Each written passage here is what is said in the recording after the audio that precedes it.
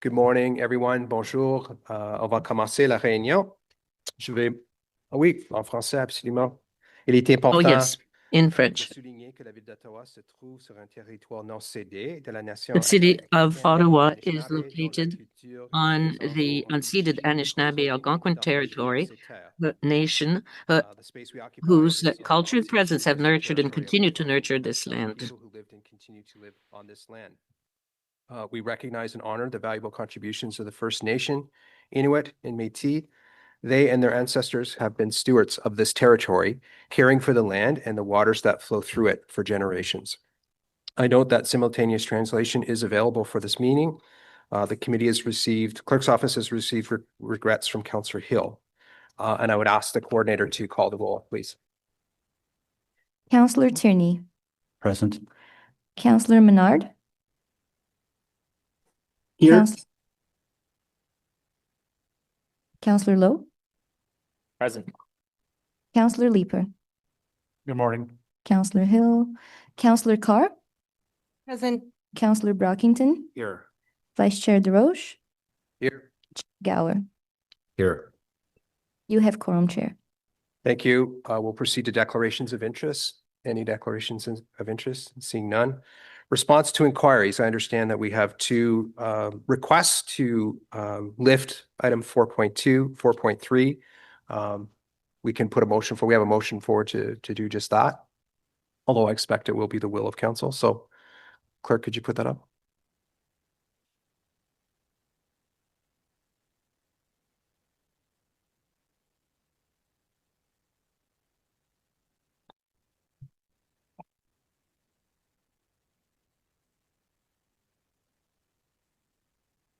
Okay, thank you. Moved by Councillor Leeper that pursuant to subsection 89(4) of the procedure bylaw, being bylaw number 2025-100, that the Transit Committee approve that the rules of procedure be suspended to allow for the consideration of the items listed as response to inquiry, OCC 2025-08 O-Train line service schedule, TC 2025-05 paratranspo, eligibility reviews and vehicle assignment procedures. Is that carried? Carried. Okay, we'll come back to those two at the first opportunity.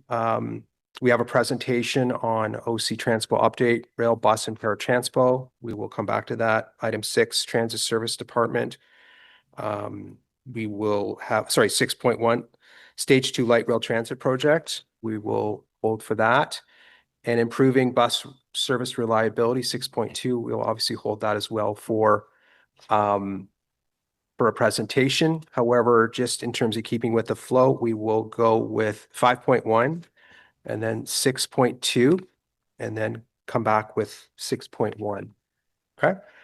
And then the last item that we can receive is 7.1, status update, Transit Committee inquiries and motions for the period ending September 2, 2025. Those items received? Okay, great. So we'll go back to the two inquiries that were lifted. The first one is on 4.2, O-Train Line 2 service schedule.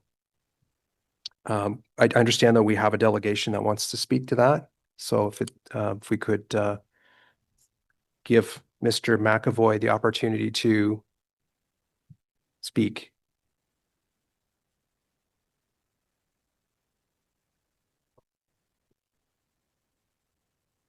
Okay, it's in person.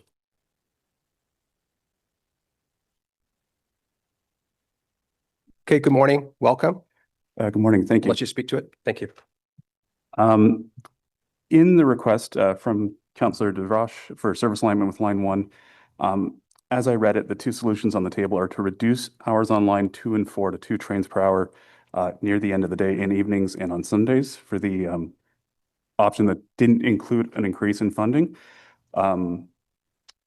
Or I would assume a comparatively marginal amount to maintain that frequency for the full day while aligning start times.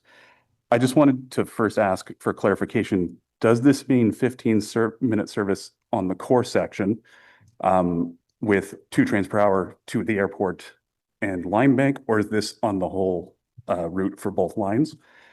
And then I just wanted to comment that in my opinion, in terms of what should be rolled out, I think council needs to remember that frequency matters. I would rather the city spend a little extra to maintain that frequency and the earlier start time. But if that money's not going to be there, don't bother making the change.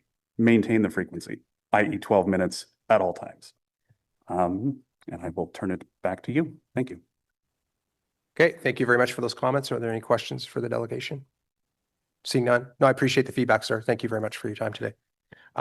Before we go to Councillor Leeper, I believe, who's lifted it, I just want to come back to 3.1. The chair would have not done this, but as vice chair, I lapsed. 3.1 Transit Committee Minutes 20, June 12, 2025. Is that carried? Carried. Great. Okay. We're good. So Councillor Leeper, you'd asked for 4.2 to be lifted, so I'll turn it to you. Thank you. Thank you very much. And my point is the same as the delegates, which is that frequency matters. And I was uncomfortable with seeing the potential for moving lines 2 and 4 to 24-minute service. Is that a final decision at this point? Mr. Chair, thank you for the question. As previously communicated, we were working towards a September implementation of the service hour changes. And in part of my update that I'll be providing later is we ran into some technical challenges with the back-end scheduling software that's preventing us from making that change at this time. So my update was to say that we are still working towards that goal of doing that earlier start time and making the adjustments on the Sunday and some very, very late night frequency adjustments in terms of, I view that sort of more as tweaking as opposed to adjusting the frequencies. You know, some trains would come in a trip earlier as opposed to adjusting it for the entire period of time. So that was going to be the update with regards to line 2 and 4. But with that said, nothing's written in stone in terms of the service schedule for line 2 and 4 at this time. So we do have some opportunity to have some dialogue and decide, basically the will of the committee as to what direction we would want to take. Okay.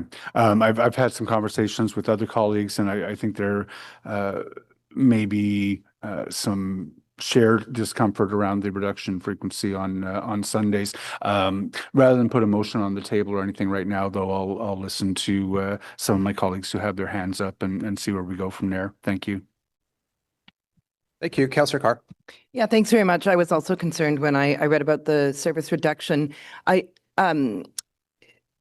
With the school year starting and Carleton University being on the route and park and rides being offered along that line to students who are going to the library on weekends or anything else, is it too early to tell if there's been a big uptake on that line on the weekend at all since universities resumed, which I realize is most students, including my own, are not studying yet, but wondering if it's too early to say whether or not there's been an increase on the weekend. We've only had the one weekend. Yeah, thank you for the question. I'll ask Pat to see if we have any early indication, but I know that on the weekends on line 2 and 4, there is quite a bit of capacity that's available there. We don't anticipate any challenges in terms of ridership if we were to make an adjustment to the frequency. But to your point, it is very early in the semester, but typically we do see lower ridership on the weekends on that line. But I don't know, Pat, if you had anything else to add. I was just going to say, yeah, it really is too early. We've had one weekend and it's been early in the semester. People aren't in the groove yet. We'll keep watching it and see how many people we see getting off at Carleton. Of course, we won't know what purpose they're traveling for when they get off at Carleton, but we'll be watching that as the next, 6 or 8 weekends data come in. Yeah, I would hate to make that decision too soon on changing line 2, especially whenever I take line 2, Carleton is a very busy stop, no matter where you are. I think there's a lot of opportunity with the fact, especially with those park and rides now available along line 2 in Councillor DeRoche's ward, and the fact that Carleton has cut off their parking they've seriously limited their parking for students that are driving there. I think it's a big opportunity, and I think making that decision too early in the school year, especially for students that need to use the library or whatever else are traveling on the weekend, I would hope we would hold off on that decision for some time. Anyway, thank you. Thank you. Councillor Love. Thanks, Chair. I note that in the memo, the chart that shows some of the proposed earlier times on weekdays, at least, it's just about an hour earlier. So I'm kind of curious how that gets offset by Sunday and late evenings. Is there like, in terms of a numbers thing, like 1-to-1, there seems to be a lot more offsetting reductions than the extra service that's being provided. So I'm curious if there's something in the background that maybe I'm not too familiar with that would lead to that sort of an offset for an extra hour for 6 days a week. Yeah, Mr. Chair, in making that service adjustment, we're trying to balance our resources as much as possible and work within the budget constraints that we have.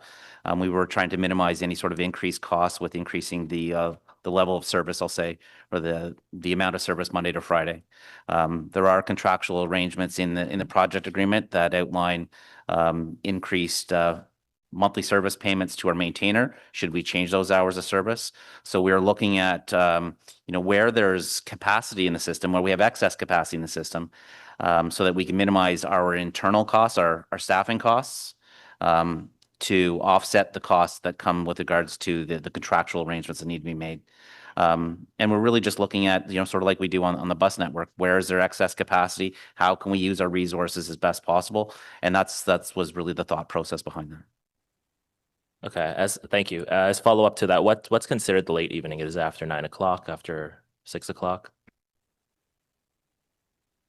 That's a great question. I'll ask Pat to answer that, but it's not 6 o'clock. It's much later we're talking late evening, and it's not like the service changes that were made on line 1, which midday and post peak.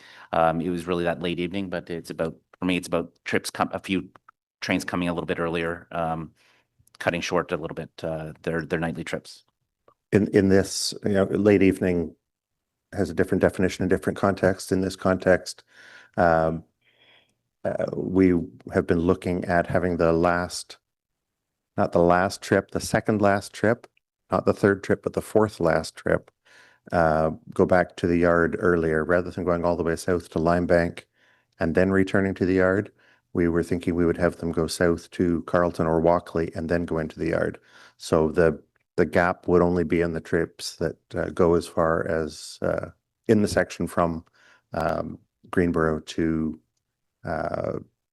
Limebank. But as Troy said earlier, we're still working on options to make this work. Okay, so definitely in the post 9 p.m., 9:30 p.m. even. Okay, because my concern there was the night classes letting out at Carleton, because 9 p.m. is a huge dismissal time there. But encouraging to hear there. So thank you. Thank you. Councillor Gower. Thanks, Chair. And thanks for filling in today. Can I suggest, since there's technical reasons that would delay the start of this for sounds like the next month or so, perhaps staff could gather some more data and information based on Sunday ridership patterns over the next few weeks and meet with councillors who are interested in this. I actually think it's a really, really good question for this committee to weigh in on. There's trade-offs. Morning service has its advantages. Frequency has advantages. There's no clear answer on what's best, but perhaps the councillors who are interested can find a consensus with staff. Perhaps there's other alternatives that could be explored. And if there's still a stalemate and staff and councillors who are interested aren't sure how to move forward, maybe this would come back to this committee in November and we can make a decision then. That's my 2 cents. Thanks. Thank you. Conseiller Tierney. Great. Thank you, Chair, and virtual chair at home. I kind of concur. I just have one question just about some of the calculations for Carleton. It was shut down on the weekends, wasn't it? So I'm just trying to figure out how we came up with some of the numbers that we see in front of us as part of the calculation. I think it's almost better to ensure we have some of the correct data first before making these decisions. Chair, I'm not sure if I follow the question. You mentioned shutdown on weekends. Yeah, wasn't there some shutdowns on some of the weekends for the Carleton stop as well? No, I'm not. Don't recall. I'm looking at the team here with regards to shutdowns on weekends. No, I think the data that we have is based on the ridership that we're seeing. Okay. We've had some work, late night, evening work. Yeah. On on the line. Yeah. But we're still running the entire, we're still running the entire system. There was just a portion of the line in which we were having a single track. Right, right. So, but that would be not the norm though, would it? Like using that data? No, the service changes that we made on line 2 were temporary and they were in the evenings, yes. Yeah, it was the Sunday stuff that I was trying to figure out. So, yeah, I kind of agree with the chair and virtual chair, I guess. Having real apples to apples data might be a little more helpful. So I would certainly support that. Thank you. Thank you. Any other questions before I launch into some questions? I don't see any. Okay, Councillor Leeper. So I just, I want to make sure I understand, Chair Gower has made a suggestion with respect to how we might proceed on this one. I guess I wanted to hear staff's concurrence with that as it's a direction to them. Good point. So, Mr. Chair, at this time, we'll continue to develop options with regards to the modified service plan, I'll say, for an earlier start, but more than willing to work with the committee, councillors, whoever, to come up with a final solution that meets everyone's needs. That could come back to committee for further discussion. That's the will, sure, yes. Yeah, I don't see why you couldn't bring it back as part of your regular updates that you do, right? You could just integrate it into. No problem at all with that. It's an ongoing work that you're doing. So no, it's a good point. Okay, we can write that up as a direction to which they've Okay, concurred for sure. for the end of the meeting. And I just wanted to say, Troy, welcome aboard. I think this is your first meeting as acting GM, so we'll try to go a little bit easy on you, maybe. Thank you. Thank you. Had some questions. I was stunned when I found out that when we launched this, that it was going to not be aligned with line 1. And I think a lot of people are asking, like, what was the background behind this decision that we would make $7.6 billion investments in 4 lines, and line 1 and line 2 don't align in the morning? So what's the background of that? Mr. Chair, I can offer a little bit of information. And once again, I'll look to Pat for a little bit of the history on it. But at a cursory level, the service levels that you're seeing right now are based on what's in the project agreements. So that's what our maintainer has signed up for, and it was largely based on the historical hours of service of the original O-train line that ran up to Carleton University and into Bayview. So it's largely based upon the original service schedule hours. And that was what's baked into the project agreement. So if we want to shift away from that, that would represent change in service level, and then there'd be increased budget pressures associated with that. Yeah. In my view, that was when we needed to fix it, was at that point. So, and likely there would have been potentially some trade-offs then in terms of the project cost, but I think it was a mistake to set it up in such fashion. And now we have to fix it, and I'm open to further dialogue on that. Where the residents of Riverside South and Leitrim are affected is there's many people who work downtown at that very early hour, and I think would have really enjoyed having this time, and that's why I was pushing for it, because they want to get downtown early. Maybe it's not a lot of people, right? I think we need to get some further data in terms of what the demand is there, but I think there are people who choose to start work early in the downtown core and would benefit from this service. I don't see why. I know staff have tried to explain to me why we couldn't have, for example, 2 trains in that early morning. The experience in the suburban communities these are like commuter trains, and in commuter communities, there may not be the frequency, but they will go to the station when they know the train is going to be there. So why couldn't we have, say, 2 trains in that first hour, so that the residents could, or the passengers could get downtown? Mr. Chair, as we try to mention, it's related to the scheduling software in the background, but our intent would be, if we were to launch that earlier morning service, it wouldn't be the full 9 train service at 5 o'clock. It would be a reduced service level. We'd be looking at launching a few trains in the morning, so we could do some of those trips we'd cross the entire line, but we'd obviously focus on the peak travel direction, which would be from the south end of the city. But the scheduling software that we have right now it's not accepting the different variations in terms of launching a few trains first thing in the morning, and then when we get to 6 o'clock, the normal start time that we have right now, launching the remaining of the trains with trains already in service. So, and as we've talked about previously with regards to the line, because it's this combination of single and double tracking, you really have to make sure that, trains are positioned in specific spots so that the meets line up properly. Right now, we do what we call sort of a shotgun start. All 9 trains are positioned where they need to be, and then we start service at 6 o'clock.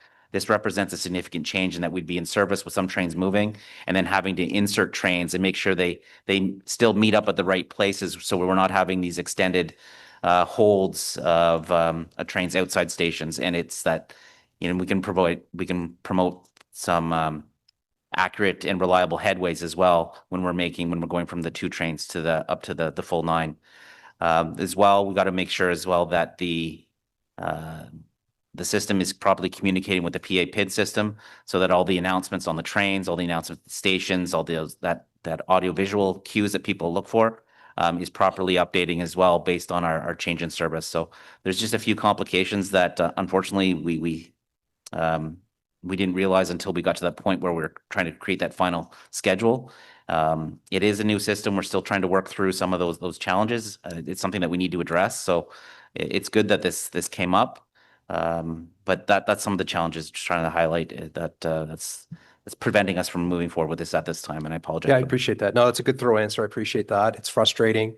It's disappointing that we're going to have to pause this. The double track is another piece that probably should have been included. I sort of wonder if some days if it was premature to go to the airport and just have this north-south serve kind of the residential and business communities along the line a little better than it does right now. But that said, I recognize that it's likely kind of 1 step forward and 2 steps back if we proceed as planned. It still leaves these people who can't get downtown at that time. It's a service that's enjoyed by Line 1 people, but the Line 2 people have to wait. The bus service takes some time to go down the Southwest Transitway. I'm wondering if there is potentially some capacity in the interim to provide some connections from Riverside to south to the Southeast Transitway so that we can improve the timelines there at that early point.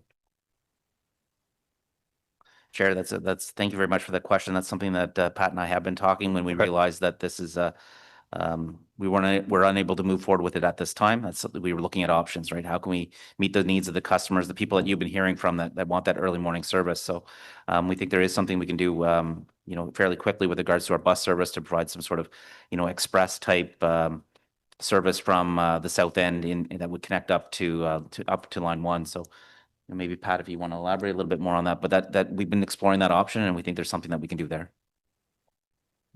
I think Troy's explained it well. There is a trip right now that leaves Linebank at 5:04 that connects up to Greenboro, but that would be a bus to connect to another bus to connect to a train to get into downtown. So we're looking to see how many people get on that trip right now at Linebank. That's a trip that's running to move people primarily from the Amazon workplace after they've worked over their overnight shift, but it does stop along the way. But we're also looking at what's the right way of getting into town. Do we follow the same path as the overnight airport service up to Herdman and into downtown, or do we connect people to Herdman? We're still working on that, but once we decide, it might not take very long to get that kind of thing implemented. Okay, that's encouraging. Thank you very much. Like I said, it is disappointing, but I can't accept something for nothing. I think we need to explore this, so I appreciate that. Thank you very much for the answers. Councillor Brockington, please.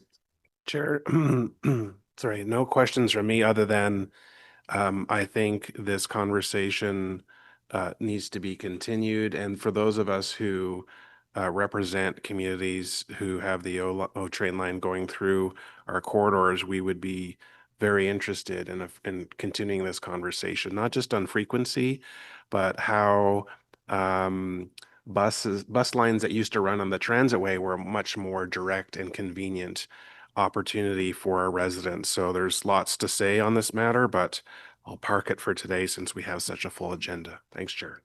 Thank you. Good comments. Any other questions or comments from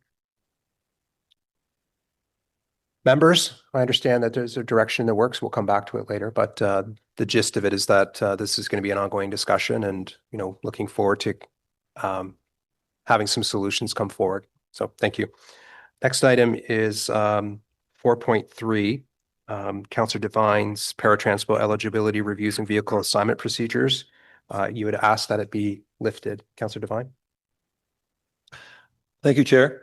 And thank you, colleagues, for letting me speak to today as a non-member of the committee. I do have some comments and a handful of questions arising from the response to my inquiry. So for those of you who don't know, I brought this inquiry back in June because my office had started receiving emails from Ward 9 residents, paratranspo customers, asking why their service designation had changed and speaking in detail about the painful and more recently in one case, tragic circumstances allegedly resulting from these redesignations. And by redesignation, I'm referring to the process of changing which category of paratranspo vehicle is assigned to a customer. In regards to the residents who reached out to me, these customers had been designated as bus only. Now they might be assigned vans or accessible taxis. As I learned from the inquiry, staff have been reviewing approximately 800 of these bus-only designations over the past year.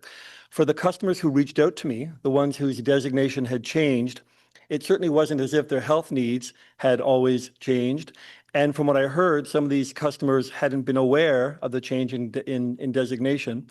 My first question to staff, of the 800 bus-only designations that were reviewed over the past year, how many of those reviews resulted in redesignations? I don't have the number that were reviewed. The number who were changed was 800. Oh, I believe we reviewed a much larger number than just Okay. 800. My apologies, no, Councillor, I that's misled you on that. not at all, not at all a problem. And I'll likely follow up on that in the coming days. But at least thank you. Now I understand. So 800 customers had their status redesignated. As I said, some of those customers had told me that they weren't at all aware of the redesignation. In the response to inquiry, OC Transpo mentions that it sends notification to customers. There's no indication of confirming that the notification had been received, let alone accepted. My question then is, what processes do staff have in place or might consider having in place to be more transparent with customers about these redesignations? Mr. Chair, we communicate with customers in different means according to their preference and their abilities. For some people, that's phone calls. For some people, that's letters. And then there's a small number of people who we connect with by email, but it's up to them to choose how we communicate with them. And for customers, because as I mentioned, several, said to me that they had not been aware of the changes. One day they go to the stop and there's a different vehicle. If there are any gaps in the system where we can't yet confirm that these customers are getting notification, might that be something that OC Transpo will be willing to take a peek at to ensure that, transparency with customers? Yes, absolutely. We've been working with, there's been some of those customers have got back in touch with us. Some of them also got back in touch with counselors, and we've been working with them one-on-one to find the best solution for them. Thank you. More broadly, can staff explain the rationale behind these resignations based on what I hear in the response? Are these being done to free up capacity due to operational constraints? And if so, are these redesignations being done also based on professional medical determination of actual changes to each paratranspo customer's health needs? So the answer to both of those is yes, Mr. Chair.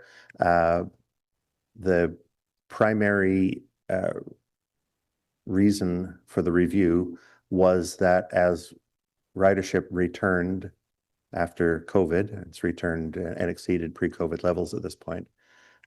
We wanted to be sure that we could accommodate all the people who are asking a trip, as we've been doing for several years, and not turning anyone away. And we were seeing a constraint on our minibuses where people who were not, we wanted to check whether people who were using the minibuses were the people who the nature of their disability required them to use a minibus. We know that some people had been accommodated on minibuses temporarily during the pandemic for reasons of distancing and spacing between customers. So that was the reason for the review, and it has allowed us to continue to have enough capacity on the minibuses to be able to accommodate and carry all of the people who need to travel by minibus. Now I apologize for forgetting the second half of the question. The second half of the question, I completely understand. Sorry. You know, as the redesignations are done, Yes. you know, due to operational constraints, are they also done based on professional medical determination of actual changes to each paratranspo customer's health needs? Yes, I'm sorry for forgetting that. Yes, No problem. all of the assessments are done by professional occupational therapists. At LifeMark, as I understand. One of the questions in my inquiry asked about the role that a customer's physician, not the occupational therapist at LifeMark, but the role that a customer's physician plays in these decisions. The question I asked in the inquiry was, if a client's physician were to make a recommendation that their patient be provided with bus-only service, does Paratranspo validate that recommendation? The response to that question suggested that doctors might not be aware of the various vehicle types in the fleet, and that medical documentation is not the sole basis for determining vehicle type assignments, and that, quote, medical professionals may not be fully familiar with the operational realities of the service. If by operational realities, you're referring to not having sufficient buses in our paratranspo fleet to meet demand, my question to staff is, are you suggesting by that answer that paratranspo's operational realities should be of concern to these physicians when it comes to recommending care for their patients? Mr. Chair, that's not what we were suggesting when we said operational characteristics of the service. What we mean is that the healthcare professionals, such as doctors, who are the primary medical contact for our customer, have their have deep knowledge in the field and deep knowledge of their patients' circumstances, abilities. They, however, aren't experienced in what are the characteristics of the different types of vehicles that we operate to carry paratransport customers.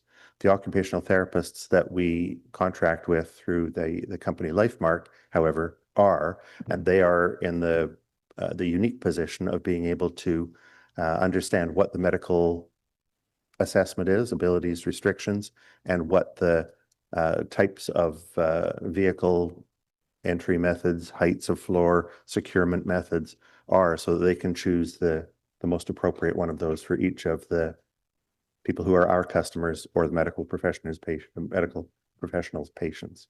Thank you. I'm almost done then, Chair. So thank you for those. If only for the sake of customers, whether due to their lack of awareness of changes to their status, or the information I hear from customers about how, due to the change in their status, they may be experiencing all levels of discomfort due to being in different vehicles than they had been accustomed to. What I'm hoping to do now is, in the time between today and the next council meeting, I'm looking to learn more about the experience of some of the customers who reached out to me, including some potentially tragic situations, but also to work with OC Transpo to see whether there might be opportunities to take a look at this process, whether the assessment process, the chain of how we make decisions on redesignation or notification, so that hopefully we can improve this process. Might staff be willing to discuss this further prior to next council? Mr. Chair, 100%. Yes. Great. Thank you very much. Thank you, Chair. Okay, thank you very much. Any other questions? I don't see any. Before we move on, I understand clerk has the direction from the item related to Trains Line 2 service. Councillor Leeper, in response to concerns expressed by councillors with respect to the potential to reduce Line 2 and 4 service frequency in order to accomplish an earlier start time, staff undertake to continue to consult with affected and interested councillors and bring a recommendation to a future committee meeting. Carried? Carried. Next item is the update from OC Transpo 5.1, rail, bus, and paratranspo.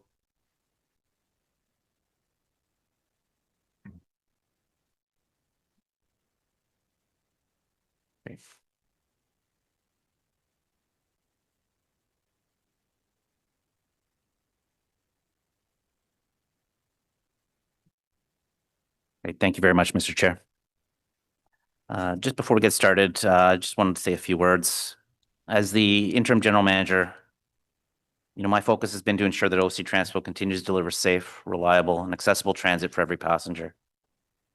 My focus includes providing stability to the organization in a period of change and advancing our transit priorities outlined in our 5-year business plan that are aligned with the term of council priorities. We'll build upon the success of lines 2 and 4 launch that occurred earlier this year, and we'll bring this approach to the launch of the East Extension. Je m'attache à apporter de la stabilité à l'organisation dans une période de changement. I am concerned that I should be focusing on providing stability as set out in our 5-year plan. We will inspire our approach from the launch of the lines 2 and 4. Safety is always paramount and is our top priority. We can't say it enough. And whether it's on buses, trains, or Transpo, it guides every decision that we make. Myself and the team recognize that reliability is an important factor in our customer satisfaction with the transit system. Customers depend on us to get to work, to school, and appointments on time, and we are committed to improving consistency and performance across the network. We are working very hard to strengthen the service, address challenges quickly, and to keep our customers and council informed. Transparency will remain at the forefront. I know trust is built through action, and over the coming weeks and months, my team and I will continue to focus on delivering the dependable service that our city deserves and expects. I look forward to working with all of you, and so does my team, to achieve those goals. So now I'll get into the OC Transpo update. Thank you. Our fall service change went into effect on August 24th, which means that transit service is ready to welcome back students and commuters returning to work. The fall schedule is adjusted to support increased ridership, including the return of our school routes. The first few weeks are always a time of transition as customers get into their new fall routines and adjust to the new route schedules. Le service a bien fonctionné. The service is working very well, and staff continues to assess ridership comments and the availability of buses. Later in the presentation, you'll hear from the team. Pat Scrimger will discuss our service in more detail. François Kirouet and Sabrina Pezian will review our KPIs. Sabrina will also provide an update on progress on the city's action plan to address the recommendations coming from the inquest on the Westboro collision. As well, we'll provide some insight into some of our public safety initiatives that we have in place and are working towards, including our special constable unit. And as per previous presentations, Rami Alfagali will touch base on our bus fleet action plan as in our fleet availability. Recently, we also introduced the new Route 105, which now runs 24/7 to the airport. Route 105 is a great option for customers from the east, including those who work at the airport. Our communications team has recently developed a blog post on the new Route 105, also known as the Arrow. If you haven't seen it, I'd encourage you to visit the Next Stop blog at octranspo.com for more information. It is a very good read. We're also pleased to say that starting September 15th, North Grenville Transit will begin running a new bus service to Linebank Station, introducing a new regional connection to OC Transpo services in the city's south end. This new morning and evening service on North Grenville Transit means that customers traveling to and from North Grenville, including Campville, can connect directly to O-Train Line 2, OC Transpo buses, and Transpo. I'd also like to provide an opportunity, I know we discussed this, on the recommendation to adjust O-Train Line 2 start times to match Line 1. We are committed to aligning the service hours Line 1 and 2 and continue to work towards this goal. However, as discussed, after the internal review, we identified the challenges in our scheduling program that prevent us from proceeding with the change at this time. So, councillors, and I know that we have councillors and customers that are disappointed in this, but we will follow the direction that's been provided to us, and we'll keep committee update on our progress, and we'll continue that dialogue moving forward. With that said, we continue to be pleased with the performance of Line 2. And we want to ensure that any future changes are improvements to service and don't result in any negative impact to our customers. It is still a new system, and we are being prudent in our approach and our actions. Staff will continue to gather data and will review all operating scenarios to ensure proposed schedule changes provide a net benefit to as many customers as possible. Updates on our progress to this goal will be provided to the committee and consistent with the direction. We are also committed to continue and hold regular paratransport talk sessions for our customers. Most recently, we held sessions at Bowesville, Herdman, and Tunney's passenger stations from August 19th to the 21st. These sessions were focused on helping customers build confidence using conventional transit. Staff offered guided station tours, O-train rides, and one-on-one help with the MyParaTranspo online booking tool, for which we continue to see increased usage, which is great. These sessions have been a big success, and customer feedback has always been very positive. As well, of great importance that we want to bring to attention is the upcoming Rail Safety Week, which runs from September 15th to the 21st. We'll be doing some safety-related social media posts, and we'll be hosting a safety outreach event at Herdman Station on September 16th. We are also in the process of installing transit information screens at 4 bus stops across the city as part of a pilot project. Once activated, the screens will provide real-time bus departures and up-to-minute transit information. These screens are solar-powered, energy efficient, and replicate the appearance of ink on paper. The pilot is one of our examples of our 5-year roadmap committed to improving real-time information for our customers. The pilot will continue for about 1 year, during which time staff will analyze their performance in all weather conditions, as well as feedback collected by customers. The pilot project will go on for about a year, during which staff will analyze its performance in all weather conditions and will also analyze client comments. Several weeks ago, Council received an email about our Back on Board information campaign, which welcomes customers back to transit this fall. The campaign includes a dedicated webpage on octranspo.com with trip planning resources, social media posts, and transit app promotions to help ensure customers have what they need to plan their trips.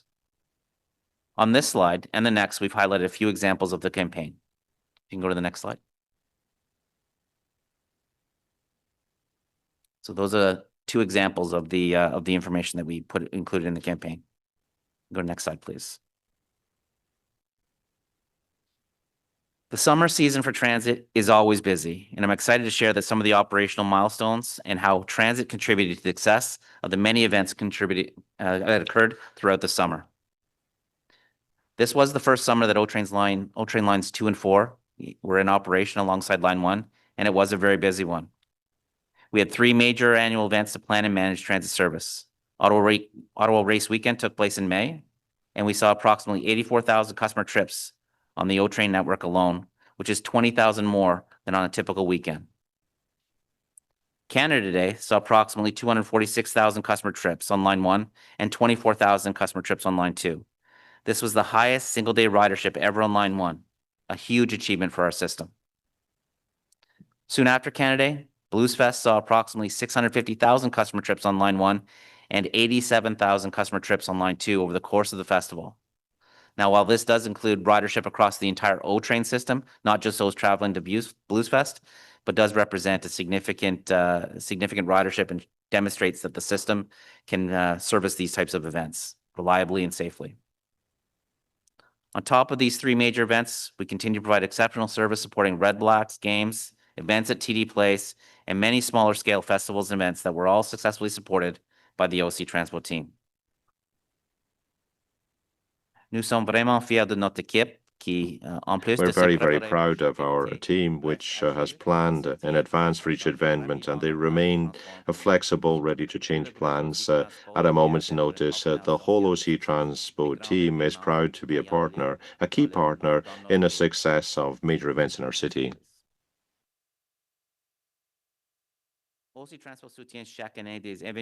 We support community events across the city every year, and this year was not an exception. As you can see on this slide, over the last few months, we took part in this year's Emancipation Day Underground Freedom Trade Ride on O-Train Line 1. We were also privileged to participate in the 2025 Pride Parade and meet with the Canada Muslim Association. We look forward to continuing supporting these events like these and many others. We very much are part of the community, and we very much appreciate our participation. These examples are in addition to the local festivals, community barbecues, and other community events throughout the city, where you can often find an OC Transpo information booth and staff members in attendance. Next slide, please. While there were many successes this summer, there were also several planned temporary service disruptions on the rail lines. We know that these disruptions have an impact on our customers, and we make sure that each and every one is required, promotes improvements to reliability and long-term sustainability, or are required to advance expansion activities to the east and west. We do not take them lightly. On line 1, there were closures during evenings and weekends in June to complete a combination of regular maintenance and life cycle activities. These closures allowed our maintainer, the Rio Transit Maintenance, to complete activities like adjustments to parts of the overhead catenary system, upgrades to train control servers, station maintenance, as well as some seasonal deep cleaning. In June, July, and August, there were also weekend closures on line 1 that were required for stage 2 integration work. And I know that Richard Holder and Jocelyn Daigle will provide more details on this during their stage 2 update.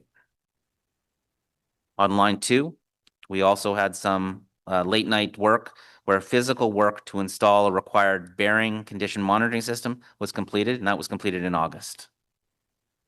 Next slide, please. As we have previously shared, some service adjustments on line 1 are for ongoing testing and maintenance and will continue throughout September and October. Again, I know that this is disruptive to our customers, and I appreciate everyone's patience as this work is completed. Our team has worked closely with our maintainer RTM and the stage 2 construction partners to streamline the work where possible, and every effort was made to avoid any sort of major event that's occurring within the city. I know that this upsets our clients, and I'd like to thank everyone for their patience while the work is ongoing. Richard and Jocelyn, as I said, will provide more details on the integration testing that's occurring this fall during their presentation. There are a lot of moving pieces, and we're working to coordinate while minimizing the impacts to customers as much as possible. Some of the stage work is weather dependent, and we want it completed before trial running, and as well, we want it completed before the east extension. Other work is related specifically to the stage 2 extension and requires temporary closures to integrate the systems, the electrical components, and all the infrastructure to the current system. So during these times, we cannot run with customers on board when we're doing some of this integration work. As always, during service disruptions, our team will continue to be there to support customers with staff at key stations, information signage, and the latest information will be available at octranspo.com. The travel planner, transit app have also been updated to help customers plan their trips. Next slide, please. The last topic that I'll go through here today is some customers may have noticed the removal of some ceiling panels in the underground stations in the downtown tunnel area. During routine underground station inspections in July, Rideau Transit Maintenance staff observed that some ceiling panels were disturbed above the platform at Parliament Station, which they subsequently removed. Additional inspections and removals of ceiling panels at the other downtown underground stations also took place. Line 1 continued to operate at all stations during the removals, and service was not impacted. We do appreciate RTM for being very proactive and doing a thorough assessment of all the stations, and we're working with them to find a solution. We've actually found a solution. We're just going through the final checks and balances before we give the approval to move forward with the reinstallation. So at this point, I'll pass the floor over to our Chief Safety Officer, Sabrina. Thank you, merci. Merci beaucoup, Troy. Bonjour, Monsieur le Hello, Président. everyone. I'm here today to give you a brief update on the status of the Westboro Coroner's Inquest and the recommendations that stemmed from it. If you'll recall, the Coroner's Inquest began in April and concluded in May, which is when we received the 41 recommendations directed towards the city. In June, we came forward with a report and a presentation to the Transit Committee outlining our initial response. Next slide, please. Pour commencer, l'équipe a travaillé beaucoup pour faire avancer ces A recommandations. significant amount of work has been done in a short amount of time. A significant amount of progress has been made in reviewing and implementing these recommendations. Approximately half of the recommendations directed towards the city are on track to be implemented or closed with a supporting rationale by the end of this year or early next year. One area that significant progress has been made in is in training, which I'm really happy to give you an update on today. So 10 of the 12 recommendations in training are on track to be fully implemented later this year. And these changes will be in place prior to our next series of the new bus operator training programs that will start in 2026. So these items in training include the expansion of our training mentorship program, new curriculum to deepen route familiarity and route network awareness, integrating scenarios and examples from past occurrences into various training models. Lots of work has been done in a lot of other areas as well, and I'm looking forward to bringing a more fulsome update back to the Transit Committee. Next slide, please. Implementing the recommendations will require a multi-year phased approach and collaboration between a variety of city departments, similar to what we did with the public inquiry.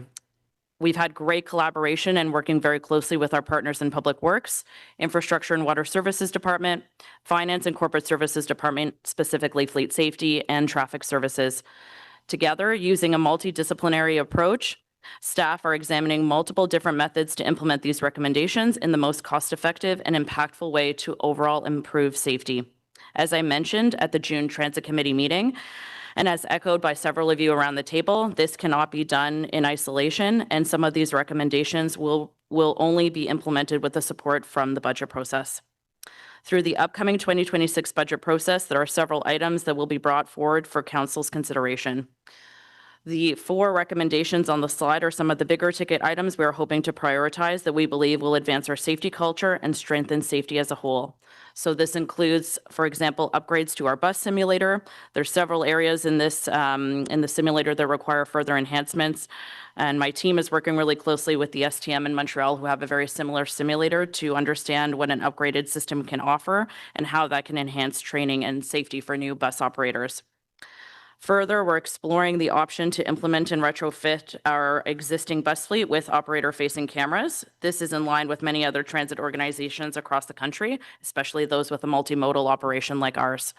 If approved, staff would adopt a similar approach as we've already done on lines 2 and 4 with the LVVR, the Locomotive Voice and Video Recording Regulations, that are Transport Canada regulations, which include stakeholder consultation and ensuring the privacy and protection of personal information of all employees. This also includes the development of robust policies and procedures similar to the ones that we have established for lines 2 and 4. Additionally, we're looking to install dedicated radar speed boards along the transitway, so we're working really closely with our partners in traffic services, and we'll do a safety assessment to determine the best possible placement for these speed boards. And finally, one of the other items we're looking to upgrade is our telematics program. And as a reminder, that is our GeoTab program that monitors speed and unsafe driving behaviors. Currently, we have that on 4 buses in our fleet and our non-revenue fleet. So we're looking to expand this, either the existing software that is currently being used by our team in fleet safety on a sample of our buses, or explore leveraging another internal software we have, but more to come on this. Next slide, please. I wanted to take the opportunity to highlight 2 recommendations that were under the safety assurance category that we're really excited about and that we have made a lot of progress on. I think that'll be a very positive impact on our safety culture once they're fully implemented. So the first one, prior to the Westboro inquest, my team had already been working on looking at a new safety and security reporting app. This app will allow for real-time direct communication with the Special Constable Unit and more options to communicate, which can also be done anonymously. Customers will be able to live text with our Special Constable Unit and report incidents in real time, including photos and video. I'll speak a little later in my presentation about how we plan to integrate this into a broader new public safety campaign that we're working on. The next recommendation that is very close to completion is with regards to increasing the frequency of our driver's license abstract checks from twice monthly to daily.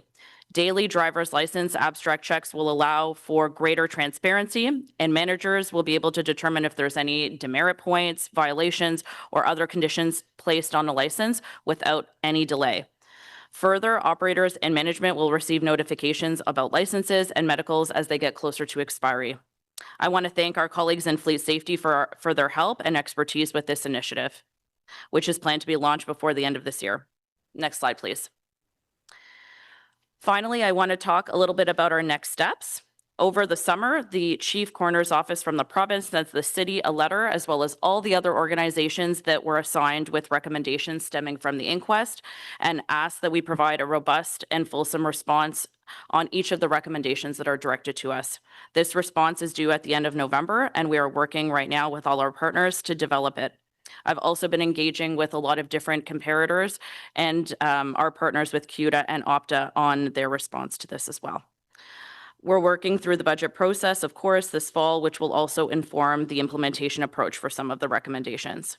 Nous avons hâte de présenter une réponse complète au comité et à la So we're province. looking forward to putting forward a full overview to the province and to the committee. With a comprehensive update, and more updates will be provided, until the recommendations have been fully closed. I want to take this opportunity to sincerely thank everyone for their hard work and dedication in actioning these recommendations, not only all my team, teams across transit, and our other departments who are dealing with several other major priorities and other initiatives. So that concludes my update on the Westboro inquest, and I'll switch to the next slide, please. So shifting gears, I'm pleased to start the presentation on the KPIs that for myself and Francois. I'm going to start with the KPIs from the Safety Regulatory Training and Development Service area. Next slide, please. So before I get into this, I want to take this opportunity to discuss public safety. As Troy mentioned, safety is paramount. And in light of some of the recent occurrences, I know I speak for myself and the entire OC Transpo leadership team to say that we condemn all acts of violence on our system. And I want to reiterate, as the Chief Safety Officer, that transit is safe, and I encourage customers to use it and feel safe while they're using it. Utiliser le transport en commun est moyen Using sûr de public voyager dans notre transit is a safe way of getting about our city. the customers know how they can use the system as safely as possible. In recent weeks, I've received a lot of questions on what customers should do if they witness something, if they observe something, or they experience something when they use the transit system. So I'll take this opportunity to remind everyone that every single OC Transpo vehicle is operated by one of our employees. So I strongly encourage customers to ask for help from a bus operator or a train operator. We also have staff in the field, supervisors, and our special constables, of course. If you're on a train, you can use the passenger emergency intercom to speak with the operator directly. If you're on a bus, of course, you can walk directly up to the operator. If there is an emergency, customers can also obviously always call 911. We have a dedicated TransSecure program, which is kind of like a community watch program on wheels. OC Transpo staff are in the field. There are eyes and our ears on the road, ensuring the safety of everyone, customers and residents alike. We have specific initiatives as part of that program, including our Nut Stop, which is centrally located, well-lit areas that have emergency call boxes available. There's the Safe Stop, where you can ask the bus operator to drop you off along your route, but closer to your destination after 7 p.m. Customers at transit station can also use the emergency phones and speak directly with our special constable unit. And I have on the screen another way we can reach our special constable unit is through the phone line, and we also have an anonymous reporting tool that can be found on the website. That's okay. Thanks, Bud. For those of you who may not know, my team includes the special constable units, and special constables are sworn peace officers, which means that they have the powers of a police officer on transit property. They have the authority to carry out arrests, lay charges, and conduct investigations on and related to transit property. I strongly encourage customers, residents, and staff to speak to them if they ever feel unsafe. Despite all these safety measures, unfortunately, unexpected things can still happen in public places. The team is currently working on a new holistic public safety campaign that we'll present to the Transit Committee in the coming months. As part of this, and through the funding that we received from the province as part of the New Deal for Ottawa, we're actively increasing the presence of our special constables across the entire transit system, including on foot, on bikes, and in vehicles. Additional safety and security initiatives are also being explored through the lens of the Westboro inquest recommendations.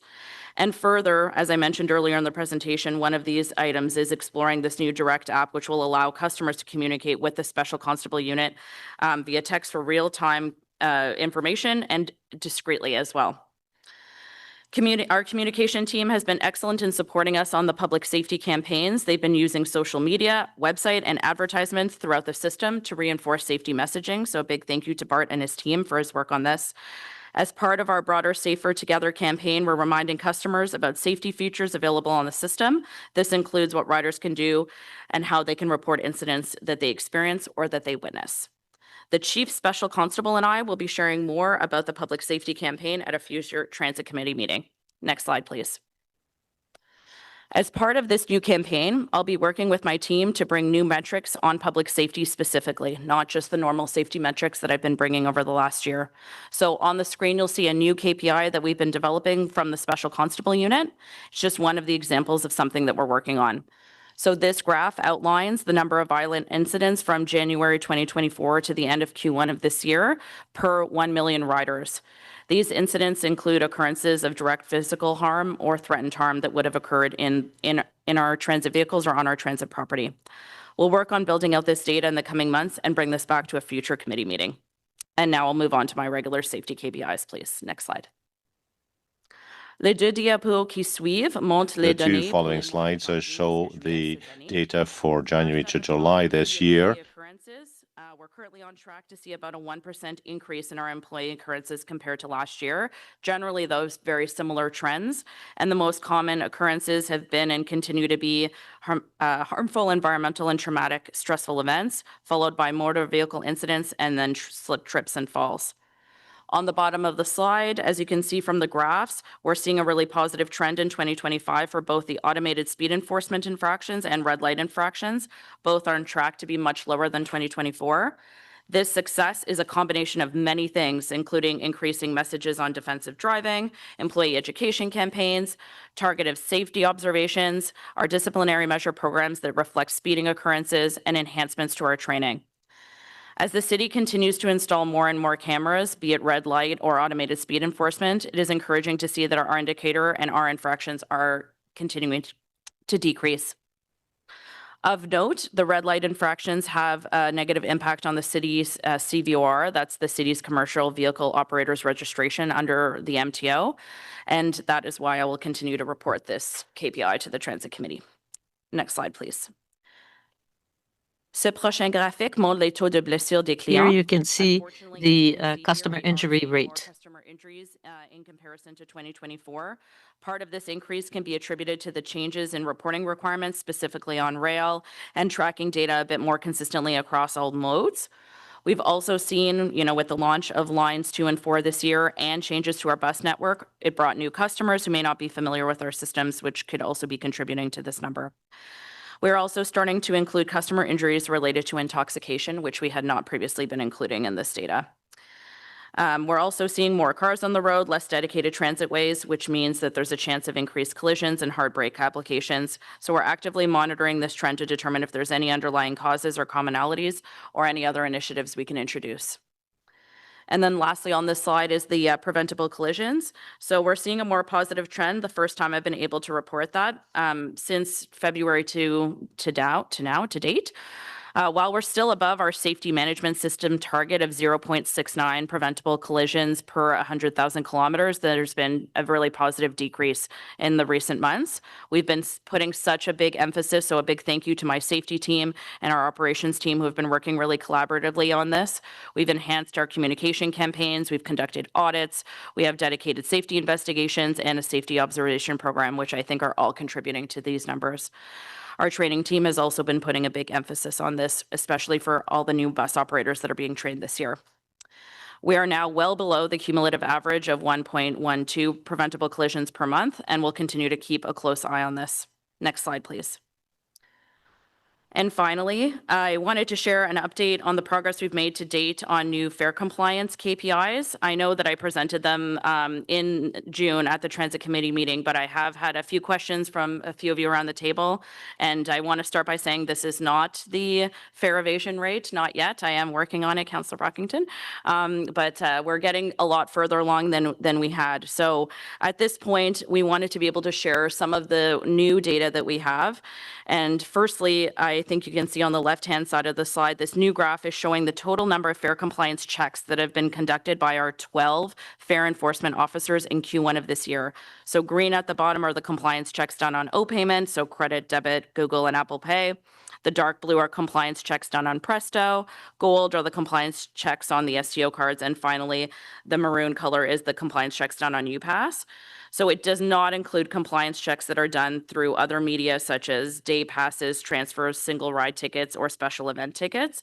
And the data on the slide does not represent the individuals who may have entered the system through backdoor, hopping the fare gate, or have just maybe witnessed seeing a TFEO or fare enforcement officer walk in the station and then may have been deterred by that. So this data is best viewed as a snapshot in time from targeted location based on what our staff are been able to do. Our staff are deployed either in known areas or based on complaints. So again, it's not staff across the entire system at all hours of the day. It's from Monday to Friday during the day, especially into our peak periods. So on the right-hand side of the slide is the standard metric I typically bring, which shows all the infractions for both the tickets and the warnings that have been issued and from this year. And we're working on the methodology and developing fair compliance KPIs that will include a fair evasion rate. We actually had the STM Special Constable group up yesterday, and there's been some really great discussions going on with comparator properties and benchmarking groups. So I will be coming back with some more robust KPIs, but just to give a sense that the team is really working between the technology team, the finance team, and the Special Constable unit to come together with our data analyst to do an assessment of what we can bring as reliable metrics to the Transit Committee. Merci beaucoup. Je vais maintenant passer la parole à la Now I'll give présentation the à ma floor collègue François. to my colleague, François. Merci beaucoup, Sabrina. Good morning, Chair, members of the committee. I'll start today with our KPI on conventional bus and O-train ridership. So we've got data since our last update for May, June, and July. And for the most recent month available here, July, ridership was 4.5 million customer trips, which is about 5% higher than for the same month in 2024. When we take a bit of a step back and look at a rolling 12-month ridership for the period ending in July, ridership was at 69.3 million. You can see that on the left of the slide, continuing to trend up 0.3% higher than the 12-month period for 1 month earlier, and for just over 4% higher than for the same period a year before. Year to date, when we're looking at January through to July, ridership is also higher year over year, about 3.5% higher than in 2024. Next slide, please. So before we move on to the rest of our KPIs, and more specifically our service reliability KPIs, I wanted to once again just kind of summarize the 3 indicators that we use to measure the reliability of our service. So when we monitor the overall reliability of our service, we use these 3 measures. First, service delivery, kind of at the top of our illustration here in green, which is measuring the percentage of trips or percentage of service that was delivered as planned. And our target here is to deliver 99.5% of service, as you know. Now, when we're looking at the on-time performance of our service or the schedule adherence, we have 2 measures, regularity and punctuality. They're used to measure the on-time performance for frequent routes, that's regularity, and for less frequent routes, punctuality. Regularity is the measure of whether trips are operating evenly spaced, and our target is 85%. Punctuality is a measure of whether trips arrive at stops no more than 1 minute early and no more than 5 minutes late. And again, here our target is 85%. So it's really important, again, to just consider all 3 indicators together when evaluating the performance of our service, as they complement each other and provide a complete picture of service reliability as experienced by our customers. Next slide, please. So now we'll go into the results for bus service reliability. So starting with service delivery for a conventional bus service, in August 2025, 98.4% of service was delivered as planned. This is the same as for the same month a year before, which is what we would compare. You can see that at the top right of the page in the line chart. For the 12-month period ending in March, no, sorry, not March, the 12-month period ending in August 2025, the average service delivery was 97.8. That's short of our target of 99.5 by 1.7 percentage points, and the same as the previous 12-month period. Now moving on to the lower half of the page of the slide for on-time performance, we can see that regularity for our more frequent routes, shown here in the blue line, was 85% in both July and August, achieving our target. This represents a significant portion of our services and great performance here. For punctuality, our measure for our less frequent routes with frequencies of 16 minutes or greater, The result was 71% in August, kind of steady throughout the summer, as you can see on the yellow line on the chart, and 5% lower than the same month in 2024. So just looking at our 12-month averages for both of these measures, for the 12-month period ending in August, regularity was 81% over that kind of 12-month period, 4% lower than our target. And for punctuality, the average was 72%, 13% lower than our target of 85%.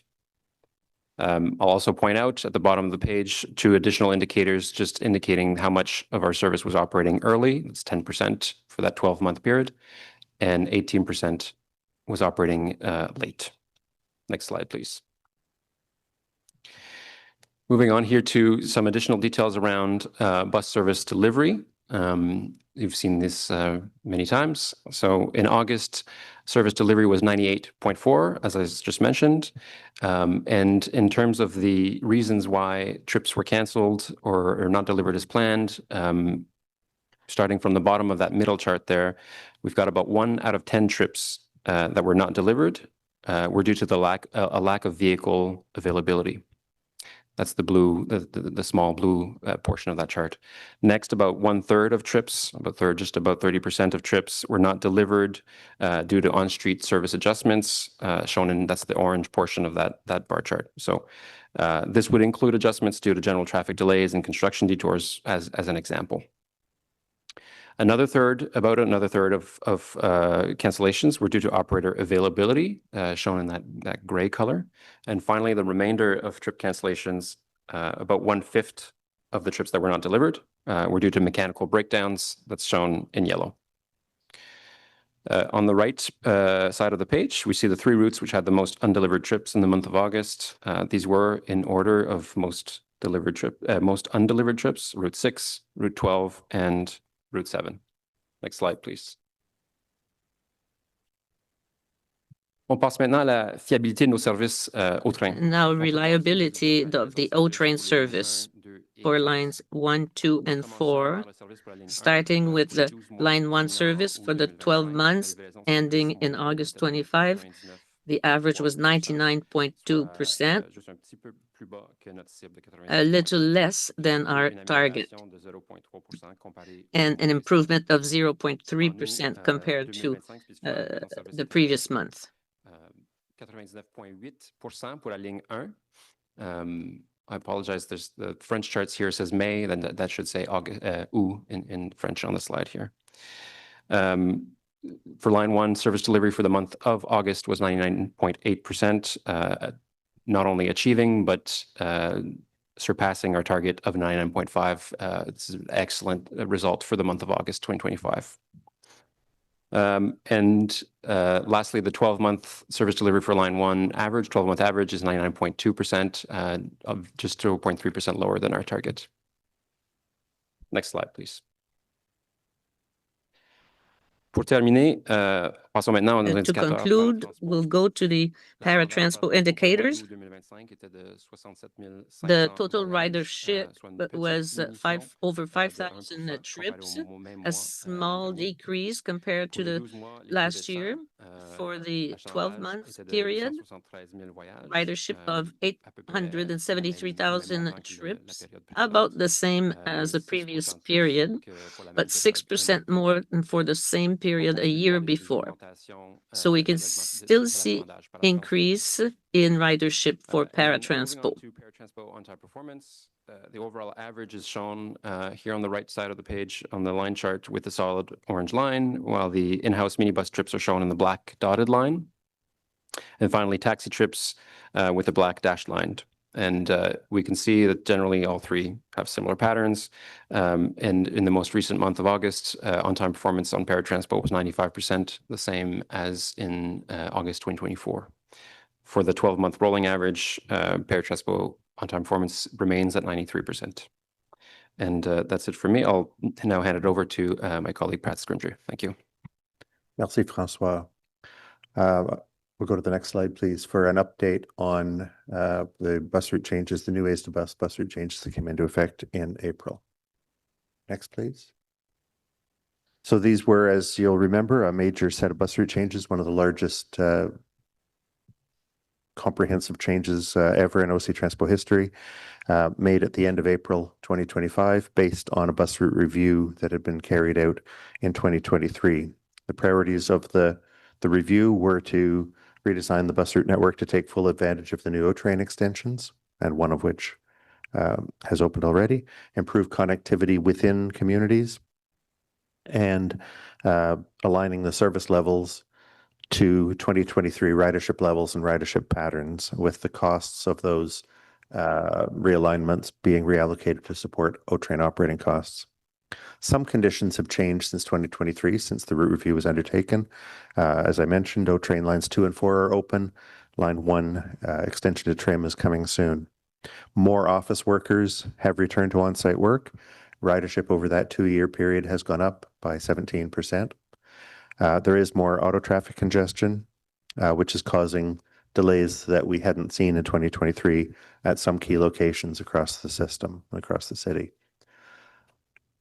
So the next slide talks about how things are going now. The implementation of the changes you heard before in April went very well. We had very thorough communication to make sure customers were aware of the changes, and a lot of internal work resulted in there being very few operating issues that needed to be resolved in the first few days or weeks of the new operation.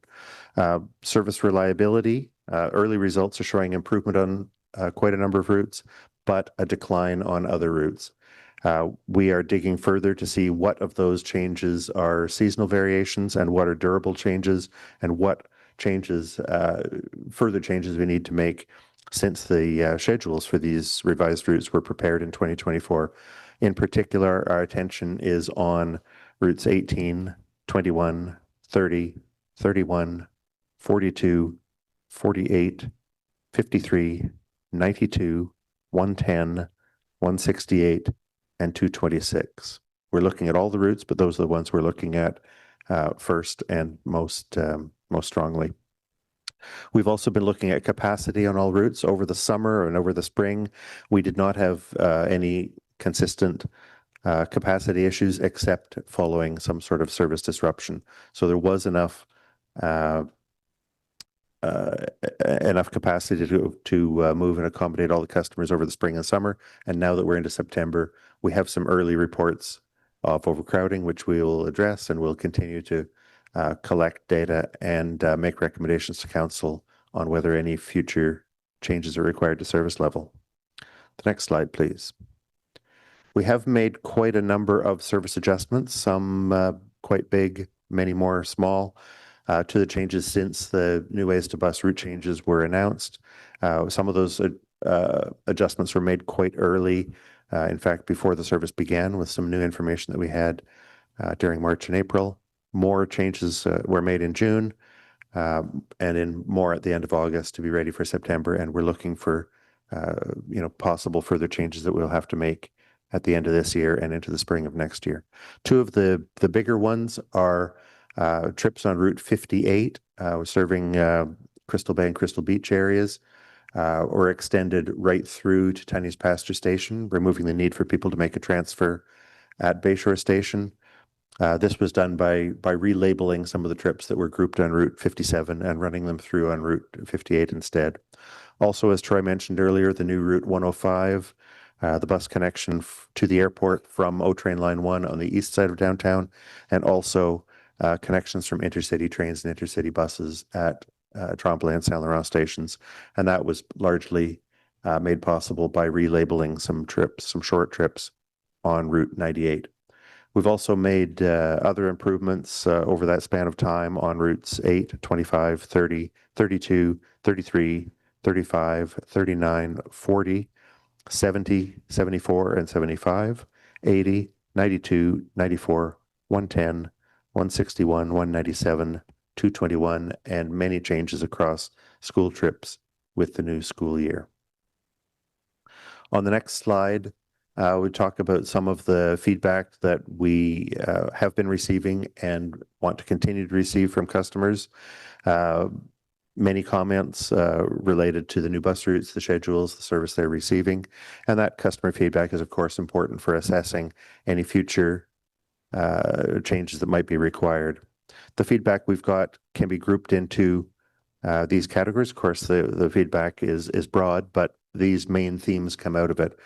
We've had feedback regarding the new routes, the service levels, and particular bus stop locations. People who've needed more assistance with their travel planning. We had reports of some early issues with travel planner signage and bus stops, which helped us to resolve those very quickly. We've had reports of service issues, for instance, trips running late or not delivered or being overcrowded in the last few days. And of course, requests for service increases, requests for other improvements, suggestions that we might reinstate some of the services that were reduced. So we'll continue to collect that feedback and use that as a major part of any future recommendations. And so on the next page, we talk about the work that's continuing. We continue to support customers using the current route network. We're evaluating some suggestions or requests that have come in from councillors as well as from customers. Some of those might be no cost that we can implement quickly. Some might be dependent on budget decisions for 2026 on whether they might be possible or not. We are continuing to get ready to adapt the routes in the east to make the best connections with the O-Train extension, and we've had good discussions with the East End councillors on that. Cooperating with school boards, of course, on making the best use of resources, whether it's our resources or resources they have with their yellow school bus contractors. And as I mentioned earlier, we're continuing to analyze travel time on the routes that have either low regularity or low punctuality. That brings me to the end of those, and I will turn you over now to my colleague Dan Villeneuve. Thank you, Pat. Bonjour. Aujourd'hui, je vais présenter le progrès sur Today, l'acquisition I'll de be l'autobus. talking to you about the bus fleet and e-bus infrastructure update. Could you just pull your microphone up, please? Thank you. Absolutely. Okay, on this slide, we are showing a breakdown of the different Ici, procurements on voit une that we expect ventilation to receive des buses différents in approvisionnements, à quel 2026. moment on peut s'attendre à avoir nos autobus. Première The 40-foot battery rangée, electric buses. les autobus We électriques de currently 40 have pieds. 30 in Ottawa Nous for en the avons pilot présentement buses 30 à that were Ottawa, delivered in 2022, livrés 26 en from the 2022, program delivered en earlier this 2026, year, and pour we le are programme qui working ont on été livrés additional plus tôt cette année, et 34 on travaille buses in Ottawa encore sur by end of year 19 in service and more in 2026 and 2027 to achieve 354 battery electric buses. On the second row, we have 11 diesel buses that have been purchased, delivered to Ottawa, and currently in the retrofitting process with an in-service target later this year. Third row, the diesel buses, 60-footers. We are currently utilizing the Metrolink joint procurement and working with New Flyer Industries on 50 diesel articulated buses scheduled for delivery in late 26 into 2027. Next slide, please. On this slide, we are pleased to provide an update on the minibus procurement of 92 buses, 82 pair buses to replace the existing fleet, followed by 10 on-demand buses. We currently have 23 of the 92 buses in Ottawa and have onboarded 17, 6 of the 6-meter, 11 of the 7-meter buses. We are expecting 40 to 45 units in service by end of year, all 82 pair of buses by end of Q2 2026, followed by the 10 on-demand buses. Next slide, please. In this slide, I want to provide an update on the ZEB program electrical infrastructure. At the June Transit Committee, we provided an update that the program is facing challenges with the delivery of equipment for the on-site substation, delaying commissioning from November till April 2026, impacting the ability to provide additional charging equipment for buses that are scheduled to be delivered later this year. A mitigation strategy has been developed with infrastructure services, Enviri, and Hydro to install a temporary power supply to provide electricity to the South Garage, ensuring that the upcoming bus delivery will be supported with enough chargers. This mitigation strategy is currently tracking to schedule and is closely monitored by the project team. That completes my update. Thank you, and I pass it on to Sabrina. Merci, Dan. Me again, but I promise much shorter this time. So this is just a high-level update on our electric bus training on the new ZEB fleet. As Dan mentioned, we'll be receiving a substantial number of e-buses in the coming months and over the next year. So just as a reminder for everyone, there's two main groups of staff who must receive this mandatory training. First is our bus operators, and second is our fleet maintenance staff, consisting of mechanics and garage attendants primarily.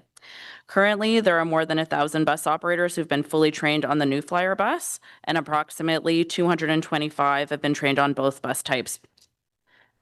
We're on track to have all the remaining bus operators fully trained on both bus types by later in 2026. It is anticipated that the training of the bus operator should have a very minimal or no effect at all on our ability to deliver service. The ZEB training has also been incorporated into our future new bus operator training classes, and the current ones that are starting right now have already incorporated this into their program. Our focus has really now shifted to prioritizing the training of our fleet maintenance staff, and the training can be quite extensive, taking up to 8 to 12 weeks to complete. Currently, our mechanics are supported by external vendors who are on site from the bus manufacturers, and my colleague Rami will elaborate on potential temporary impacts as we must pull mechanics from operational tasks to prioritize the ZEB training, as it's required to prevent longer-term impacts as our ZEB fleet continues to grow. Given that this is new equipment and it comes with some inherent risk, the best way to ensure safety when operating and working with high voltage equipment and associated infrastructure is having a comprehensive training program, which we do, and is aligned with our safety management system. My colleague Rami will expand on this more. Merci beaucoup. Je vais passer la présentation à Rami. Thank you very much. I'll give the floor to Rami. Good day, everyone. Today, I'd like to give you an update on the maintenance of buses done during the summer and the availability of our float and the work that will be done in terms of bus maintenance. As we had previously mentioned in the June Transit Committee meeting, we dedicated much of our resources early this summer to servicing time-consuming repairs to reduce the maintenance backlog. However, as anticipated, the Line 1 closures throughout the summer, as well as numerous festivals and citywide events, required a high utilization of bus fleet in order to support service. In addition, this was an extremely hot and humid summer, which resulted in a high number of air conditioning-related defects. Despite the workload and hot garages, our maintenance team did an absolutely incredible job to regularly turn around service, and I want to take a quick moment to recognize the work they've done. Physical work in a 40-degree-Celsius environment in full coveralls is a very, very tough job. To mitigate against these pressures, we directed maintenance efforts on putting good buses into service while grounding the buses that required long-term maintenance. We also continued to onboard the new e-buses and are now regularly putting, on average, 21 of the 30 into service each day. While the maintenance backlog is too large to clear in a single summer, we did well to address the maintenance volume while transitioning into fall service. Looking forward into the work taking place throughout this fall, there are a few maintenance activities and updates aiming to improve bus maintenance. Firstly, we will be introducing a new planned maintenance schedule in October. Currently, maintenance plans can vary greatly, and time on the hoist can change depending on several variables such as days elapsed in between service, time of year, and the type of bus. Under this new schedule, the process will change to a kilometer-based service interval for maintenance regardless of fleet type, and will streamline the inspection process so that each bus spends less time on the hoist while accomplishing all critical items. Not only will this improve our operational ability to plan maintenance more accurately, further out in advance, but the streamlining of the inspection checklist should also allow us to identify and avoid potential road defects. Additionally, by shifting planned maintenance to kilometer-based intervals, we will ensure any overdriven bus type, like the 2019 Novus, will be serviced accordingly. This is how we can begin to switch from a predominantly reactive to a proactive-based operation. This is something we've been talking about for a while at committee, and I'm happy to say that we're finally starting with this project. It's a really big one for our maintenance team. Secondly, we are progressing well with the software upgrades we updated committee on in June. The fleet management software upgrades continue to be rolled out in the garages, and we expect the implementation of our yard management system to begin by the end of the year. Next slide, please. The table on the right side of the screen provides an outlook on what our bus availability looks like for the fall season. As you can see, there are small variations compared to the update we provided in April of this year. However, in looking at the +30 and below -30 days of maintenance work, there is an upward trend of buses we are required to pull from service to perform repairs on, as anticipated with a steadily aging fleet. The start of September thus far has been good. We have been directing resources to these categories of repairs to be prepared for the first few weeks of fall service. While we are close to the number of buses required, there are other internal and external needs, such as planned R1 service and training that will require additional buses. The 11 buses that we expect to be in service soon should help us, as we intend to build as much capacity as we can this fall, in preparation for the impacts of the winter months. Simply put, we're trying to create a buffer for daily service so we can shift the focus to long-term repairs to support winter service. We are still facing challenges with recruiting 310T licensed mechanics. We continue to work with our partners in City HR on various initiatives, both local and international, to increase our search's scope. Given the circumstances, we are shifting the vacant mechanic resources into hiring body technician and garage attendants to help us target the backlog of lengthy structural repairs and improve the short-term service delivery. As highlighted by my colleagues Sabrina and Dan in earlier slides, having additional staff is crucial at this time, as we will soon be required to start pulling mechanics and garage attendants away from maintenance duties and back into training in order to receive their high voltage certification. The number of e-buses to be delivered in the coming months will increase drastically from now until Q3 of 2027, with an expectation of around 40 e-buses per quarter. This will require the majority of garage staff to be trained on high voltage equipment during this time frame, as it gives them a smooth handoff between classrooms to on-the-job training, allowing the in-class material to remain fresh as the operation shifts to servicing e-buses more frequently. Due to the high number of e-buses being onboarded in the near future, it's a good problem to have. We expect some short-term pain regarding bus availability while we pull our maintenance staff into training, putting more pressure on the operation. As we are able to commission more e-buses into service, the short-term pain will then translate into our longer-term gain. We can see this now with Transpo minibuses. As we continue to onboard the new fleet of minibuses into service, for the first time in a long time, our minibus availability is now regularly in the green at about 70 minibuses out of the 82 available each day. Next slide, please.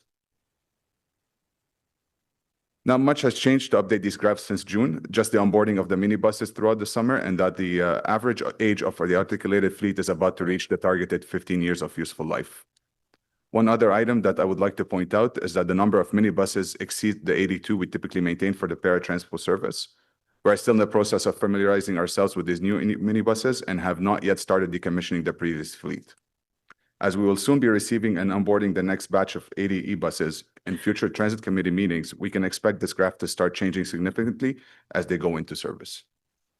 Thank you very much, Chair. This concludes the OC Transpo update for the September Transit Committee meetings. We're happy to answer your questions.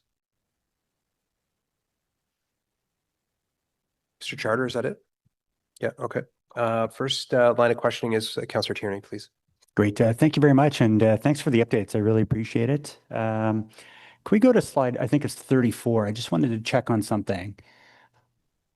And it's just related to, and I liked what Rami said about having lots of buses coming in is a good problem to have, because I want to hear that. But I did want to look at slide 34 real quickly. Yeah, this one here. So it's a little hard to read there, but it does say, how many buses does it say we have right now in service? 14 and 12? Right on the chart there that we've received. It says there's 14 that we've received. There's 12 more that we've received. How many do we have in service? Thanks for the question, to your chair. That chart there shows the 26 buses in Q1 of 2025 and Q2 2025 that were onboarded, plus the 4 pilot buses that were onboarded in 2022. So we have a total of 30 battery electric buses. That's great. Okay, good. So I just wanted clarification on that, because every month they usually update the website, which you guys have been terrific on. I know you've been busy lately. It's 2 months behind right now, and it still shows 30 back 2 months ago. So if we can get an update on the website, it's missing. It has July 7th as the last date, and July, August, September. So yeah, it's 2 months behind. It does show 30, which is good. So there is 30 operational electric buses in the fleet running right now. Through you, Chair, that is correct. So the website, I don't have the website in front of me. We can update the date. However, the quantity of 30 battery electric buses will not change. Yep. No, every month I go check it. I think we're all concerned about how many buses come in all the time, which leads to the next part of the Gantt chart that we always keep working off of. It says September straight through to the end of January. And the original Gantt chart we've always worked off of says there's 80 buses coming in. So will it be 80 buses by the end of January? 80 e-buses added to the service fleet? Through your chair, the current schedule based on deliveries from the manufacturer is 80 buses between now and the end of Q1 2026, which is March. Okay, so it's a 2-month slide. Okay. These things tend to snowball sometimes. So do we have concerns knowing that the 80 buses that were originally supposed to be at the end of January look like the soonest availability will be the end of March now? Does that impact the number of buses we have available to run trips?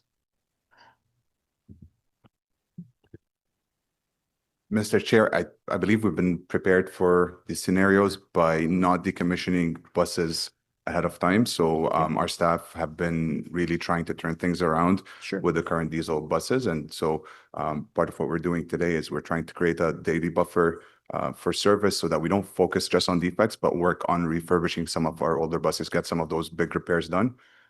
So that hopefully by end of the winter, we can continue sustaining, a decent level of service or an acceptable level of service, pardon me. Fair enough. I just always worry about the slippage. So if it's to the end of March now that we see the 80 buses versus the end of January, the next tranche was supposed to start Q2, so April all the way to end of Q4, 124 e-buses. Are we still on track for that, or would there be slippage there as well?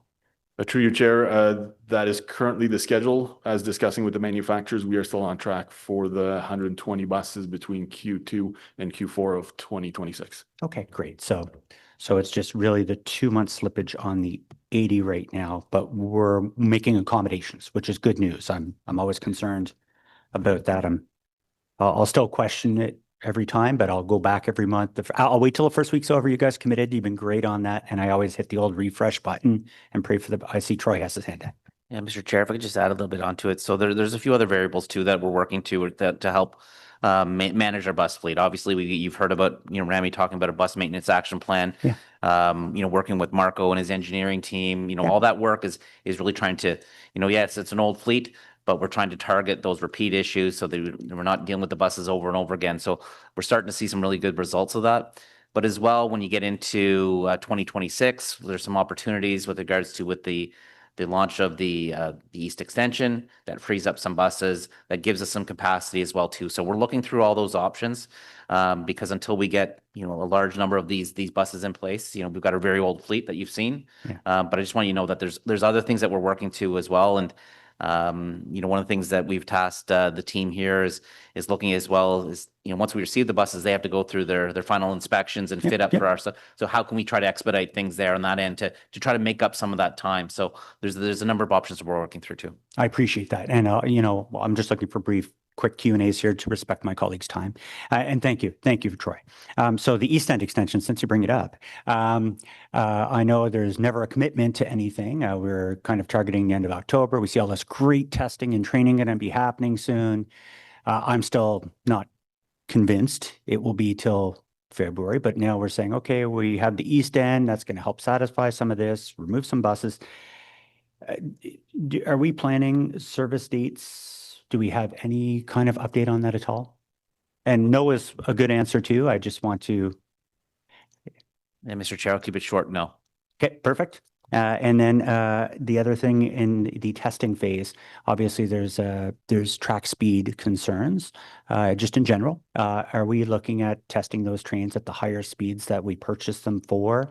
The Alstrom set. Remember, we bought them. They're the modified versions to go faster for the East End to be able to make things quicker. Do we know what the speed ranges are on those things for testing?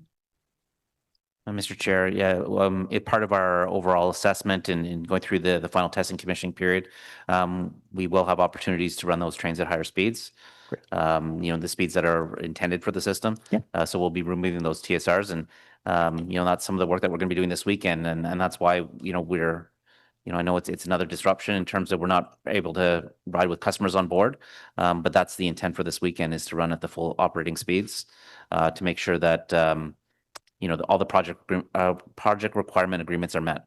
That's wonderful. And I was kind of teeing that up because I think that's what people want to see right now. They're like, oh yeah, there's trains testing, but man, people are going by them on bicycles right now. So I guess that's not the speed that they're looking for. So they'll be testing at the higher speeds, closer to the 80, 85 kilometers an hour that we purchased for. I believe the Alstoms go up to 100, but we were never intending to running at those speeds.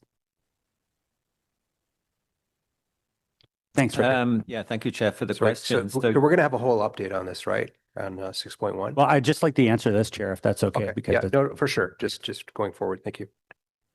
Yeah, in terms of the testing that will happen this weekend, then as Troy had mentioned, the intent is to run several performance tests. TSRs will not be in place for some of those tests, so that's why we will be running without passengers. We have risk assessments that indicate everything will be safe, so there's no concerns with running the trains at what are the design speeds of the system. So in some areas, the design speeds are up to 80 kilometers per hour, but we have already undertaken tests of the vehicles up to 100 kilometers per hour as part of the acceptance process for the vehicles. So that has already occurred. Great, perfect. And last question, Chair, and I'll get out of your hair, pardon the pun, is related to the, you've heard a lot about them, and I'm only asking about the East End because it's kind of here right now. The multi-use pathway, I know there's a bit of a bun fight between, the builders and the city on getting this safety hump in on the Montreal on-ramp so we can actually make use of the multi-use pathway. Are we going to see some quicker progress on that? Because we have a fence up right now and people are going, we'd like to use that. It's there. Everyone's going around the fence anyway. But we also have to concern ourselves about the legal implications. I've been working with Councillor Dudas on this specifically, but we're getting hounded daily. I don't know who wants to. Yeah, thank you, Chair, for the question. Further to the update that we provided last week, we agree there have been challenges in coming up with a final agreed upon design for those free flow ramps on the 174. But we're working through those. That we're very, very close. We're still sticking with the commitment that we made last Friday. Through the councillors' assistance, that we will come back at the next regular meeting with the East End councillors, and we'll be able to bring forward those designs. Wonderful. Thank you, Chair, for your giving me latitude. Yeah, thank you. And showed some latitude, but we do have a presentation coming up on 6.1. So thank you. We'll proceed with Councillor Brockington next. Thank you. Thank you, Chair, and thank you to staff for, again, a thorough update for us this morning. It's appreciated. Mr. Charter, I do want to extend my welcome to you as well. We've certainly worked together for my entire decade here, but in your current role as acting GM, certainly wish you success in that role, and I'm sure we'll work together on a number of projects. I just want to mention that there have been some community events in my ward recently, the Older Adult Summit last week and the Fall Festival and Hunt Club. We had OC Transpo staff on site for both events. We really appreciate when OC Transpo comes out and meets members of the community and talks about, services that exist and routes. But I can tell you that the feedback that I've received from OC Transpo employees, particularly about you being the new acting general manager, has been very positive. And I wanted to share that with you today and share that with you publicly, because I think it's important for you to hear that the feedback I'm getting directly from employees that you supervise is very, very positive. So thank you for that. And there's a lot of respect out there from employees for you. So thank you for your service. I want to just focus on some of the main metrics I raise every month. The first is ridership on slide 21. Thank you for providing some details here. I would really love to see more data if possible. I know we've given this a bit of a haircut in recent months. We used to provide sort of the pre-COVID benchmark. That's been eliminated. Of course, it's been 6 years now since 2019, but where are we at right now pre-COVID? Are we still hovering around 70%, low 70s? Where are we? Mr. Chair, we're a bit higher than the 70%, but I know that Pat and or Francois have a more detailed number now, but we are seeing, increases every year. I think in 2023, we're at approximately 65% of pre-COVID ridership, and then now we're at, I'll turn over to Pat or Francois. Our most recent, Mr. Chair, was that we're at 72% of the our 12-month ridership was 72% of what the corresponding months were pre-pandemic, 72%.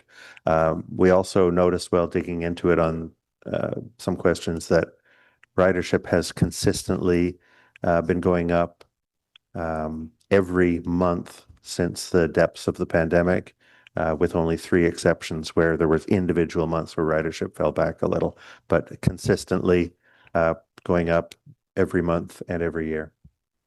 And vis-a-vis to our 2025 budget, remind me, what did the budget estimate our ridership would be by the end of 2025? The budget was based on ridership being at 80% of pre-pandemic level. Okay, thank you.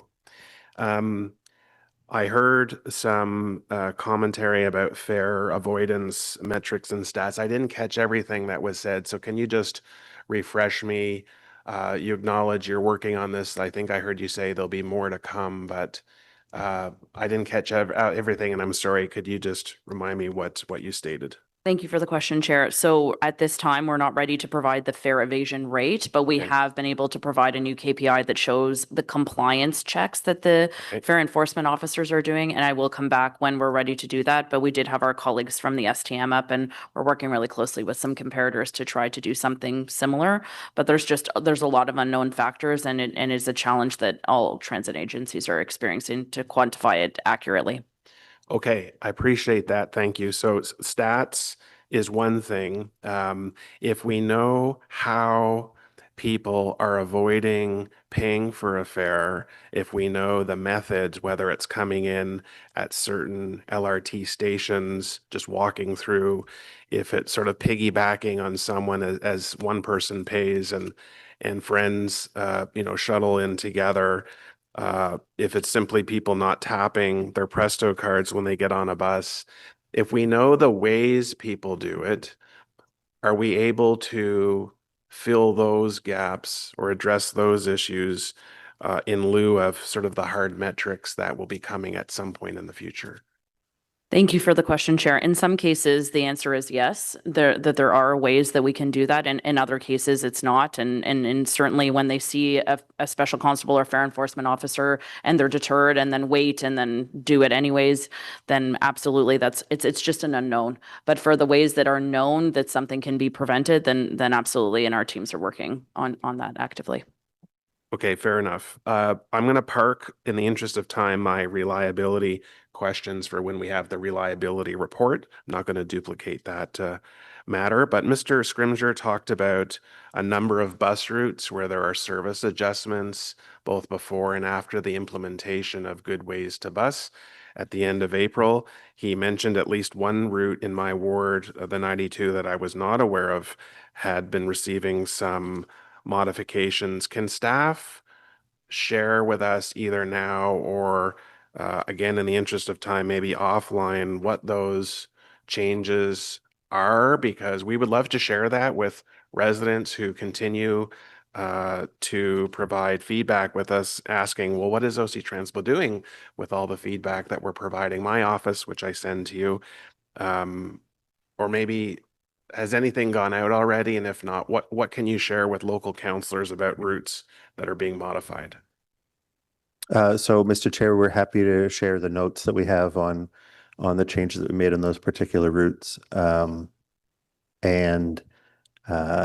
in most cases, they were adjustments to trip times, which would be reflected in the current schedules which are out there, and the the real-time information that's available through all the different sources. But we're happy to share the paragraph we have on what those changes were to anyone who's interested. So since Good Places to Bus was implemented in April 27th, my office, and I assume many others, have been receiving daily email and communication from residents about how they're being impacted by those changes. We send that off to OC Transpo. You're compiling it, you're analyzing it. Have you since made changes to those routes based on feedback? We've made the routes I listed earlier, we made those changes in response to feedback from customers, counselors, and our own field observations. For the larger ones, we worked more collaboratively. That was Route 58 in particular. We worked collaboratively with the counselor affected. For the smaller ones, some of those are, quick turnaround from feedback we got from customers. Happy to share those. Okay, again, that we're going into budget. We have to know how much capacity there is to make additional modifications, and I'd love to have that conversation with you. And finally, my last question, Chair, is about two incidents that happened with OC Transpo buses or on a bus last month. One was high-profile hate crime or alleged hate crime on a bus on August the 11th. I didn't hear about this until I actually read a tweet from the Prime Minister the next day. August 13th, 2 days later, bus at Bayshore Mall, trying to proceed through the mall, hitting an overhead structure, back up, forward, back up again, saw this online.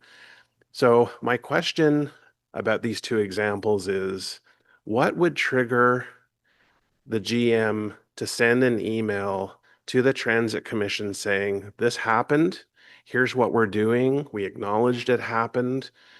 In both cases, I don't think any notification to the Transit Commission went out, and I don't want to be notified via the Prime Minister tweeting this out, which he addressed at least the first issue. So you do a very good job at informing us about a lot of stuff, but for these particular matters, especially the first one, I was just surprised not hearing from anyone in management about what we were doing to address this matter. Thank you. Hey, Mr. Chair, thank you for the question. And when it comes to the issue escalation, we are taking a review within our organization in terms of how we escalate issues up, both within the organization and then obviously to our Board of Governors. With regards to the hate crime incident, a very unfortunate incident. Thoughts and feelings go out to the families and anyone who's directly or indirectly affected. But that one there specifically, we were aware that there was an incident, there was a crime that was committed, it was an assault. Unfortunately, assaults can occur in our system, and staff use some judgment in terms of which ones they think may garner more attention. And this one, garnered a lot of attention in a very quick, rapid succession, and it became a lot of focus. So, but we are taking some initiatives internally to look at making sure that we've got the right processes in place and people are understanding what needs to be escalated up so that we can correct those incidents. The one at Bayshore Station that you're referring to, unfortunate incident in which an operator took the wrong turn. And again, it got quickly out of control in terms of the media attention that it got, in terms of, social media. It was, it was all over the social media before we actually even had eyes and ears, and our staff had to respond to that. But we are taking some measures to look at how we can look at our escalations to improve in that regard, to keep you informed, because the last thing I want to do is I want you to be surprised by hearing things in the media. So I understand your concerns, and we'll continue to work on that. Thank you, Councillor Lowe. Thanks, Chair. So I've had some questions about the integration testing, but I'll save that for one of the next items at least. I'm curious about some of the items that Sabrina had talked about in terms of the response to the Westboro inquest. I understand that there is a further updates and maybe some sort of full report coming next year, but I'm curious about the route familiarization training. Is this like the same practice that new operators would go through, or is this something that existing operators can take advantage of and say, hey, I'm about to drive the number 12. I've never done Montreal Road in its current configuration, because it seems like a rabbit hole. It seems like a slippery slope to me, and I don't want. I'm worried about the resources that would have to be dedicated to that. So I'm curious what that route familiarization training looks like.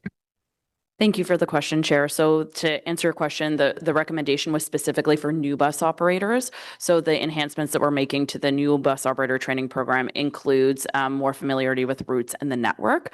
But just to maybe segue to your other question, should an operator be assigned a new route that they're not familiar with, they can always come back to the training team, and the training team will absolutely take them out for any type of, in the field observation and practice of the route if that operator chooses to do so. But the training team's always available even after the training's completed. Okay, thanks. The driver abstract check, what does that look like? Do you know yet, or is that or is it in principle that you'll do something to check? Thank you for the question, Chair. So yes, we do know what that looks like. So it was thanks to our colleagues in the fleet safety team. So we're going to be leveraging this M5 software process that we already have in place that will allow like push notifications that will come through that will alert both the operator themselves and the manager of any changes, and we'll get daily updates on any changes, be it demerit points or upcoming expiry, that sort of thing. Would that involve, because there are, I don't remember where I've seen this, but I've seen this somewhere where a position that involves operating a vehicle, their clock in is sort of they're scanning in their driver's license. I don't know if that's anything like what you've described. Thank you for the question, Chair. That's not what this is about. They won't scan in their physical driver's license. This is something that is generated through the software based on their driver's license abstract that's connected with their license profile. Okay, thank you. So I'll move on to preventable collisions. I'm curious what happened in February. I know there was a big snowfall, but is it all stemming from that? Thank you for the question, Chair. I had my team do a deep dive. It was actually the highest month of preventable collisions in the last, I think, 10 years. So yes, there was quite a few snow events. It was actually not on the days that there were snow events, but rather after the cleanup of the snow and the banks pushing out into the roads. We did a dive on a few other things. There were just genuinely more collisions that month preventable that we've done a safety investigation for anything that's at a level 3 and up. So we did individual reviews, but the weather obviously played a factor there. Thanks very much. So I'm going to move on to the fare enforcement. It's encouraging to hear that the TFEO team's grown a little bit, and that there's more visibility. One of the concerns for me is still that it is still kind of focused, right? It's weekdays. It's I don't remember what the hours were, but definitely on weekdays during the day, and very likely certain parts of the system only that are accessible by riding the system, and likely higher frequency. So I'm wondering if there are any initiatives to further expand the program, if there are any plans right now to further expand the program, whether it's including more hours, a larger sort of service there. I know they cover the whole system, but there's also realism involved here, and maybe other initiatives to help them be a little more mobile. Thank you for the question, Chair, and I'm really glad you raised it because I had intended to say this when Councillor Brockington raised his question, that there's 4 permanent and 8 temporary staff, and of course they can't be everywhere at once. So while we know that there's some methods in which we can do to prevent, we address those instantly with the staff in the field, but we can't be everywhere at all times. Right now, through the budget process for Council's consideration, we're looking to make those 8 temporary staff permanent. So would it be a permanent set of 12 transit fare enforcement officers, and we are hoping to formalize the program like more definitively, including standard operating procedures with KPIs and metrics that we'll be bringing to the Transit Committee in the next year. And beyond that, I'm hoping to have a larger discussion about what that could look like once we've completed the comparator and benchmarking review. Okay, thanks very much. So my last thing on this item is the service reliability data. A lot of the numbers, on their own do look good, but truthfully, they involve off-peak service, weekend service, overnight, evening service, and so it really cancels out a lot of the numbers that certainly my residents are experiencing during the peak. Actually, I was grateful to have received some detailed data from Pat's team, I think last week, maybe 2 weeks ago, through Councillor Hill's office. And it shows that, while a lot of the trips are not being canceled, like some of these trips are 0% cancellation in May and June, for example, there's one trip here where only 19% of trips in May and June have departed within the acceptable schedule parameters, 12% for another trip on the 75. So I think there's a discrepancy between the numbers that we are reporting, the very general numbers that we're reporting versus the actual experience of our passengers especially during the peak period. So I'm wondering if on the next time, I think we only get these every few meetings, the metrics. The next time, if we can sort of break out some peak period data to show our break out some peak period data so that we can report it in a more representative way, in a way that's more representative of the experience of certainly the bulk of the passengers that write to me. Is that something that's doable? Mr. Chair, we're always looking at opportunities to provide the committee with information that they need in order to be informed and make the appropriate decisions. I think if we just let our team take that away and see if we can come up with some additional metrics for you that meet your needs. Okay, thanks very much. That's it. Councillor Carr. Thank you very much. Thank you for the presentation. I'll start off just by commenting on Councillor Brockington's comment that we receive hundreds of emails a month on OC Transpo. And I will just say that I actually have received more than 5 positive emails on one particular change to new ways to bus, and that's Route 41. So we don't often get a lot of emails as councillors on any topic that are positive, but I just wanted to say that it has been nice to receive some positive feedback on that change. I've got some concerns about service delivery regularity, punctuality. We'll cover that in the next report. There was a statistic on the slide though that said that 10% of trips arrive more than 1 minute early. And I find that fairly significant because that seems to be something that can be controlled. What is being done to make sure that that doesn't happen? You know what? I'll look over to my colleague here, Joel Lemieux, who's the Director of Transit Service Delivery and Rail Operations, and he can talk a little bit about what we do with our mobile supervisors, as well as the monitoring they do through the Transit Operations Control Center. Thank you, Troy. Chair, our Transit Operations Control Center has full visibility on the on-time performance of bus routes.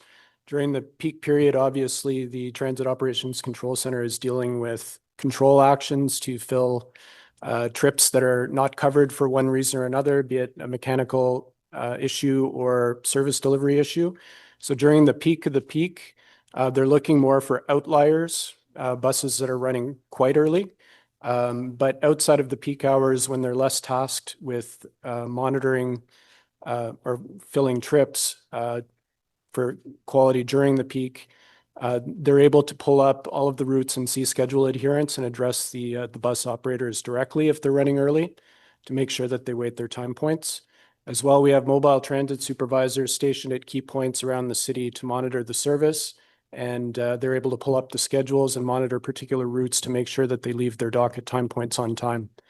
That said, there is a little bit of noise in that early data. For example, a school trip that runs on a regular bus route that gets full may depart some time points early if they're full and they're really just dropping off at the school. So there is a little bit of noise we're working on in that early data, but certainly my team does have influence over it. And during the new ways to bus lead up, we had training sessions again for our transit supervisors on the new CAD system and the way that they can interact with it to monitor for earlies. Certainly, if we have someone who's chronically running early, that's addressed through our employee management team. Maybe, Mr. Chair, if I can also elaborate a little bit. I know Pat will talk a little about this in the next presentation. But you remember last Transit Committee, I know it was a couple months ago, we had that detailed analysis that we showed that how they go through and they allocate time to specific parts within a route. That is intended to address obviously on-time performance, the lateness, but as well the earliness. And you've heard us talk here before. There's lots of reasons why a bus can be late. We don't want buses to be early, but it also comes down to that there's scheduling changes as well. So Joel's got his team that are doing the field and the control center observations, but then Pat's team is also doing that review and making sure that we're allocating the right amount of running time at specific sections to prevent that operator from running early as well. Okay, thanks. I'll leave my other questions about that to the next presentation then. Just with respect to the new routes to bus, the new ways to bus, sorry, the routes that you're looking at, it includes one, the 48 in my community that was started when university wasn't in session and there wasn't a lot of take up on the length to Carleton. But what exactly are you looking at and how soon do you anticipate making changes to those routes? Like what is the schedule of change when you've identified those dozen routes or so? Like what exactly are you looking at? Immediate changes to these or just continuing to monitor the ridership? No, so Mr. Chair, those routes that I listed that we're analyzing are routes that are not performing well in reliability. So it's not about ridership in those cases, it's about on time or regularity, regularity for the frequent routes, punctuality for the less frequent routes, where those routes are not doing as well as we expected, and we need to find out why that is. So we'll do that using measurements, data we collect from the geographic tracking of the bus that comes back through the system, reports from operators, supervisors, and other people in the field, our staff going out and watching how buses are maneuvering through constraint points. Very similar to what we showed you at the previous meeting about Route 11, but trying to do that quickly, tactically to find out what improvements need to be made. So if an improvement is a change to parking regulations, we will talk to our colleagues in Public Works and see how quickly we can make that change. If the change is adjusting whether the bus leaves at this minute or that minute, we can do it quickly. If it's allocating more time for the route, then it might take more months to get that into place. So we'll be doing the small things first. And in some cases, we find something and it's as early as the next day or the next week that we make that improvement. For other things, if there's additional resources required, then that would be something that would be shaped by the budget decisions that council takes. Okay, thanks. So that Route 48, you told me when I asked about that it was late 30% of the time, but that's because it was going through a construction site. I had a lot of construction in my ward. So do we not modify OC Transpo timing at all when there's major construction projects happening? When major construction, when we have large construction that spans months and months, yes, we do. So we do all sorts of arrangements to allocate more resources, whether it's more time on the route or more standby buses at the terminals. For routes, for construction projects that were as large as the one in your ward, definitely we plan the detours. But sometimes the variability of the auto traffic around that construction site can result in inconsistent effects on how the bus runs. If it's a heavy one day, if say we know it's going to take 10 minutes longer to go around a major construction site, if there's a light day for traffic and it only takes 5 minutes longer, that bus can end up being 5 minutes early, and the operators and the supervisors have to work together to manage that discrepancy. If there's a bad day, there's a detour in place, and there's a collision on another street, maybe it takes 20 minutes to get through that zone where we had expected it to take 10, then the bus is going to be running 10 minutes late. So some of it can be pre-planned, some of it can be known, and some of it is just as it comes to us on the day. Okay, thanks. So on the new ways to bus, you're not monitoring the ridership on any of these new routes at all? We're sorry to interrupt. We're monitoring ridership on all routes in the system. As I mentioned briefly, we have looked at the capacity capacity question on all routes. And in the spring and summer, we did not have any consistent overloading that required us to add more capacity on any routes. We have had reports in the last week of reporting at some very particular locations at a particular time, and we're working on those to find out what's the best way that we can add capacity within the resources we have available. We'll continue to do that work as September and October roll on to make decisions or recommendations for next year. Okay, thanks. Just on terms of the new Transpo buses, what has the reaction been from the community to both the 6 and 7 meter buses? I've heard some complaints about lack of air conditioning, the smaller buses not being comfortable, but overall, are there some consistent themes that you've heard from Transpo users on the new buses?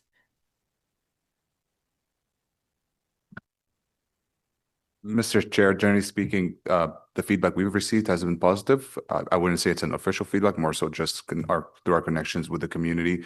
The buses have been performing well. I believe if there were any concerns about air conditioning, it will be from the older buses. We did have some issues with those throughout the summer, but the new buses have been performing very well.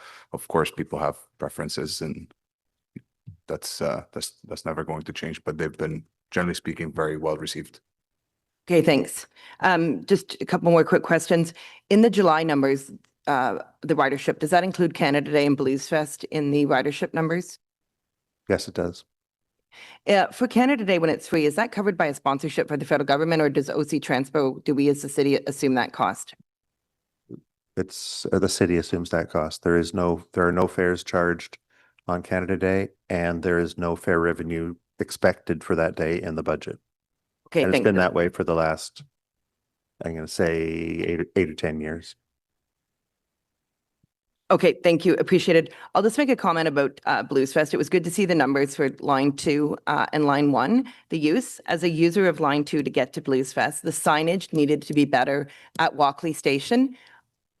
I had no idea what to do when I got there, and it took me seeing another customer using the screen. I talked to many people on the platform over the course of Blues Fest on the Walkley platform. Some of them had paid because they didn't understand that you had to go to the fair thing and do like a little live chat. There needed to be signage there in the future, if that can be something that you can take away, because once I said that I was a city councillor, which maybe is not the best thing to say when you're on a bus platform, by the way, just, I had a lot of feedback about people who had paid, had tried to scan their Blues Fest pass. I think it needed to be a little bit better, so. No, Mr. Chair, we've heard that feedback loud and clear. And as part of our debriefs, that's something that we'll be addressing for the next festival season for sure. Okay, thanks. But I will say it's really nice to see all the people that do use the transit during Blues Fest. It's extremely well used. Looks like you're done. Okay. Councillor Gower is next then. Thank you. Thanks, Chair. I have some comments, some questions, picking up where previous councillor left off. Really impressive numbers on race weekend, on July 1st, on Blues Fest. And it's an incredible coordination of logistics. So as much as we're having some challenges with our transit system, to be able to move tens of thousands, hundreds of thousands of people to these major events, I think staff deserve a lot of praise for that. So thank you. I wanted to thank Sabrina for the focus today on passenger safety. And I wanted to thank all of the OC Transpo staff, senior management, and I think there were some special constables as well, who attended the community solidarity event organized by the Canada Muslim Association. I wasn't able to be there. I know Mayor Sutcliffe was, but it was very much appreciated by the community to see the presence from OC Transpo staff and from city staff there. So thank you. And I'm looking forward to hearing more updates as we go on the safety plan. On new ways to bus, a couple things. One is I just want to see we've changed routes, added new service. It is going to take some time for people to adapt and start using the new service. I'm an industry expert told me you can't really judge the success or lack of success in a new network like that for 2 years. It takes time for people to adjust their travel patterns, where they work, where they live. I did have a really positive feedback earlier this week speaking to the owner of a number of fast food franchises. He said about 60% of their staff use transit to get to and from work, and they've really appreciated the network changes in the West End, scheduling wise and where the routes go. So that's good. We've got a lot of issues in the afternoon in particular, leaving from Tunney's and heading to Canada and Stittsville. There's some individual routes or runs on routes that are being addressed, but what I hear most about is capacity or adherence to schedule for passengers going from Tunney's Pasture to the Park and Ride at Eagleson. And could staff just comment? I mean, I know you're aware of that. How are you monitoring that, and are there any near-term solutions, or how do you intend to address some of those concerns? Thank you for the question, Mr. Chair. And I'll start off with some initial comments, and then maybe I'll ask once again my colleagues to provide a little bit more detail. So yes, that the PM peak period at a Tunney's Pasture, we are aware that there's some challenges in terms of the on-time start performance of our routes, as well as some capacity challenges. First couple weeks of September, we always see there's always is some fluctuations that have to happen, and we tend to see things balance out by the time we get to the end of the month as people adjust their trip patterns and get into their new routines. So we're monitoring it now. We're in those first couple weeks of September, but we also need to see what happens towards the end as people normalize and people get into their daily routines. One of the other benefits that, or one of the things that we're anticipating will also help in terms of our performance of route is when they finally finish up that work on the Queensway on the 417.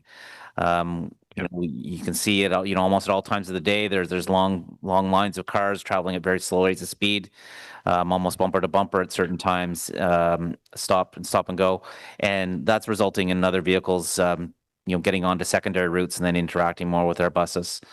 Longer term solution as well, with regards to the routes is, obviously is the expansion of the line to the west. That becomes that's a real game changer for us once we have line 1 that's all the way out to Baseline and to Moody stations. But I'll get, maybe I'll ask Pat to provide a little bit more detail in terms of some of our interim measures and what we're doing. But, some of the comments that Joel Lemieux mentioned earlier in terms of the monitoring the performance through our control center mobile supervisors, they're always doing that as well too. And they're trying to make adjustments where they can to get buses on schedule on time. And, the challenge that they face in the control center, the mobile supervisors is sometimes, do they cancel a trip to get a bus on time, which results in a trip cancellation, or do they allow that bus to run late? So all the trips are delivered, but then it's running, it could be, running later than what we would want it to see. So there's a bit of a balance and act there too. But, Pat, I don't know if you've had anything else to add. Thanks, Troy. Only a couple of things. That one of the things that we've always observed and we continue to watch closely is the departures out of Tunney's Pasture. Whether they're on time or not largely depends on how the bus has done on its previous trip, the bus that brought it into Tunney's Pasture. And the next presentation, or the presentation on bus reliability we'll get to later, talks about that need and what the influences are on it. The numbers that we shared with Councillor Hill and Councillor Lowe, for instance, on the Barrhaven trips, those were based on the spring data. Every time there's a schedule change, the buses will be different and where they're coming from before the next trip. And so we're starting again every quarter on addressing the particular issues there. That we'll talk in that other presentation about what some of the long-term strategies can be to deal with that variability. The other thing I wanted to say is that to reiterate what we said earlier, when we're talking about capacity, especially capacity leaving Tunney's Pasture in the afternoon, or Councillor Brockington's brought to our attention capacity northbound on the Southeast Transitway in the busy part of the morning.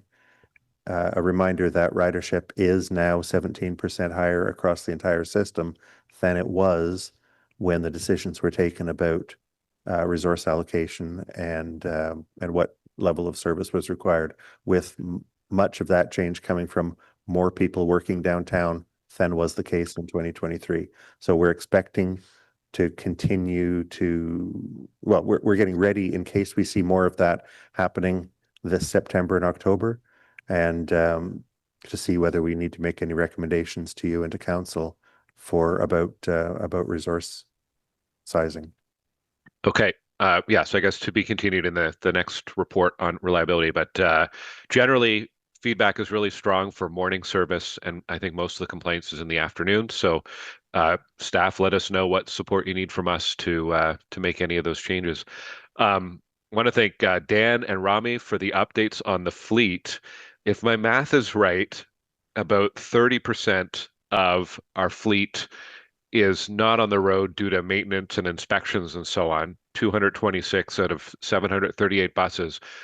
Is there a target of where we should be? Like, I understand why. It's because of the age of the fleet and some of our challenges with number of mechanics and so on. But is 30%, is that where we should be at, or is there another target we're working to?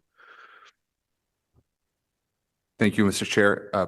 Our target would be at 20%. That's where we'd like to be. And this is where a healthy fleet would usually get us to. Unfortunately, with the aging fleet numbers, that's what got us in a point where we have 30+ days work. And when I say 30+ days, it's usually buses that might be decommissioned and never be repaired.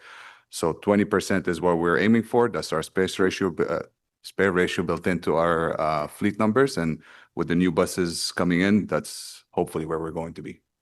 Okay. And the last thing is there's a number of local groups who are organizing and participating in a North American-wide event called Week Without Driving, September 29th to October 5th. So I would encourage colleagues to check that out and try to participate. Week Without Driving. Thanks, Chair. Thank you. Councillor Lieber is next.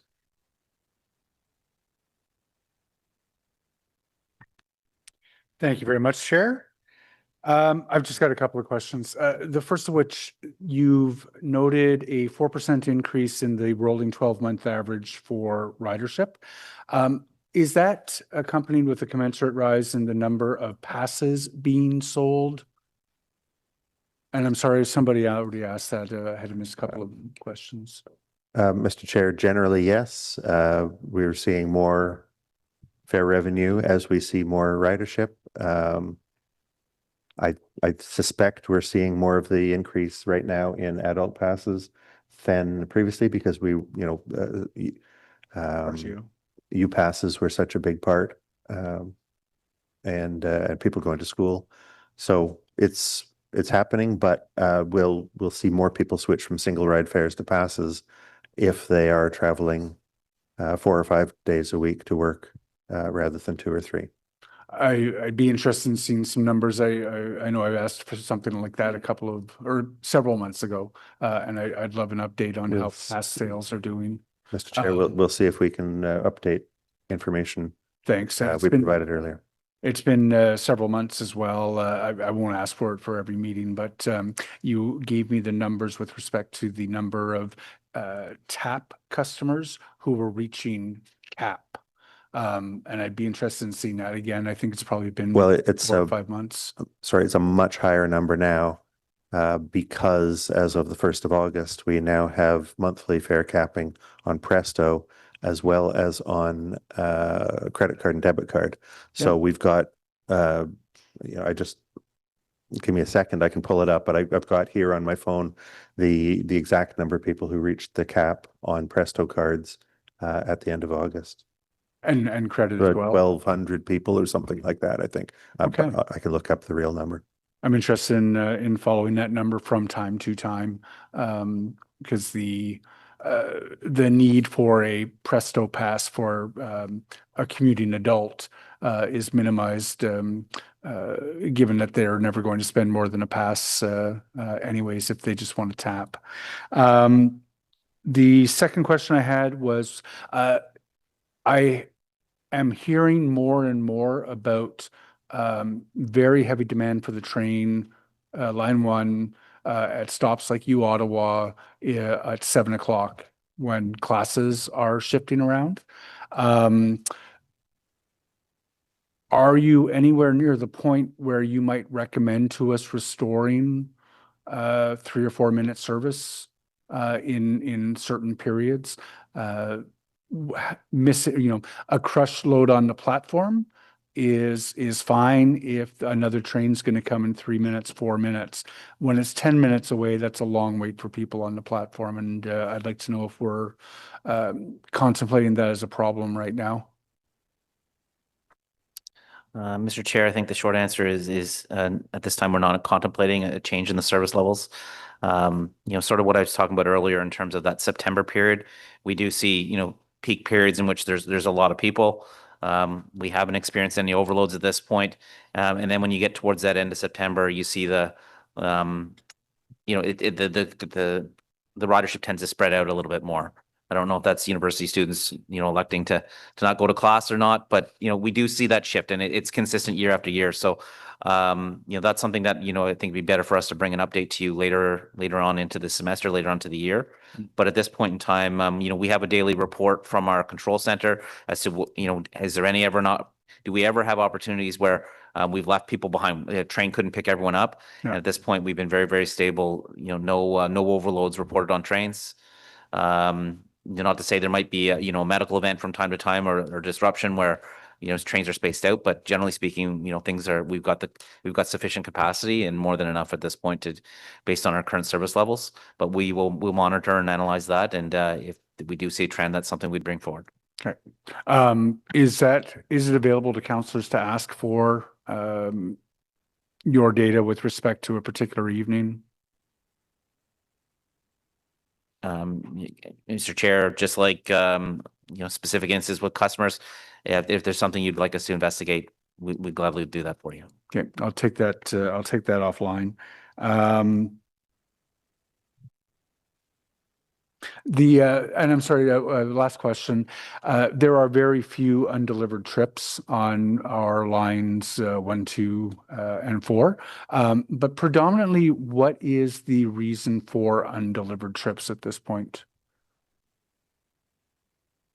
It can be a variety of factors, but I think one of the more common things that we do see in terms of undelivered trips on line 1 would be medical type events in which we have to hold trains, and that results at the end of the day, there's a cumulative effect. You just can't get all the service done.